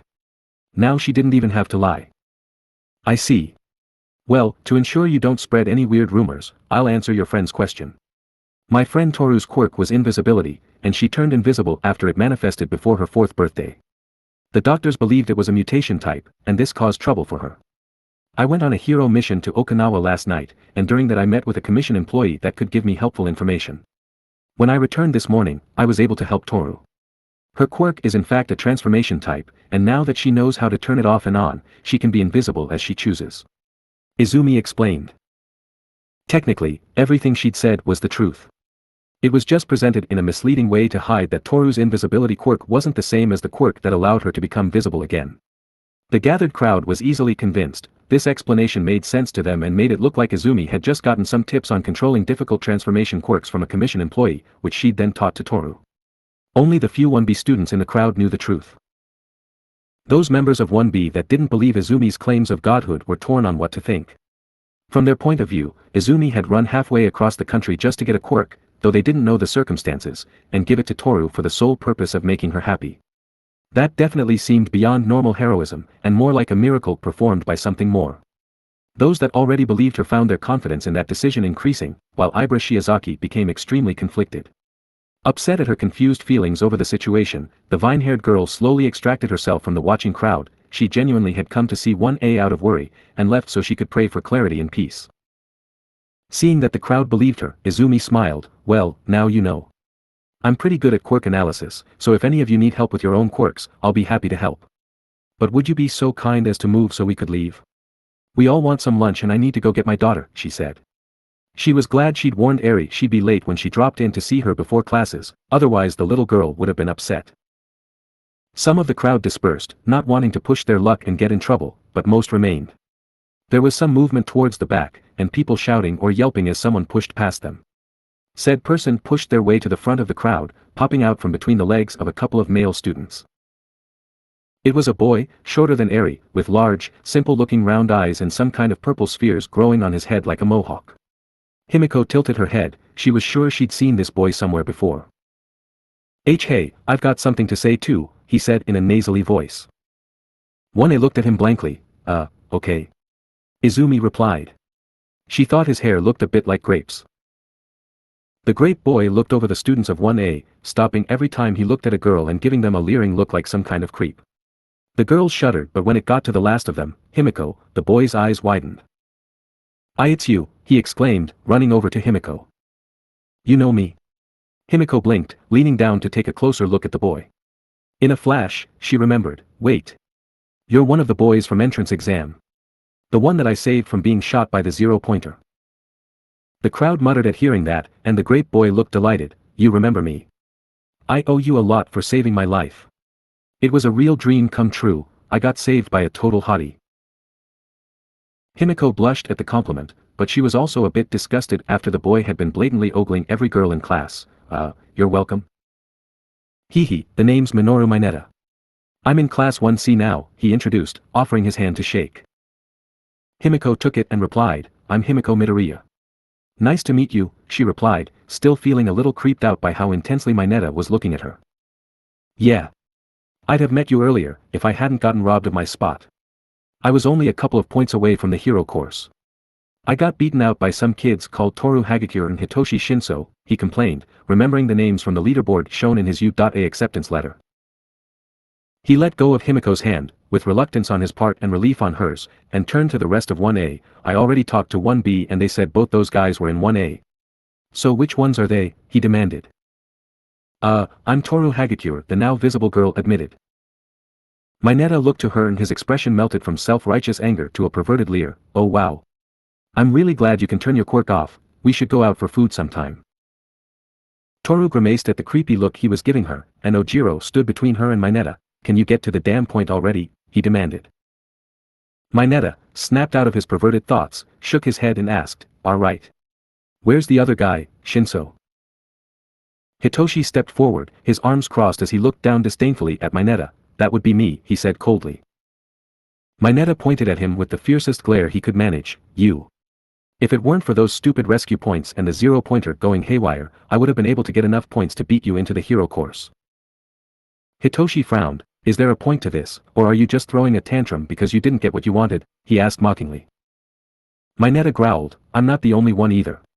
A bunch of kids in Gen Ed and the other courses are only stuck there because they couldn't pass the hero exam. A whole bunch of you would have been replaced by us if the 0-pointers hadn't interfered. Izumi bit her lip to keep herself from retorting. As a teacher, she had access to the records from the exam and excluding Himiko and Hitoshi, the rest of the passing students had earned more than enough points to pass even before the 0-pointer interference. Heck, even Himiko and Hitoshi had only been a few points behind the next person before the 0-pointer, thanks to helping save each other from the 2-pointer. Mineta wasn't done though. We were all told that if we did well enough in the sports festival, the teachers would consider transferring us up to the hero course. But the reverse is true too, and you guys can get dropped from the course.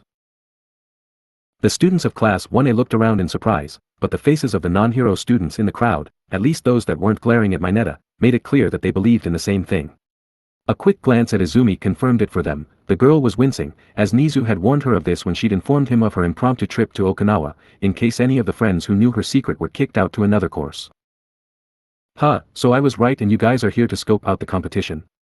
Katsuki asked, crossing his arms with a curiously calm expression. I guess you could say that. Mineta mumbled, losing some of his momentum after being interrupted by Katsuki. For us kids that missed the mark because of the 0-pointers, it's the perfect chance to knock you hero course kids off your pedestals and take back the spots that are rightfully ours. Consider this a declaration of war. Mineta's declaration was met by stunned silence as 1A were shocked by the audacity, and the members of the crowd that agreed with Mineta nodded along and shouted their own support. Izumi sighed heavily. She wasn't a participant of the sports festival or a real hero student, so she wasn't technically a part of this little war, but she had a sinking feeling she'd end up having to deal with it. She tried to think of the best thing to say to nip any problems in the bud, but Katsuki beat her to it. If you've got time to make grand speeches and intrude on our class, then you've got time to train. Stop bitching that you lost your spot and actually put in some fucking effort to make yourself worthy. A declaration of war. Bah, all I'm seeing is a bunch of uppity stepping stones that are all talk and no action, he declared, staring indifferently at the crowd. Katsuki's casual dismissal of them, and his demand that they actually go and train, took the wind out of the crowd's sails and many began to back down and wander off. They were either disheartened and didn't want to face the boy, or angry and wanted to train and prove him wrong. Others just didn't want to start an argument with a teacher stood right there. Mineta in particular scurried off, trying to look like he was leaving after saying his piece but in reality running for the hills. The members of 1B that were still in the crowd frowned at Katsuki's words, viewing it as arrogance and further proof that 1A considered themselves better than everyone else.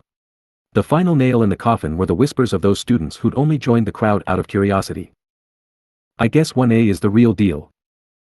Amaterasu joined their class even when already a hero, so they've got to be. Didn't the midget kid say that girl took out a 0-pointer? That scary-looking dude did too. My brother was in the same test site as him. Those two aren't even the recommendation students, are they? Nope. Endeavor's kid is one of them, and some genius girl is the other. Those two were normal applicants. If they're normal, how crazy strong is that class? They must be amazing to survive and defeat a whole army of villains. I guess this year's sports festival is going to be the 1A show. Upon hearing this, Tetsu growled and marched forward into 1A's classroom, his temper getting the best of him.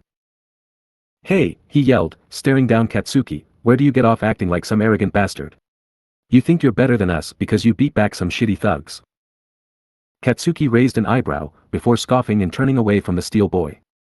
This incensed Tetsu further, and several of his 1B classmates, who were also annoyed with Katsuki and the other students' comments, had to step in to stop him marching over and starting a fist fight. Among these students were Toguro, who'd come looking for his friends, Monoma, Tokage, and Tsuburaba. Toguro, Tsuburaba, and Tokage grabbed Tetsu by his arms, while Monoma scowled at 1A, it looks like I was right. You 1A heroes are just as arrogant as I thought. We've noticed you all swaggering about the place, basking in the misguided praise of the other students. They may not know the truth, but we do. 1B worked with and against you in the combat trial, and we proved to be just as powerful. If it had been us at the USJ, we'd have done just as well if not better. Monoma proclaimed. Ha! Are you serious, dude? Kaminari yelled, we haven't done anything. We didn't ask for any of that stuff. He would admit to enjoying the positive rumors about him and his classmates, but he hadn't been getting cocky over it, had he? Yeah. Zero joined, it's more of a pain than anything, people keep watching us and whisper as we pass. Tokage frowned, look, I don't want to stir up trouble, but that's not how it looks to everyone else, the sharp-toothed girl said, you've been avoiding everyone in our class, except Kamakiri. Avoiding you? We thought you were avoiding us. Mina argued. Ashido's right. Once people started praising our class, you guys stopped wanting to hang out with us. Sato frowned. He'd liked hanging out with the 1B guys and been sad when they appeared to distance themselves. Monoma bristled, grabbing the wrong end of the stick, are you saying we're jealous of you? Sure looks that way. So sorry that us being attacked means people aren't paying you any attention, would you like a bottle of warm milk? Katsuki asked mockingly. The 1B students looked mutinous, and Izumi quickly turned to scold her brother, Kaken. That's not helping. You need to keep a leash on that guy, Amaterasu. Tsuburaba yelled, taking a step towards Izumi.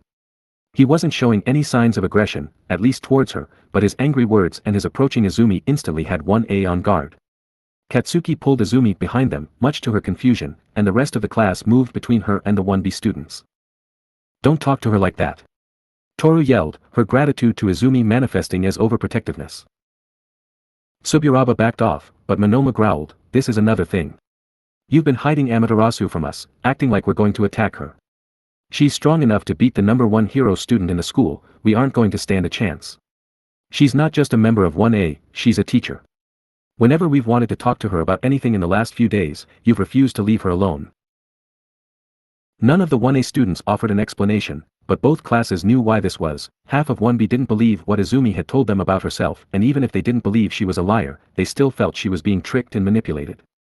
This meant they distrusted her mom and even her mama and siblings for playing along with it, and an insult to Izumi's family was an insult to her. 1A weren't going to stand for it, and didn't want to expose Izumi to those that would insult her family or make her feel bad about herself. Before the fight could get any worse, a voice from outside the classroom silenced the students. I think that is quite enough, don't you? The students paled and turned to see Principal Nizu standing there, a pleasant expression on his animal face. His smile didn't reach his eyes however, and Eri was standing nervously beside him, holding Ishiko in her hands for comfort. Flanking him were a pair of simple robots carrying stacks of boxes. Nizu looked between 1A, the few members of 1B, and the remaining students from other courses, daring any of them to keep arguing. The non-hero students quietly began dispersing now that the show was over, and the hero students looked down ashamedly at being caught arguing like children. Nizu approved of their show of contrition and walked fully into the room. I was quite surprised when Amaterasu took longer than she said she would to come and collect her daughter, so I decided to look into the matter. Imagine my shock to find that she had been delayed by a childish squabble. Nizu began, speaking with a tone of false pleasantry. Izumi blushed, I'm sorry Principal Nizu, I should have stopped the argument. Nizu smiled at her, you should have, but I understand it is hard to enforce authority over one's friends. Now, since the USJ attack and the coming sports festival has risen the tension, as well as the other course's misguided declaration of war, I shan't punish this indiscretion, this time. Be warned though, Mineta was correct that if I or the other teachers judge it appropriate, we will move you to another course and give your spot to someone else. This includes the recommendation students, the principal said, making a point to look at Shoto and Tokage. Am I understood? Yes sir, the students replied. Good. Now there isn't much time left for lunch. You 1B students should get moving, the principal ordered. Without daring to look back, the 1B students left, with only Tagura hanging back. I'm not the kind of guy that ditches my pals. I'll join you guys for lunch tomorrow, cool, he said, looking to the members of the Midoriya lunch group. They smiled gratefully, glad that at least one person in 1B still liked them. Principal Nizu didn't comment as the Mantis boy left, but he was impressed by the show of loyalty. He then turned to the members of 1A. I think it would be best if you stayed here for the rest of lunch. I will speak to the other students about not harassing you again. After I saw what was happening on the security feed, I ordered Lunch Rush to put together these bento boxes for you, he said, clapping his paws. The robots moved forward and offered the boxes to the students, who all gratefully took one. Right, I shall leave Eri with you here. Amaterasu, please escort her to Recovery Girl before you meet with All Might for afternoon classes, the principal instructed. Yes sir. Izumi replied, happily embracing Eri and Ishiko as they ran over to her. The principal nodded and turned to leave, but stopped at the door. He looked over his shoulder at Toru. It's lovely to see you, my dear. I look forward to seeing how well you perform in the festival. Toru beamed, thank you, sir. Think nothing of it. This year's batch of heroes is quite impressive, if unruly. I look forward to watching your growth. Nizu smiled, before finally leaving. 1A sat and ate their lunches quietly, conspicuously avoiding any talk of 1B or the other students due to being cowed by the principal or too angry to think straight. Toru was still too deliriously happy to let the whole thing bother her, and eagerly sat beside Izumi while she enjoyed her time with Eri and regaled her with stories of her brief second visit to Okinawa. The whole time, Izumi couldn't stop thinking of the encounter with the other students. She'd need to talk to her 1A classmates about their coddling of her, as well as trying to resolve things with 1B. Inwardly, she was cursing. Her classmates had been stupid to say such antagonizing things, and 1B were stupid to be jealous of the USJ attack. She was furious that both sides had indirectly used her as a point of contention, and was frustrated that after just solving Toru's problem and making the girl happy, she'd had a whole other problem dumped on her shoulders. The only bright side was that the other students hadn't learned of her quirk exchange. For the sake of Eri, Izumi painted a big smile on her face. There would be time for those worries later, for now she would enjoy her child's company. Thursday 2/7th April 2282. Class 1B dorms, Udata High School. When classes ended for the day and the students returned to their dorms to change, both Class 1A and 1B found their homeroom teachers waiting for them with unhappy faces. While Nizu had been content not to take things further after the argument at lunch, he had still reported what happened to the other teachers, naturally including Eraserhead and Vlad King, and the two men had decided to confront their classes. Eraserhead had been irritated that 1A had allowed the argument to escalate at all, agreeing that many of them had been getting a big head over the praise they'd received.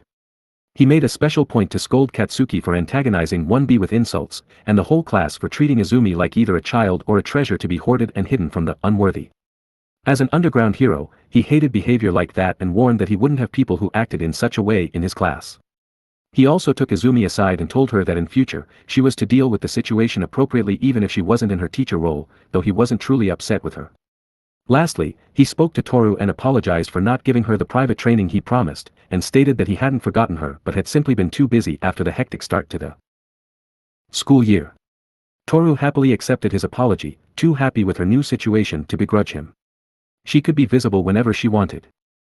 Now, she wouldn't be overlooked anymore. Vlad King had been more sympathetic and exasperated as he scolded his students. He understood how they felt, being treated like leftovers and second-rate students because they hadn't been attacked, but he couldn't accept their behavior. They'd barged into 1A's classroom and picked a fight, insulting them or at least insinuating something insulting. Monoma and Tetsu got the worst of it for starting and escalating the conflict, while Tsuburaba was scolded for his disrespect towards Amaterasu. On the other hand, Vlad King made sure to compliment Shiozaki for extracting herself from the situation before it got out of hand, which the Vine girl didn't think she deserved, as well as Taguru for being loyal to his friends without siding against his classmates. Tokage fell somewhere in the middle, and was warned not to involve herself in future while being praised for at least articulating her feelings without getting aggressive, defensive, or insulting. Both classes were ashamed, but also bitter over the whole thing, believing they didn't deserve it. 1A felt 1B had started it with jealousy, while 1B felt 1A was the cause due to their arrogance. Those in both classes that wanted nothing to do with the conflict stayed out of it, but would end up avoiding the other class too, just out of solidarity for their classmates or because they saw the other class avoiding them. Since neither class could do anything about the situation now, they all turned their eyes to the coming sports festival, where they could settle the score once and for all.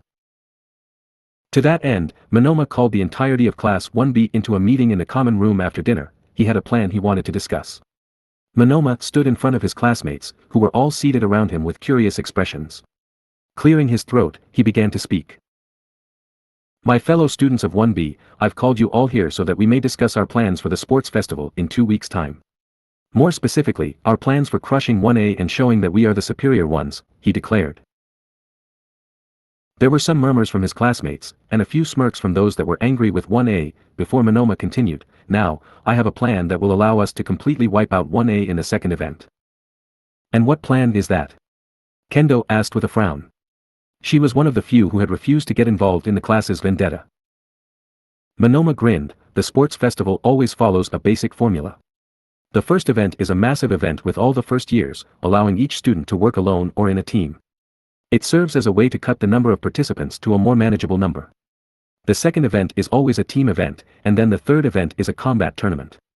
My plan is this: during the first event, hold back dramatically. Do the bare minimum needed to qualify and limit how much you use your quirks. 1A will be arrogant and show off, giving their all from the start. They'll exhaust themselves and reveal more of their quirks, tricks and abilities, allowing us to team up in the second event and take them out. We'll be rested and have tricks they won't have seen. We'll take them out completely, he explained, gesturing passionately. His classmates began to whisper to each other, many looking impressed and eager to try it. A few weren't so happy though, one of whom was Kendo. Monoma, we all watched each other fight during the combat trial. Both classes know each other's quirks. The not exhausting ourselves part makes sense, but what good is hiding our abilities if they already know them, she asked with a frown. Simple, we have 2 weeks before the event to train. If we all work together, I'm sure we can come up with surprises that will crush 1A. Monoma answered, I bet we can even get Amaterasu's help. His classmates looked at him like he was insane. Monoma, Amaterasu's in class 1A. Why would she help us? Suburaba asked. Monoma smirked, she's also a teacher, and she won't show favoritism. She even said so earlier, if any of us need help with our quirks, she'll give us help. So long as we don't tell her our plan, we can secure her assistance. The only problem is getting her away from 1A long enough. Hey Kamakiri, you're pals with her. Can't you get her alone to ask? Awaze asked. Toguru scowled, I'm not getting involved in this. I didn't come to U.A to play games or get stuck in bullshit popularity contests. I'm going to give it my all, and I'm not lying to my friends, he growled, making many of his classmates edge away from him nervously. I'm with Kamakiri here. Kendo frowned, this plan feels too underhanded, and it's insulting to the other courses too. I'm going to try my best. But as class rep, I also can't allow you to lie to a teacher, so if Amaterasu agrees to help you train, I'll tell her about this plan. The rest of the class shifted uncomfortably. Part of why they'd elected Kendo to the role of class rep was because she was dependable and good-natured, a big sister figure for all of them, and now it felt like their big sister was disappointed in them.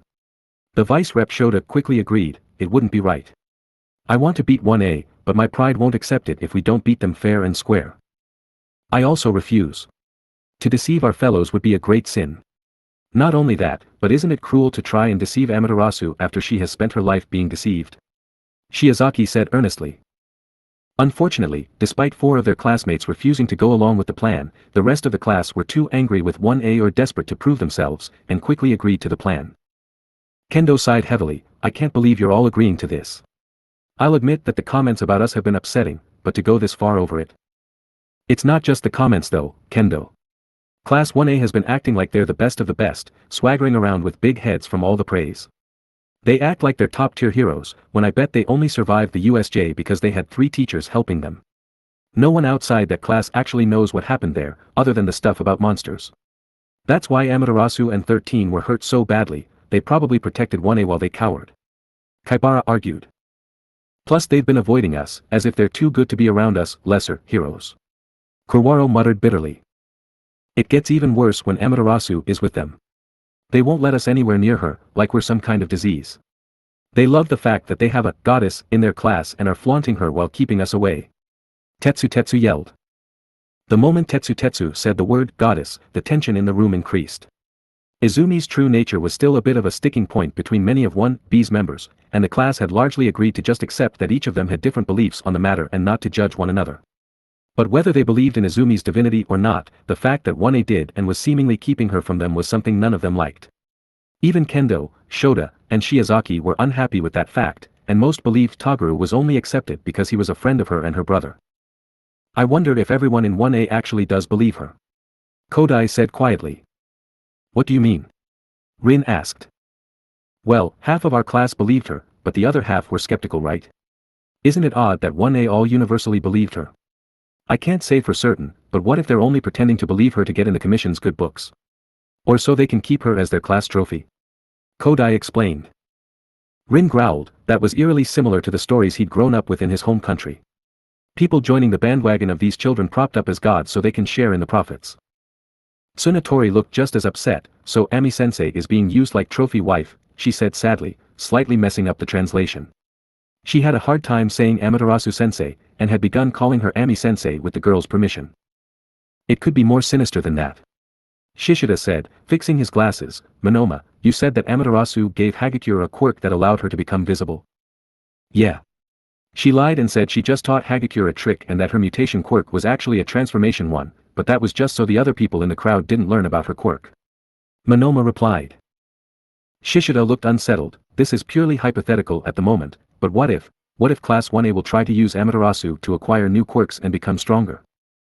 The students of 1B paled, why you don't think they'd go that far, do you? Fukidashi asked shakily. Like I said, it's just a hypothesis. It makes sense for her to help Hagakure if she genuinely had trouble with her quirk. But now 1A know that Amaterasu is willing to give them quirks to solve their problems, they could very well exploit it. Shishida said nervously, not liking the idea of competing against a class of superpowered teens with multiple quirks and too much arrogance. Monoma looked angry, they could definitely do that. If they painted their problems as some big sob story, Amaterasu would definitely help them. Think about it, Bakugo goes crying to her that his explosive sweat is screwing up his life, so she finds and gives him a quirk that lets him control it like that 1/3 year. Or Todoroki whines that his ice gives him frostbite, so Amaterasu gives him a quirk that makes him immune to the cold.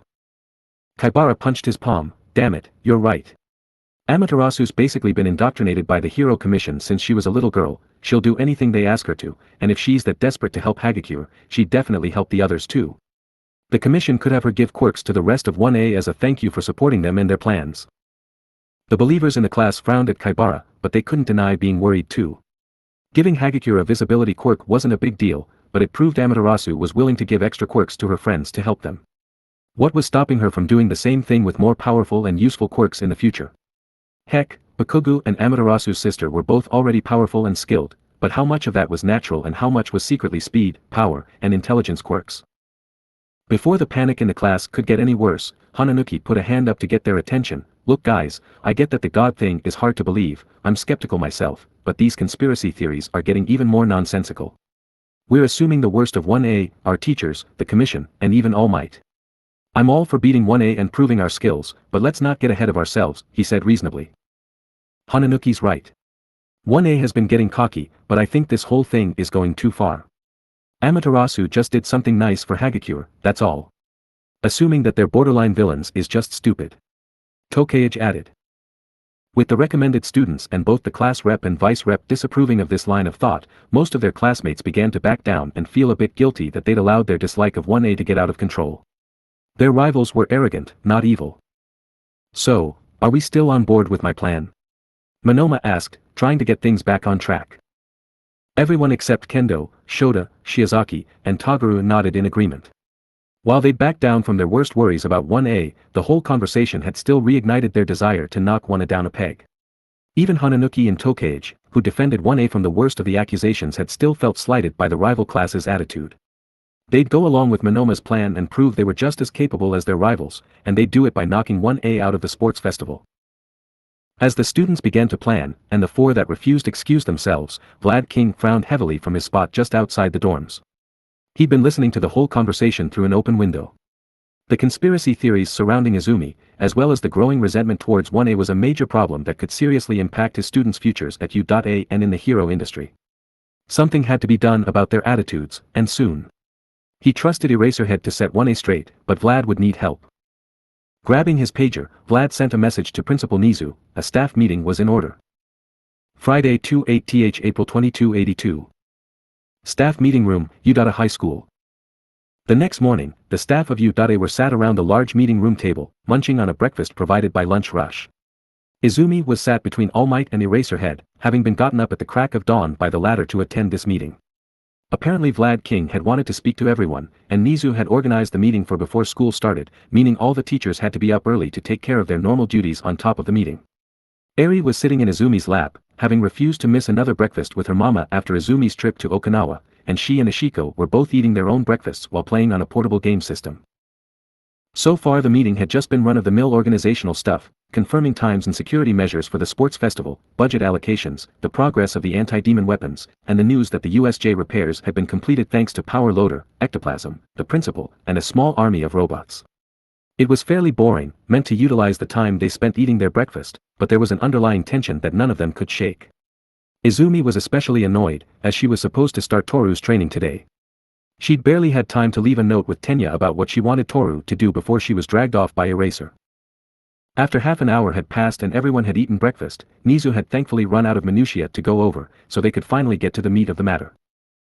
Alright, I'm sure you're all wondering about the real reason I've called you here this morning. Vlad King asked me to get your input on the current situation between the first-year hero classes. Nizu said, speaking in his usual pleasant tone that hid his true feelings. The teachers looked to the burly blood hero, who was frowning deeply. I'm sure we've all noticed the tensions rising between 1A and 1B after the USJ incident, and both classes being brought in on the demon situation, he said. Is this about that lunchtime spat from yesterday? Eraser was grumbling about it all last night. Midnight asked. Aizawa scowled, it's an irrational waste of time. I talked to my class and they won't be continuing if they want to stay in the hero course, he said, making Izumi wince. Watching him scold her classmates hadn't been fun. I spoke to mine too, but I don't think it's over. They'll obey the school rules so we can't punish or reprimand them, but they still have strong resentment over the whole situation. Vlad sighed. Izumi frowned, did something happen after you talked to them, she asked. Vlad King looked at her with a wince, yeah, you're not going to like it, he said. The blood hero repeated what his students had said about both 1A and Izumi, as well as their plan for the sports festival. He even reluctantly explained the theory his students had about Izumi being convinced to give out new quirks via emotional manipulation. That was a serious accusation, especially as the heroes of Udate knew it was fairly believable. If Izumi thought it was the only way to solve a serious personal problem, she would search for a quirk she could give. Toru was a prime example, her issues with her invisible body simply couldn't be wiped away or treated with therapy, it wasn't just all in her head. It was a serious self-esteem issue that was causing real mental damage to the girl, and finding a way to make her visible had been the only way Izumi could help her. For some members of 1B to think 1A would exploit this to get new quirks of their own, or that Izumi's siblings already had, was incredibly insulting. Izumi was torn between being angry at the accusations towards her friends, and saddened by 1B's belief that she was so easily manipulated. It doubly annoyed her because she knew it would have been a valid concern only a year ago. The whole thing with the Shai Hasaikai had only happened because Izumi fell for a sob story after all. This is a problem. 13 said, we can't act against 1B since they said these things in a private conversation, and haven't broken any school rules. But if we leave things alone, it could escalate. Relations between the two classes are already unhealthy, with the exception of Kamakiri, all friendships and acquaintances between the two have already been cut off. Vlad King finished, deeply upset by the situation. He tended to get more attached to his classes than Eraser did. Man, this ain't good. Mike shook his head, do we talk to the little listeners and try to set them straight? We already tried that yesterday. Eraser frowned, if 1A acts up, I can deal with it. The biggest problem would be Bakugo, but Amaterasu can handle him.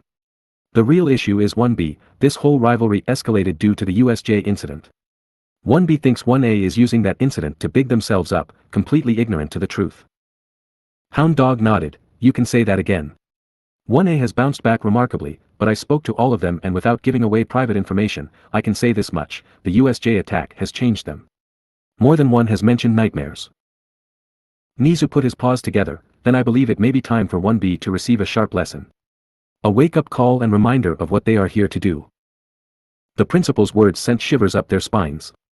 All Might raised his hand to weakly protest, isn't that a bit harsh? Wouldn't it be better to just sit both classes down and talk? And perhaps also show 1B the recordings from the USJ, so they understand what 1A went through. Nizu was silent for a moment, before turning from All Might to his young assistant, meeting Izumi's eyes. The young heroine flinched as he addressed her, Amaterasu, when those third years refused to listen to you and believed you were just a child, did I respond by showing them a video of your battle with Orochi? Or one of your other exploits? No, sir. Izumi answered. What did I do instead? Nizu asked. You had us fight, to show them my skills directly. Nizu smiled, indeed, and you crushed them. Have they shown you any disrespect since? Izumi shook her head. Wendigo and the other third years that had fought her now showed her the proper respect, treating her like any other teacher or hero. Exactly. That is why I won't simply talk to 1B, or show them some videos. Those that haven't experienced the terror of real villains will never understand by watching from behind a screen. I believe a more practical lesson is required. You, my dear, will be helping me with this. Nizu's smile promised mischief, and Izumi and the teachers all shuddered. Whatever Nizu had planned, it wouldn't be fun. Next chapter, Monster Factory. To be released, March 30th, 2022. Well, it looks like things are escalating. 1B has made their own plans, and unfortunately so has Nizu. This isn't going to end well for anyone. But more importantly, today is the 1-year anniversary of this story. It has been a long year, what with COVID and lockdowns and all manner of other stuff going on in the world, but now we have finally reached this point. 129 chapters, 11 story arcs, and almost 1 million words. On top of Yusuke Rizuno's amazing fan art, I have something else great to announce. Anyone reading the comments will already know this, but the main story is complete. The final chapter and epilogue was written about a month ago, and the whole thing comes in at over 500 chapters, 40 story arcs, and around 4 million words. This story is huge, and all that needs doing is some minor editing involving plot points in the manga that haven't been revealed yet, namely the last of the OFA quirks, and the final resolution to the Endeavor scenario. I've written all 3 possibilities and will copy and paste the relevant sections once the vote ends. My upload schedule will be the same, since I'm now working on a post-story extra act based on Eri. It's been a long way, but we've still got a long way to go, so I hope you all continue to enjoy this story. Thank you to everyone who has read to this point, and a special thanks to everyone who has reviewed or commented. Saturday 29th April 2282. Central Plaza, Unforeseen Simulation Joint. The students of Class 1B looked around at the newly repaired USJ, amazed by the huge, complex facility, while 13, All Might, and Amaterasu watched them with patient smiles. It was time for their rescue trial, which was a week later than originally planned thanks to the League of Villains. 1A had come back to the USJ for their own rescue trial the previous afternoon, and despite some lingering nerves from being back where they were attacked, they had worked together and done very well in clearing the 6 zones. 13 had also made sure to go other than new security features, such as manual releases on the exit doors, as well as additional doors and even tunnels that led underground to various points outside the USJ, tranquilizer-equipped turrets, and a new automatic check-in system to prevent jamming the alarms. Split into 5 teams of 4, each group had been tasked with clearing one zone after another by rescuing all the mannequins inside as fast as they could. All Might and 13 had each supervised 2 teams, while Amaterasu supervised only 1. It had gone well, and all 5 teams managed to clear all 6 zones. Now it was 1B's turn and they were extremely excited to get started and prove their skills.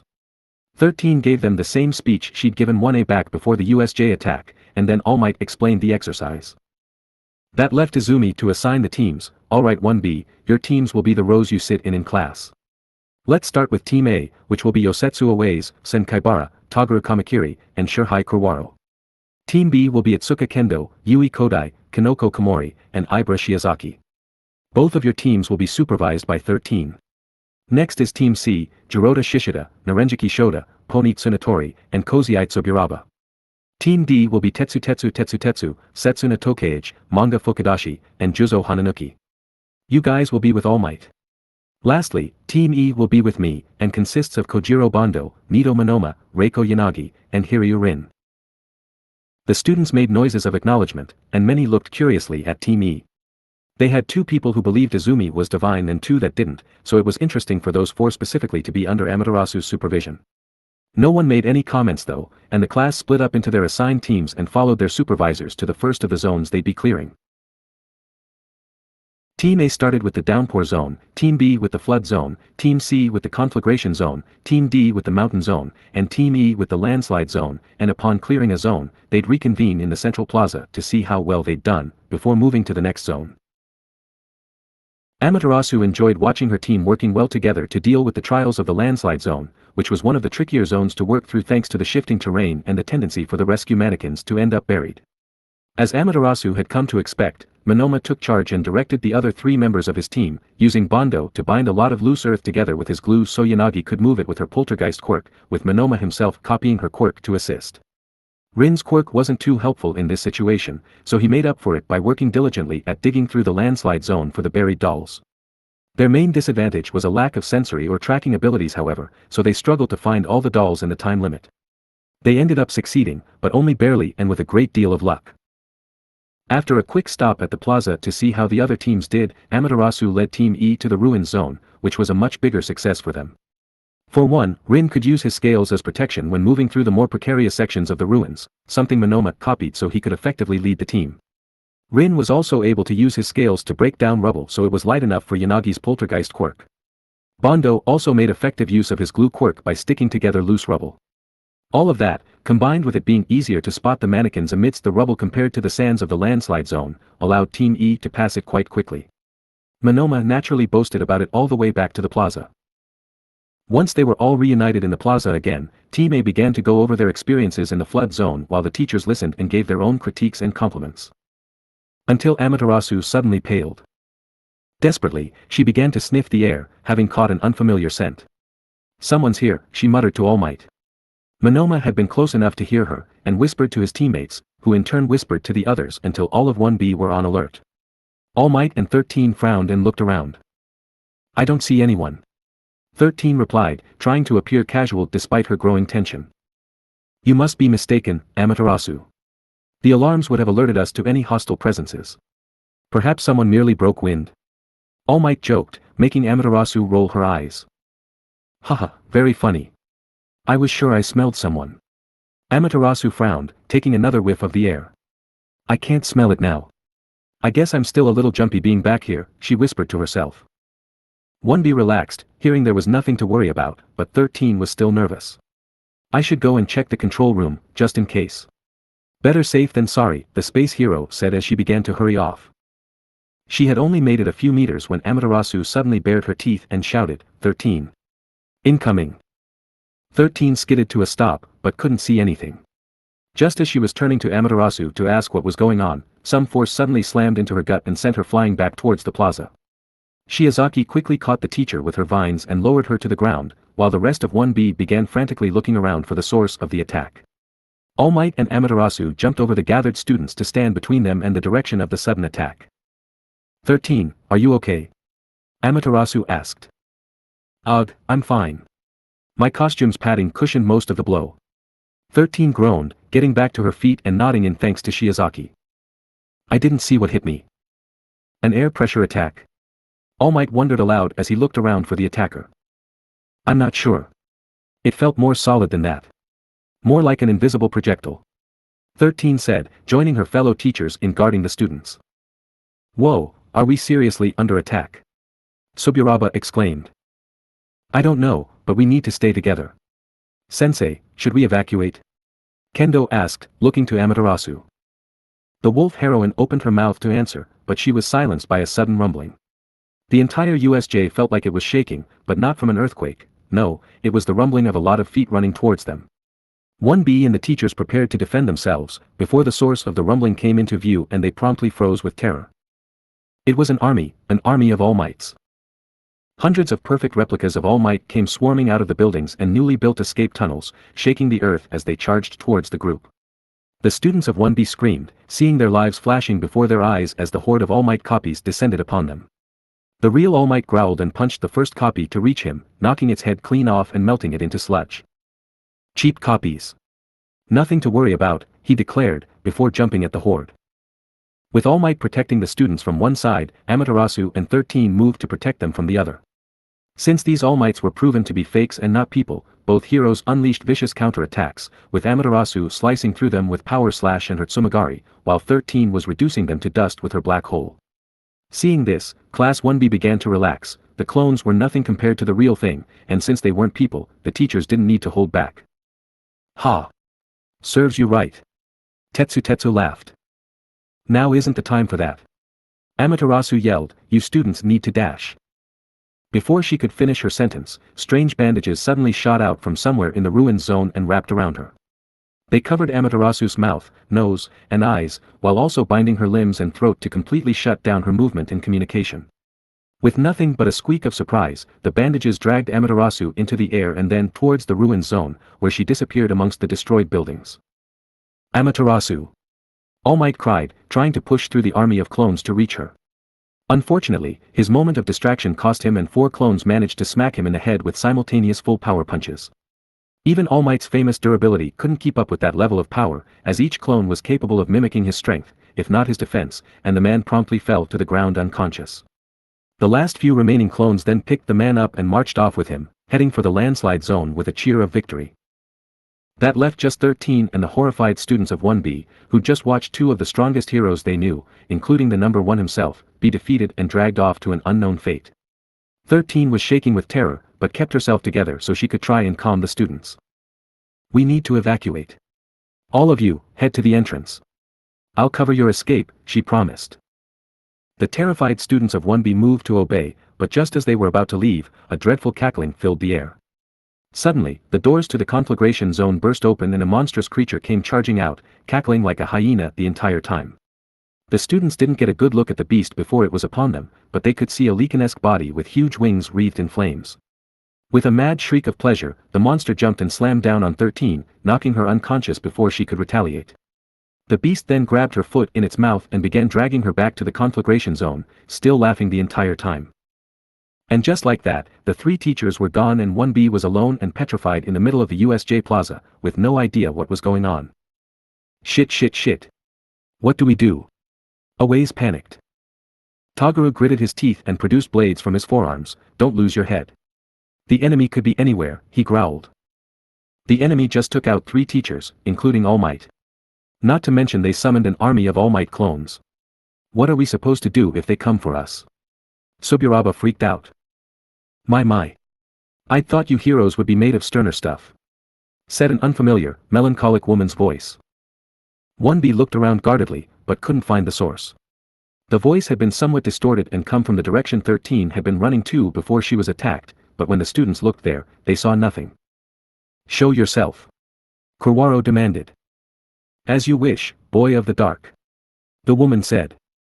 The air in front of the class rippled, and a woman suddenly appeared as if from the air itself.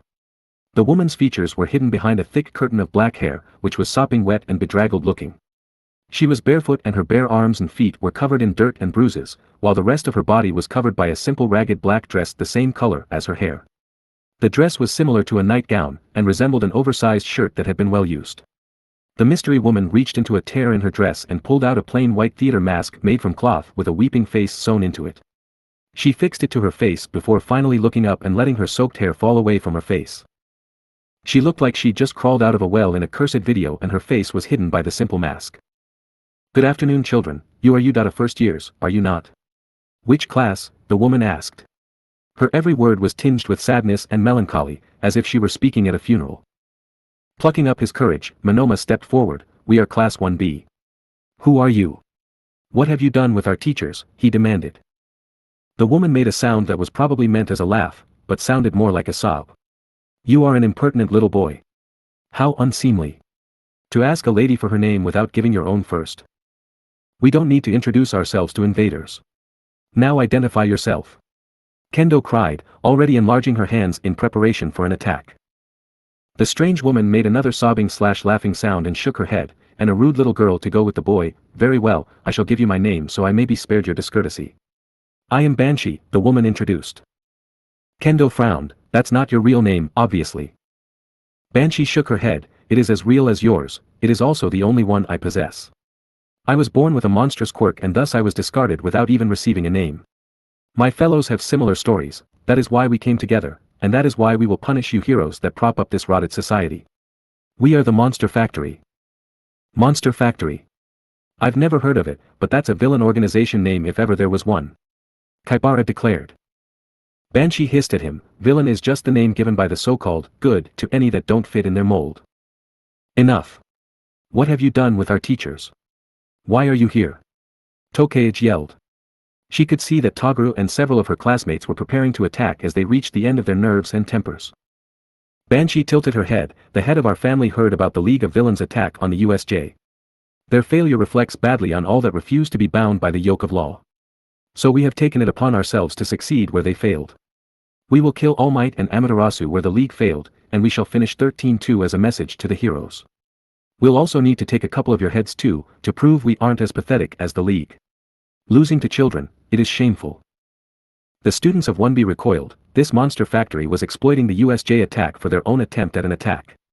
Worse still, they'd already captured the full heroes. None of the students knew if they were even still alive, and worst of all, Monster Factory wanted to kill them. Banshee pointed a grubby finger at Kendo. If you pick 2 of your fellow students as sacrifices, we shall kill them quickly and let the rest of you go. Refuse, and you shall all die. The blood of Class 1B ran cold at the sinister ultimatum, to offer up 2 of their own to slaughter and escape, or refuse and potentially all perish in defiance against the villains. The terror of the choice and its consequences froze many of their number, filling their veins with ice, but some were not so easily cowed. In a rage, Toguru, Monoma, and Tetsu leapt at the villainous woman. Tetsu threw a punch at her face with his steel fist, while Toguru aimed to slice the tendons in her legs with his blades. Monoma, copying both of their quirks, hardened his body into steel and grew short, needle-like spikes all over himself so he could tackle the woman and take her out of the fight. To the horror of everyone however, all 3 boys phased through the woman as if she were a ghost. Not expecting that, Tetsu and Monoma stumbled and crashed into each other, hitting the floor hard, though their steel bodies protected them from harm. Toguru managed to catch himself and swung his blades at the woman's back, but passed through her yet again. What the hell, he cursed, she's like a damned ghost.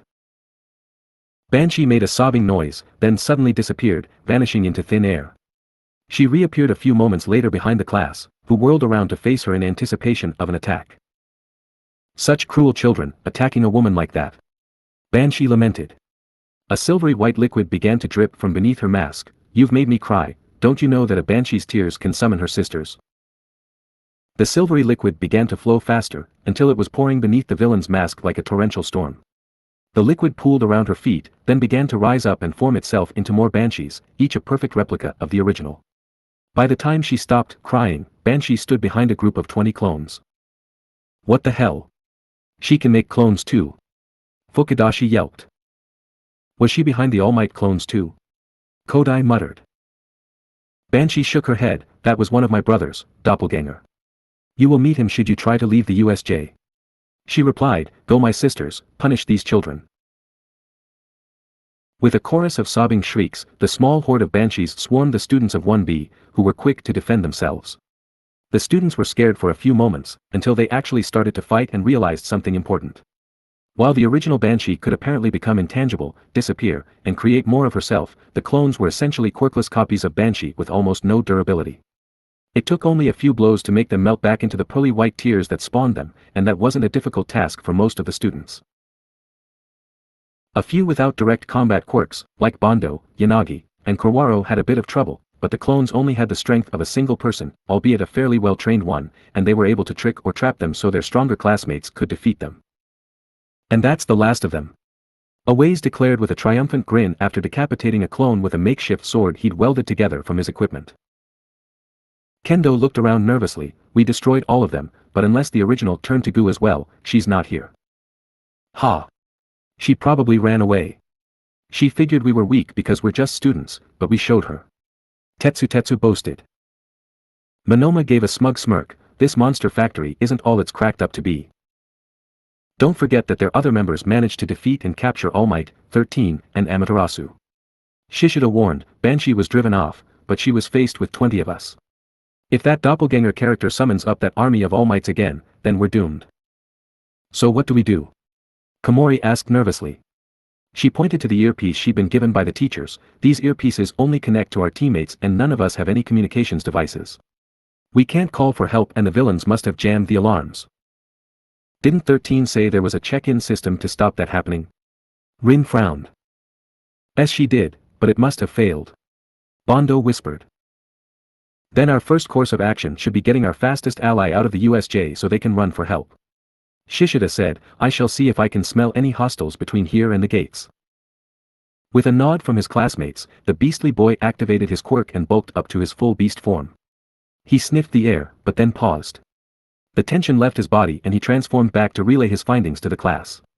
Unfortunately, whatever he'd smelled had made him lower his guard completely, leaving him wide open.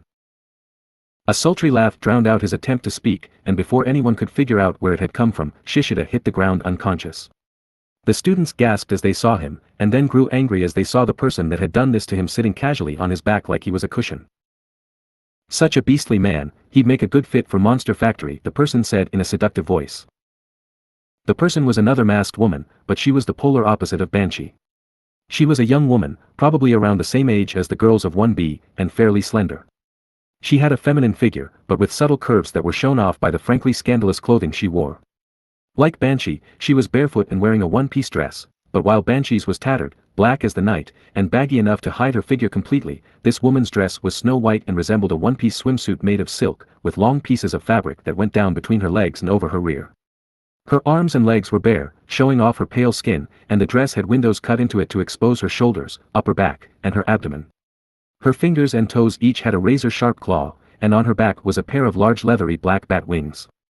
Those wings were among the only parts of her that weren't white, as even her long straight hair was white and reached her hips, where a thin black tail was poking out of a hole at the base of her spine. The tail resembled those that stereotypical devils had, with an arrow head shaped point at the end.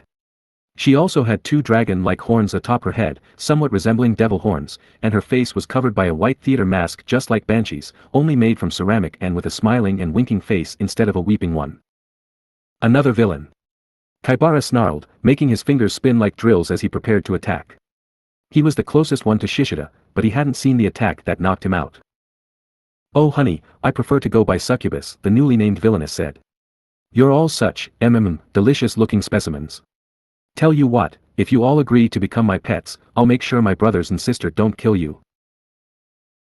Many of the boys, and a couple of the girls too, blushed crimson at the sultrily delivered offer. Shiozaki was not impressed however. "You are shameless, villain." Shiozaki hissed, "We will not be taken in by your depravity."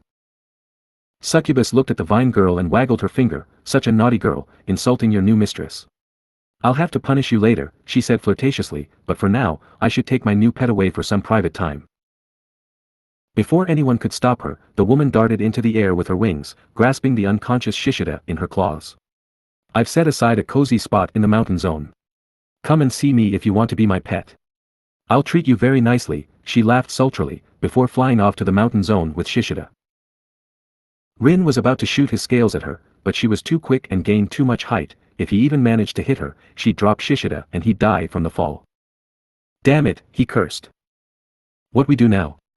Strange dominatrix took Shishida, and other villains took teachers. Tsunatori fretted, looking ready to cry. "TCH, we'll have to go get him back. We drove off Banshee, and Succubus can't be much tougher if she didn't stay and fight." Toguru snarled, already marching towards the mountain zone. "Do you really think it will be that easy?" Toguru nearly leapt out of his skin as Banshee's voice whispered in his ear. He spun around just in time to see another horde of Banshee's clones suddenly charge his classmates. They responded as they did before, easily defeating the clones, but while they were distracted, Banshee lifted her mask slightly to reveal her mouth. It was unnaturally wide and lipless, showing the woman's bare teeth, which were in surprisingly good condition considering the rest of her. Her mouth somewhat resembled Hananuki's, but when she opened it, it was almost like her entire lower jaw had been dislocated. Toguru gasped at the disturbing sight, before the most horrendous supersonic shriek blasted out from Banshee's throat and hit him full blast. The incredible volume and force of the scream made Toguru's ears bleed as his eardrums burst, and a moment later he fell to the floor unconscious. Two Banshee clones picked him up as the original disappeared again, and the rest of the clones kept 1B so busy that by the time they'd cleared them out, Toguru and Banshee had both disappeared in the direction of the downpour zone. Class 1B, now reduced from 20 to 18, stood dumbfounded and terrified. Not only had they lost their teachers, they'd now lost two classmates as well. Hopelessness began to settle over them like a dark fog, and their nerves began to fray. Kamakiri. Shishida. They're both gone. Those monsters took them. Shoda exclaimed fearfully. "What do we do now?" Komori asked. "Would it not be best to follow Kamakiri's plan? To march forth and valiantly rescue our friends and instructors?" Yanagi said, her quiet tone hiding how afraid she actually was. "We need to plan more carefully. We've lost 5 people already because the enemy was able to take us by surprise. We can't afford to rush in haphazardly. It may even be better to escape through the tunnels with my quirk, and alert the rest of the school. Hananuki said, maintaining his composure by focusing on the task at hand. At that moment, each member of 1B winced as an awful crackling sound came from their earpieces. The sound of interference set their teeth on edge, but the voice that followed was worse. Kihihi. Hello little brats. This is Hellhound of the Monster Factory. Kihihi, said a creepy voice. It was a high-pitched, creepy, and mocking tone that was punctuated by hyena-like laughter, and just like Banshee and Succubus, it sounded like it was electronically altered, though that might have been the earpieces. Bastards! They're taunting us now. Tetsu grit his teeth. Kendo silenced him with a gesture, then spoke politely to the villain. They were at a disadvantage and the enemy had hostages, angering them further was unwise. Hellhound. Your ally Banshee told us why you are here. I'd like to know more. Kihihi, and why should I tell you, girl brat? Kihihi.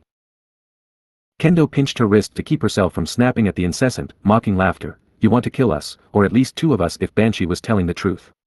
Don't we deserve to know why? She gambled. She remembered what Amaterasu had said when she defeated the rebellious third years. Hero lesson number 1, never turn down an opportunity to learn more about your opponent, and hero lesson number 2, if a villain, or some other foe, pauses to talk to you, use it as an opening to act. Class 1B couldn't directly attack this Hellhound figure, but they could get him talking and find a way to exploit him. Hellhound seemed to take the bait, kihihi, you heard most of it from Banshee. The League of Villains were so pathetic that they've set back a lot of the progress other organizations have made in overthrowing this cruel society. Drastic measures had to be taken. We'll lop off All Might's head, and that inferior canine of his too, as well as this space marshmallow and the brats we caught. We'll broadcast it all over the internet. The whole world will see that Monster Factory are the liberators of all us monstrous quirk holders. Kihihi. Class 1B began to turn green at the idea of their friends and teachers being executed. All 5 of them were at the villain's mercy. If they still lived it was because the broadcast hadn't been set up yet. W8. Banshee said we could choose 2 of our number to be killed, but we didn't get to. Kendo cried, planning to offer up her own life in return for one of theirs.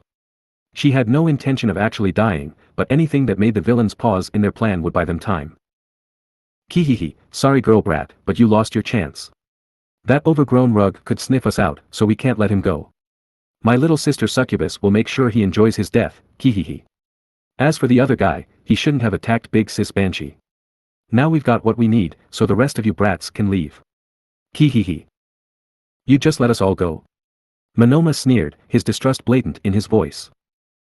Hellhound cackled, kihihi, of course. You brats are weak. We'd hoped to invade while an older class was about, or at least those 1A brats. Since all we got was you, we've got no reason to bother killing you all. 2 deaths will be enough to get our message across, the rest of you aren't worth the bother. Kihihi. The dig at their class made Monoma and Tetsu furious, as did yet another unfavorable comparison to 1A. Before they could say anything stupid, Hellhound spoke up again. Kihihi, if you stick around and get in our way though, we'll kill you. 2 dead brats is all we really need, but more will spread our message faster. If you want to live, then go to the front gates and talk to Big Bro Doppelganger. If all of you go together and bow respectfully, he'll let you out. If even one of you is missing or you try to escape through the tunnels, which we are watching, then we'll kill your friends now and take 2 more of you. If you try to attack Doppelganger, then we'll kill the hostages immediately and all 6 of us will attack and kill you at once. This is your last chance brats, make the smart choice. Kihihi. The earpieces then went dead, leaving 1B in stunned silence. Well. Shit. Awaze cursed, being the first to find his voice again. What should we do? Komori squeaked. We can't leave. If we leave, Kamakiri and Shishida will be murdered, not to mention the teachers. Shiozaki said, her hands clasped together in prayer. Kendo nodded in agreement, Shiozaki's right. We're here to be heroes, we can't abandon someone in need, especially our friends. The villains believe we're too weak and inconsequential to be a threat, so let's use their underestimation of us to our advantage. Monoma declared, let's create a strategy, and fast, before the enemy has a chance to hurt the hostages. The rest of Class 1B nodded, rallying behind Monoma and Kendo. Thankfully, they had quite a lot of information to go on. Hellhound let slip that there were 6 of them here. Banshee, Succubus, Doppelganger, himself, and 2 unknowns. We also know aspects of Banshee's quirk, and that succubus can fly with hers, so we have at least an idea of what we're getting into. Hananuki said, removing his helmet so he could look his classmates in the eye. That's true. We can also infer a bit about their powers based on their names. Banshee was ghostly and had a super shriek just like banshees from legends, and succubus was trying to seduce us.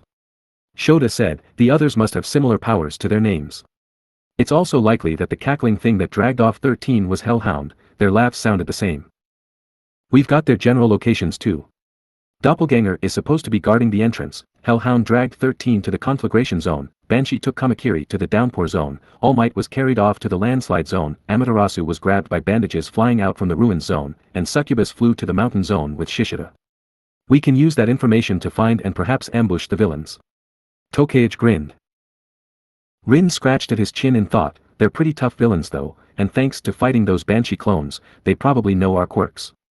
I bet they also split themselves up and took over the zones that best suited them. Banshee would look at home in the downpour zone, and Hellhound in the conflagration zone. We might be at a major disadvantage. Tsuburaba shrugged, then why don't we all work together and take out each villain one by one?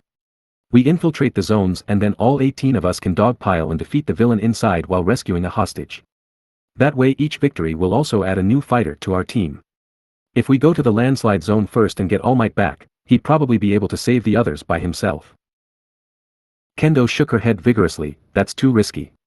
It would be a good plan normally, but the villains are likely watching us and clearly have the ability to communicate, she said, tapping her earpiece for emphasis. If any of them manage to let the others know what's happening, or they hear the sounds of fighting from another zone, they may kill the hostages immediately. Tsuburaba paled at the idea and immediately shut his mouth. The rest of the class exchanged looks, wondering how best to go about rescuing their friends and teachers. They couldn't run and leave them to die, but if they acted recklessly then they'd essentially be killing their friends themselves. Monoma was the first to come up with a solution. Kendo is right. Attacking any of the Monster Factory villains will make the rest kill their hostages, unless they're all too busy with their own attacks. The only way for us to rescue the hostages is to attack all 6 villains simultaneously, that way they'll be too distracted to kill them as well as unable to come to their allies' aid. I suggest we split into teams and take them on that way. That was a reasonable plan, though it carried a much greater risk for the rescuers. If we split ourselves into 6 teams, each team will only have 3 members. Shiozaki pointed out, they may be strong enough to overwhelm us. They did manage to defeat our teachers after all. The reminder that even All Might had fallen put a major dampener on the class's confidence, but Monoma wouldn't be deterred. Our teachers were overwhelmed and taken by surprise while trying to protect us. That's the only reason they lost. If we plan our teams properly, I'm sure we can get an advantage over the enemy and defeat them. 1A managed to survive hundreds of villains and monsters, 1B can definitely defeat 6, he said confidently. That got a cheer from some of his classmates, and seeing as none of them could think of a better plan that didn't involve getting their allies killed, they all agreed to go along with it. As quickly as they could, they hammered out which of them would be in each team and which teams would go to which zones. Yanagi, Shota, and Kodai were assigned to pursue Banshee into the downpour zone. Their quirks worked well together and if used cleverly, they could attack Banshee at a range and hopefully work through her intangibility with proper timing, something that was easy to do with Yanagi and Shota moving projectiles around as they wished, and Kodai suddenly increasing their size when Banshee wasn't expecting it. Tsuburaba, Tsunatori, and Fukudashi would be chasing after Hellhound in the conflagration zone. Tsuburaba provided crucial defense, Fukudashi provided utility and a way to deal with both the heat and the unknown abilities of Hellhound, and Tsunatori could use a homing ranged attack against the flying villain from the safety of Tsuburaba's air barriers. Shiozaki, Kendo, and Tokage were teamed up to fight Succubus in the mountain zone. Their quirks made traversing the place easy, they could also attack at range and bind a flying target like Succubus, and as the 3 strongest girls in class, they would be significantly less likely to fall for Succubus seduction attempts, even if a quirk was involved, and it likely was given the villain's name. Monoma, Bondo, and Kaibara would be taking on Doppelganger at the entrance. They knew Doppelganger was the one behind the All Might clones, hence his name, and Monoma was sure that if Bondo could just bind the villain and let him touch him, the blonde copycat would be able to unleash the same tactic on the other villains, hopefully ending all the fights before they really started. Kaibara would be going along as a skilled melee fighter to draw Doppelganger close enough for Monoma to touch, as well as to drill through the doors if possible. Tetsu, Owaze, and Hananuki were sent to the landslide zone. They had no idea what the villain there could do, but their quirks provided the best response for that terrain. Hananuki could easily swim through it with softening, negating some of the shifting nature of the landslide zone, while Aways could weld it together to make it more solid. Tetsu was there as their primary fighter, with Hananuki also nullifying armor and weaponry by softening them, and Aways binding them with weld where possible. Lastly, the remaining trio of Kurwaro, Komori, and Rin would be going after Amaterasu's kidnapper in the ruins zone. Rin was going as the main fighter, as his scales provided defense, offense, and even ranged capabilities, while Kurwaro was going thanks to the ruins zone having plenty of shadows for him to sneak through and hide in. Komori would be supporting her teammates with her mushrooms, which would also provide Amaterasu with sources for Greensprout if she was able to fight at all. With their plan set in motion and the burning desire to both save their comrades and prove their strength raging inside them, the members of 1B put their fists together. These villains messed with the wrong class. Let's prove that 1B is second to no one. Monoma declared. Yeah, his classmates roared in response, before turning and charging for their assigned zones and enemies. The second battle of the USJ had now begun. Next chapter, The Banshee and the Doppelganger. To be released, April 1st, 2022. Looks like 1B is in their own dangerous situation now. Their teachers beaten and the enemy separate, they will be going the divide and conquer route to try and rescue them and escape. But they'll soon find they've bitten off a bit more than they can chew. Next chapter, Team Shota takes on the Screaming Banshee in the Downpour Zone, while Team Monoma faces the mysterious doppelganger guarding the USJ's front gates. Thank you all once again, and I look forward to reading your thoughts on this chapter and the ones to come. Saturday 29th April 2282. Downpour Zone, Unforeseen Simulation Joint. Kodai, Yanagi, and Shota stood outside the open doors to the Downpour Zone, staring into the dark and stormy cityscape within as their expressions turned even grimmer. The moment they'd opened the doors, they'd been assaulted by the torrential rain and gale force winds that the USJ's systems simulated. The rain stung their faces, and the wind made it even harder to see in the dim light. The Downpour Zone was not a place anyone would want to spend a lot of time, and now the trio had to fight a villain there to save a classmate's life. We're not going to get anything done by standing here. Let's go. Shota said, nervously taking charge. Kodai nodded expressionlessly, and Yanagi commented, indeed. We shall descend into the dark and find our fallen comrade. Their responses made Shota even more nervous. Communication-wise, the three of them were probably the least skilled people in class. Kodai rarely spoke, Yanagi's way of speaking was often needlessly complicated, and Shota was generally soft-spoken and non-confrontational. It made it hard for them to speak to each other comfortably, and considering they were going into a life-or-death battle where communication was important, Shota was right to be nervous. Let's stick to the shadows. If we can rescue Kamakiri before Banshee notices us, we'll be at an advantage. Shota said, as he led the other two into the Downpour Zone. Since the Downpour Zone was designed around a cityscape that had been hit by a horrific storm, the trio were able to move slowly through the zone by taking cover in alleys, beneath awnings, and inside buildings themselves. They stayed out of the rain and wind as much as possible so the simulated weather wouldn't impair them, and also so it would be easier to sneak up on Banshee. If they'd walked outside, they'd have been out in the open and their every footstep would have made an audible splash against the sodden ground. It didn't take long for the three sneaky teenagers to find Kamakiri, who'd been left in the dead center of the zone. The trio took cover inside a building just across the street from Kamakiri and watched carefully through a broken window, after Yanagi's quirk had been used to clear away the glass shards. The mantis boy was unconscious and bound to a lamppost by heavy iron chains that even his blades couldn't slice through on their own, with his hands and feet each bound together inside some kind of thick iron boxes that resembled manacles. He also had his mouth covered by a muzzle, with metal pieces bound to his pincers. Shota found that odd. The chains and manacles made sense for the villains to have if they planned to take hostages, and they were fairly generic, but the muzzle looked like it had been designed for Kamakiri specifically. Kamakiri's head was differently shaped even without his pincers, yet the muzzle fit him perfectly. Shota shook off those thoughts and frowned. There'd be time to worry about that later. Kamakiri's heavy restraints and unconsciousness meant that the trio wouldn't be able to get his help, and would need to defeat Banshee and hope she had the keys to his restraints.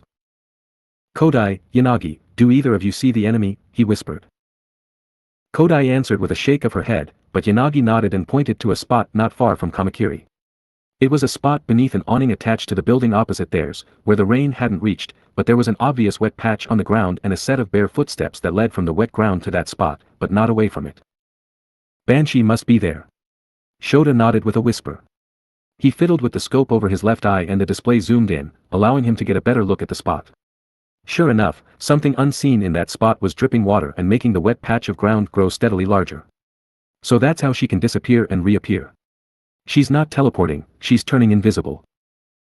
Invisibility, intangibility, cloning, and a super scream, she's a formidable foe. But a poltergeist is superior to a banshee.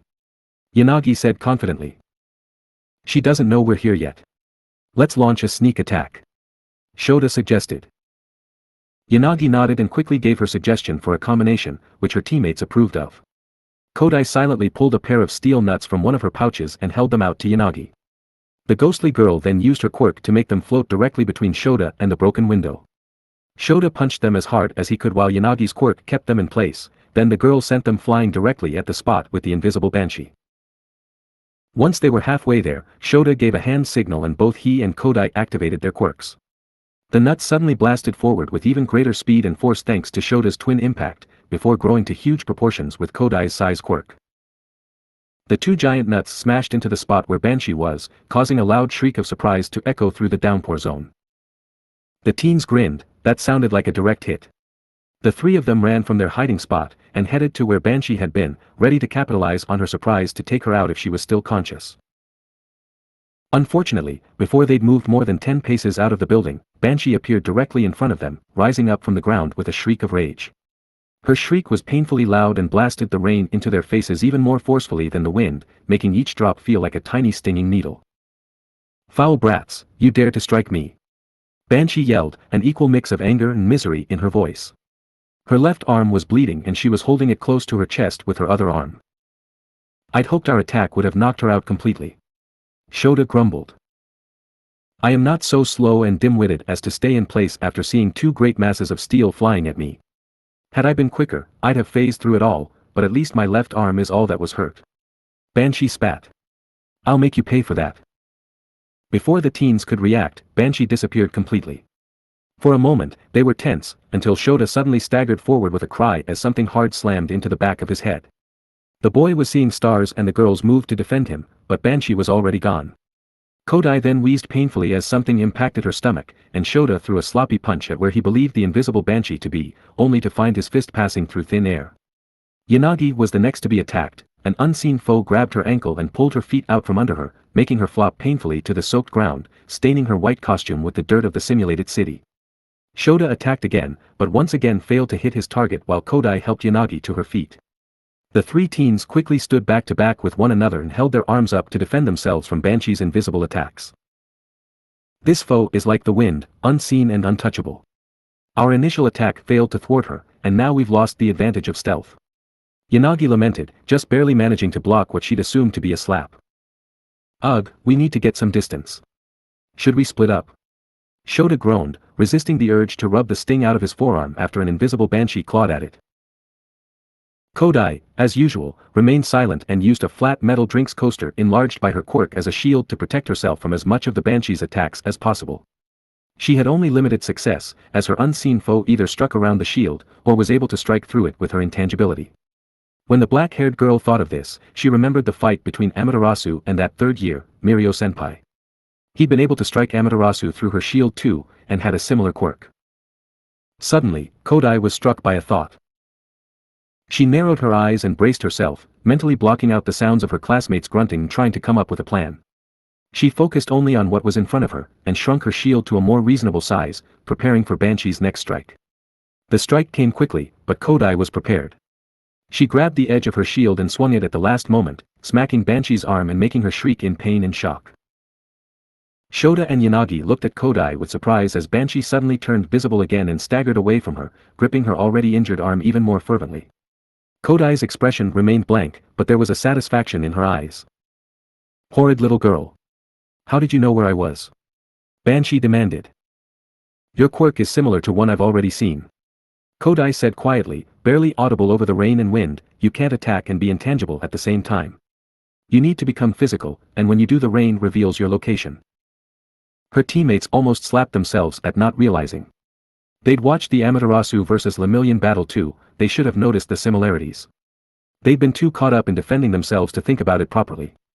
Thankfully Kodai's calm and collected nature let her keep her cool and focus. Banshee hissed angrily and the silvery tears began to flow from beneath her mask again and formed several clones. My sisters and I shall drag you down and drown you in the river Styx, she threatened, sending her clones forward. The clones didn't appear to possess the quirk of the original, so they weren't anywhere near as dangerous to the three teens. Shota, much nimbler than he looked, easily dodged their attempts to claw at him and struck them before using twin impact to launch them into each other at great speed, splattering countless clones by making them crash into each other. As the crowd thinned, he maneuvered himself so his target was between him and another group of clones, so he could smash them into one another. Yanagi and Kodai were working together to take out huge numbers of Banshee clones at once. Yanagi floated small objects high above the enemy, then Kodai would enlarge it so it could fall on and flatten the enemy, reducing countless clones to puddles of silver liquid. Between them and Shota, the ground had been almost completely painted silver. Banshee watched this from behind her clones, her hands twitching with irritation. Her arm hurt like hell, but she was quickly getting used to the pain and preparing to jump back into the fight. Before she could, however, she was suddenly forced to become intangible as a giant iron bolt was launched at her, destroying the last of her clones and almost knocking her out. She turned to glare at the teenage heroes, her expression hidden by her mask. Foul brats, she snarled. We're not done yet either. Shota yelled. He muttered something to his teammates out of range of Banshee's ears and the two girls nodded. Banshee prepared to make more clones, but had to stop and become intangible again as another metal projectile was launched at her head. Her vision had been obscured as the object passed through her head, and when she could see again the teens had begun circling her like wolves stalking their prey. Banshee sneered and turned to follow Kodai with her eyes, only to be surprised when the projectile she just avoided was launched back thanks to twin impact. She avoided it by phasing through it, though she'd shrieked with surprise in the process. The moment she became tangible again and prepared to attack, another metal bolt was flung at her, this time aimed at her leg. Banshee dodged without thinking and yelped as the edge of the bolt bruised her thigh thanks to Kodai increasing its size as it flew past the villain. Banshee snarled and turned herself intangible before charging at Shota, not even bothering to turn invisible since they now knew how to detect her. Shota ducked one slash of her claws, and threw a punch back, only to phase through Banshee. The villain then successfully slashed him with her other hand while the boy's fist was still in her stomach, proving she didn't need her whole body to be tangible, just the parts that she attacks with. Shota hissed at the stinging cuts to his cheek and tried to grab the woman's hands or at least make enough of an impact that he could use his quirk to deliver a second, much stronger blow. Banshee turned invisible and intangible at that moment and then reappeared a moment later behind Kodai. She attacked Kodai from behind so the girl wouldn't notice the rain on her when she became tangible, but before Banshee could strike the girl, she was suddenly struck in the cheek by a small shard of glass from a broken window. Banshee screamed and recoiled, her cheek and a part of her mask cut by the glass. You are not the only one that has invisible attacks. Yanagi declared. She had used her quirk to gather up a lot of the smaller glass shards from their previous hiding spot and was now having them fly around amongst the rain and wind so Banshee couldn't see them. Banshee was silent for a moment. Unlike her, the glass was hidden perfectly by the rain even during an attack, and since it was so small and Yanagi could attack so quickly, Banshee couldn't risk becoming tangible for even a moment, which meant she couldn't fight back unless she wanted to be shredded. The villain sighed. I suppose this fight is over then, she lamented. The teens grinned victoriously. Banshee had given up. The woman put her hands together and clapped twice. The trio blinked in surprise at the odd gesture. Was the villain applauding them? Then their confusion turned to horror as the rain and wind slowed to a halt. A moment later, and the lights installed into the dome of the downpour zone turned on to full blast, illuminating the dark. Banshee wasn't surrendering at all. She'd signaled for the systems to be turned off. Yanagi's glass projectiles were now much more visible, though still admittedly tough to see due to their transparency, but to the terror of the teens, it wasn't what the enemy could see that mattered.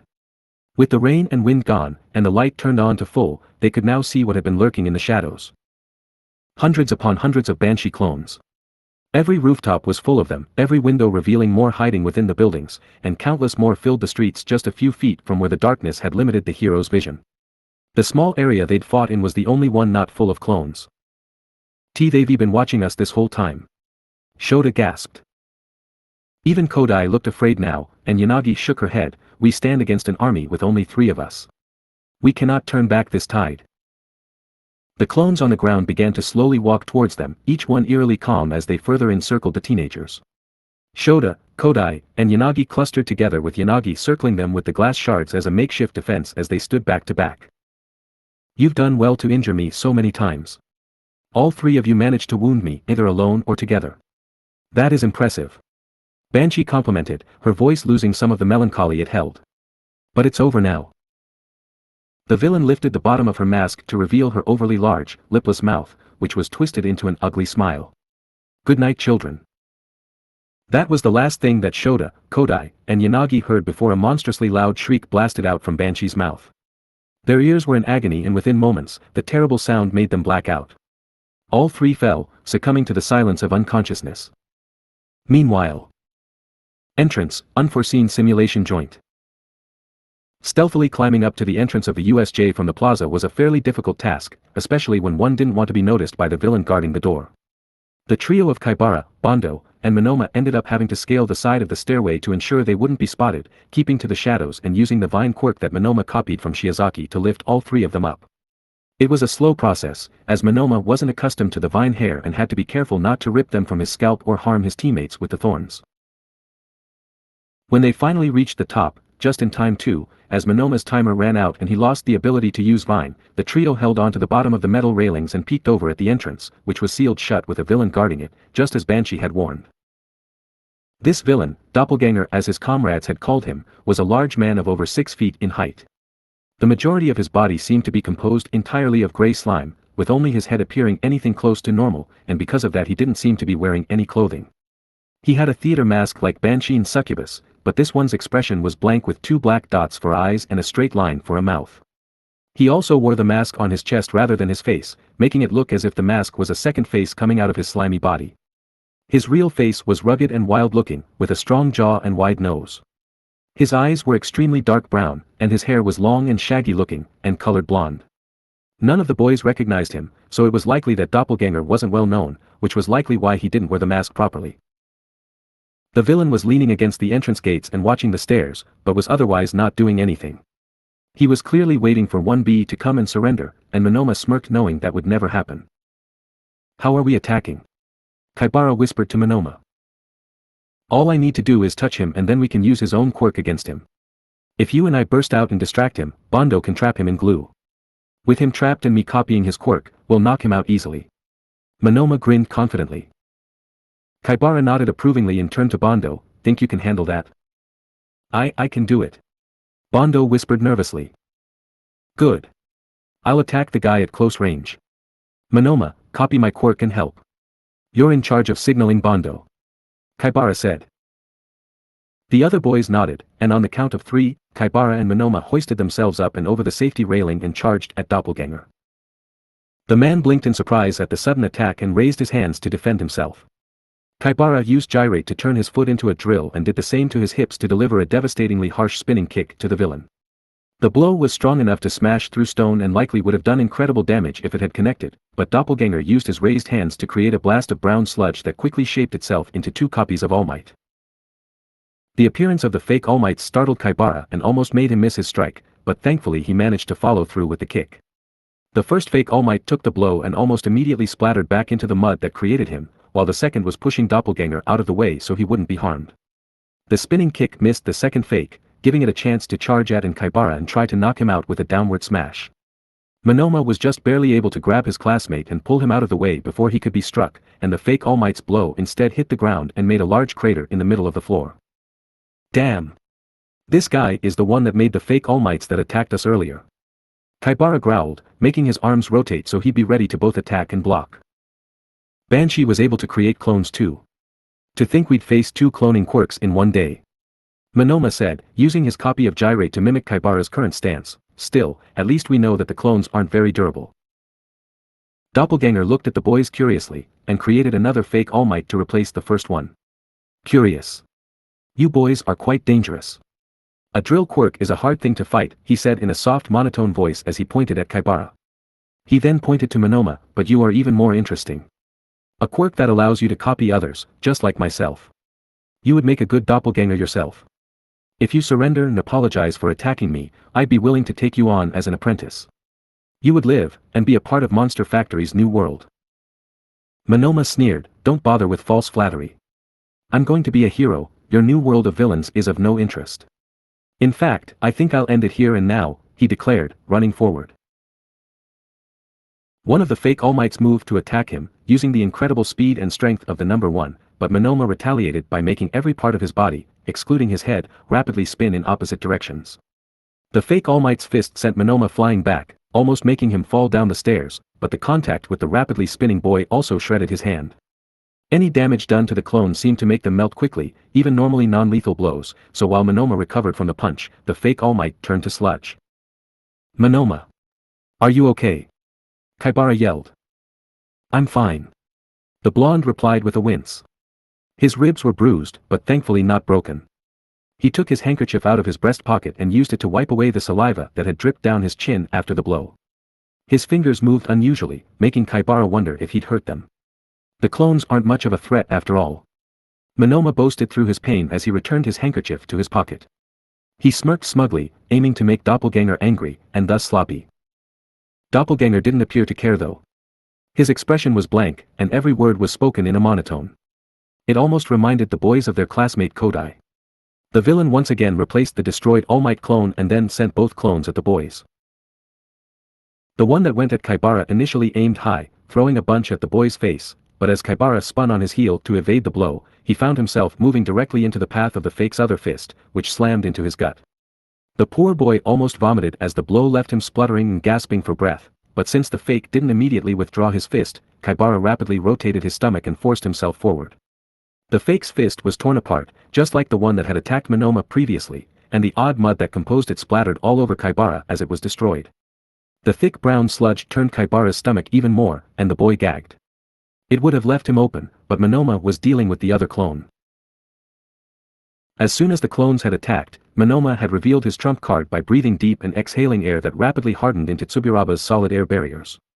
The fake All Might's fist smashed through it like it was nothing but glass, but the brief moment of surprise made the fake hesitate and slowed his punch, giving Monoma the chance to dodge while lightly slapping the fake's chest. The clone looked confused, the weak slap had barely registered and was certainly too weak to damage or destroy it. It moved to attack Monoma again and the boy danced out of the way, taking note of Kaibara taking out the other fake before grinning smugly. "You lose," he said. He clapped his hands mockingly, and the fake All Might was suddenly hit by a second, significantly stronger impact that sent it flying back at Doppelganger. The villain remained stoic as he sidestepped and allowed the fake to smash into the USJ gates, where it exploded into brown slime. "Impressive. I'm not able to make perfect copies of All Might, his quirk doesn't like being mimicked it seems, but the fact that you children defeated even imperfect copies is noteworthy." Doppelganger complimented. "We're heroes. We'll never lose to villains," Kaibara declared, accepting an offered handkerchief from Monoma to wipe the worst of the clone slime off of himself. Doppelganger looked at Kaibara for a moment before disregarding him and looking back at Monoma. "Those quirks you used, they belonged to your classmates, correct? You used them to great effect." Monoma grinned and performed a showman's bow. "Why thank you," he said smugly, making Kaibara roll his eyes. The drilling boy wondered how his copying classmate had managed to use both Tsuburaba's and Shota's quirks. It had been more than 5 minutes since they'd seen them, so any copied quirk should have expired. Monoma caught his eye and smirked, wiggling the fingers on the hand behind his back. Kaibara looked at them and almost gasped. It was hard to see, but there was a single hair tied around each finger like a ring. Monoma must have asked for them, or subtly snatched them, and hidden them before.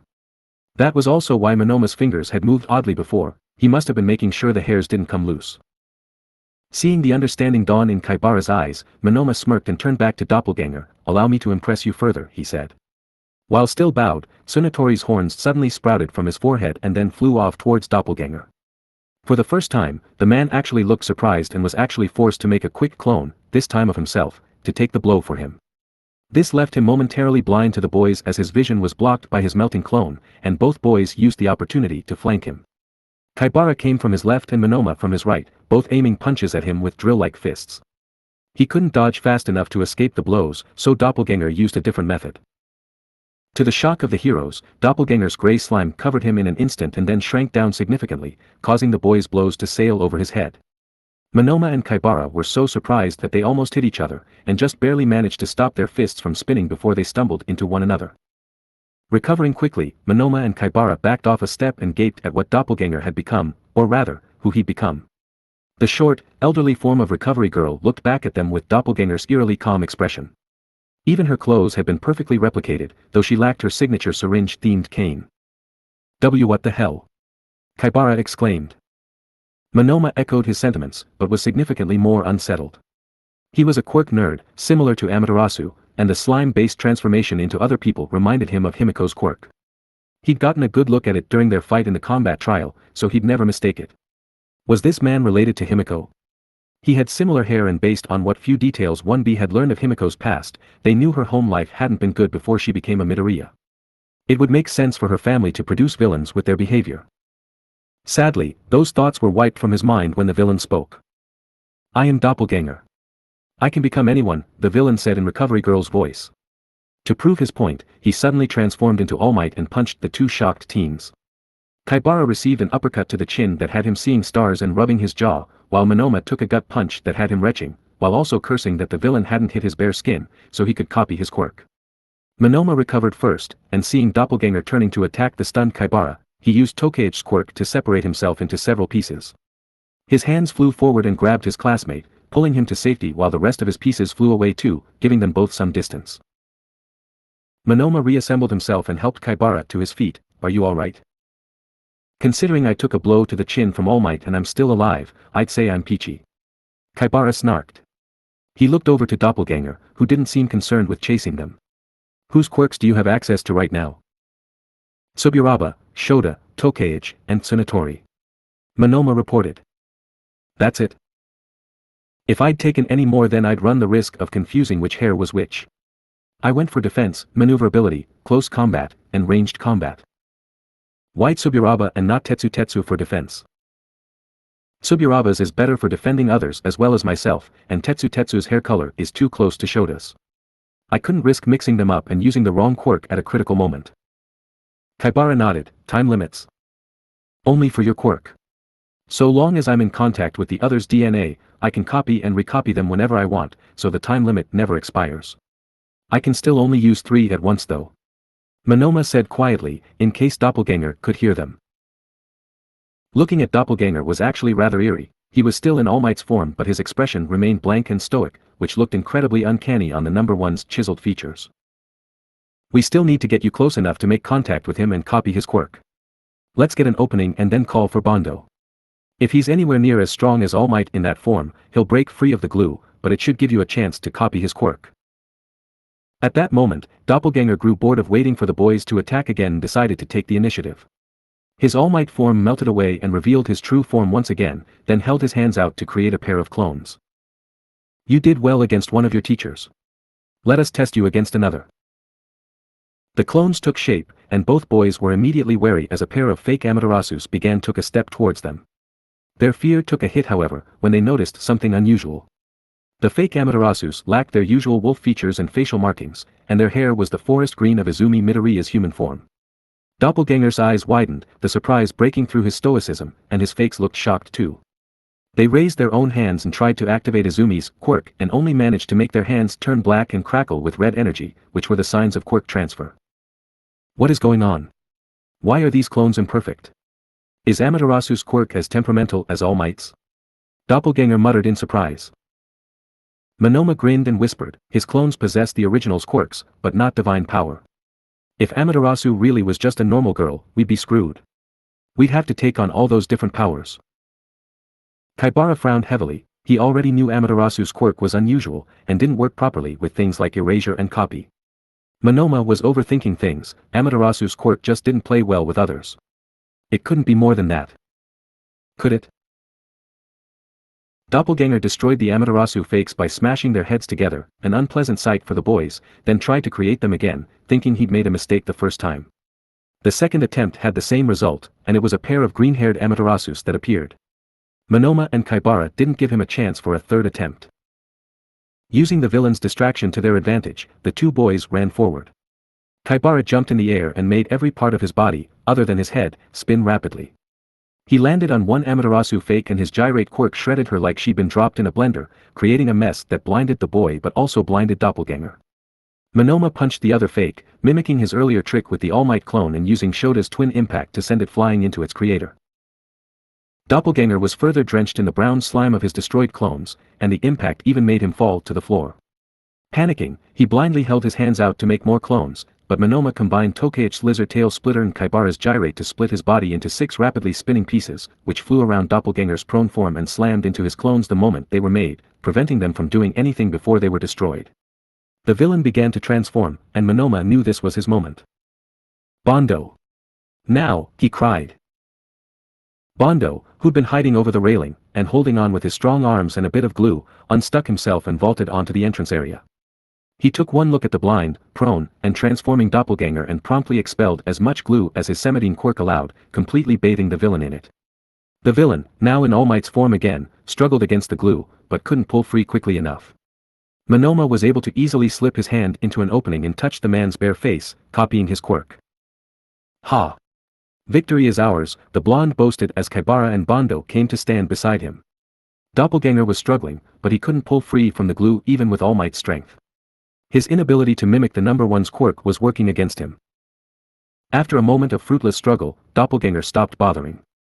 It appears this is the end for me, he admitted, still in a monotone as he transformed back into his own form, the glue still holding him tightly.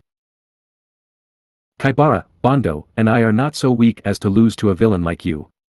Monoma boasted, I've also copied your quirk, so if you did manage to escape, I could counter your every move. Doppelganger sighed heavily, it may be over for me, but I am not alone. Kaibara growled, your friends in Monster Factory will be going down too. Why yeah. Bondo added, feeling a bit braver since his quirk had helped them win. Doppelganger tilted his head, Monster Factory. I believe you've misunderstood me. I said I am not alone, and that it was over for me, but well, there is more than just me. Then, to the horror of the students, Doppelganger melted into sludge. A clone. Monoma shrieked in surprise, his confidence wavering, we've been fighting a clone. If he's a clone, where's the real one? Kaibara yelled urgently, looking around frantically.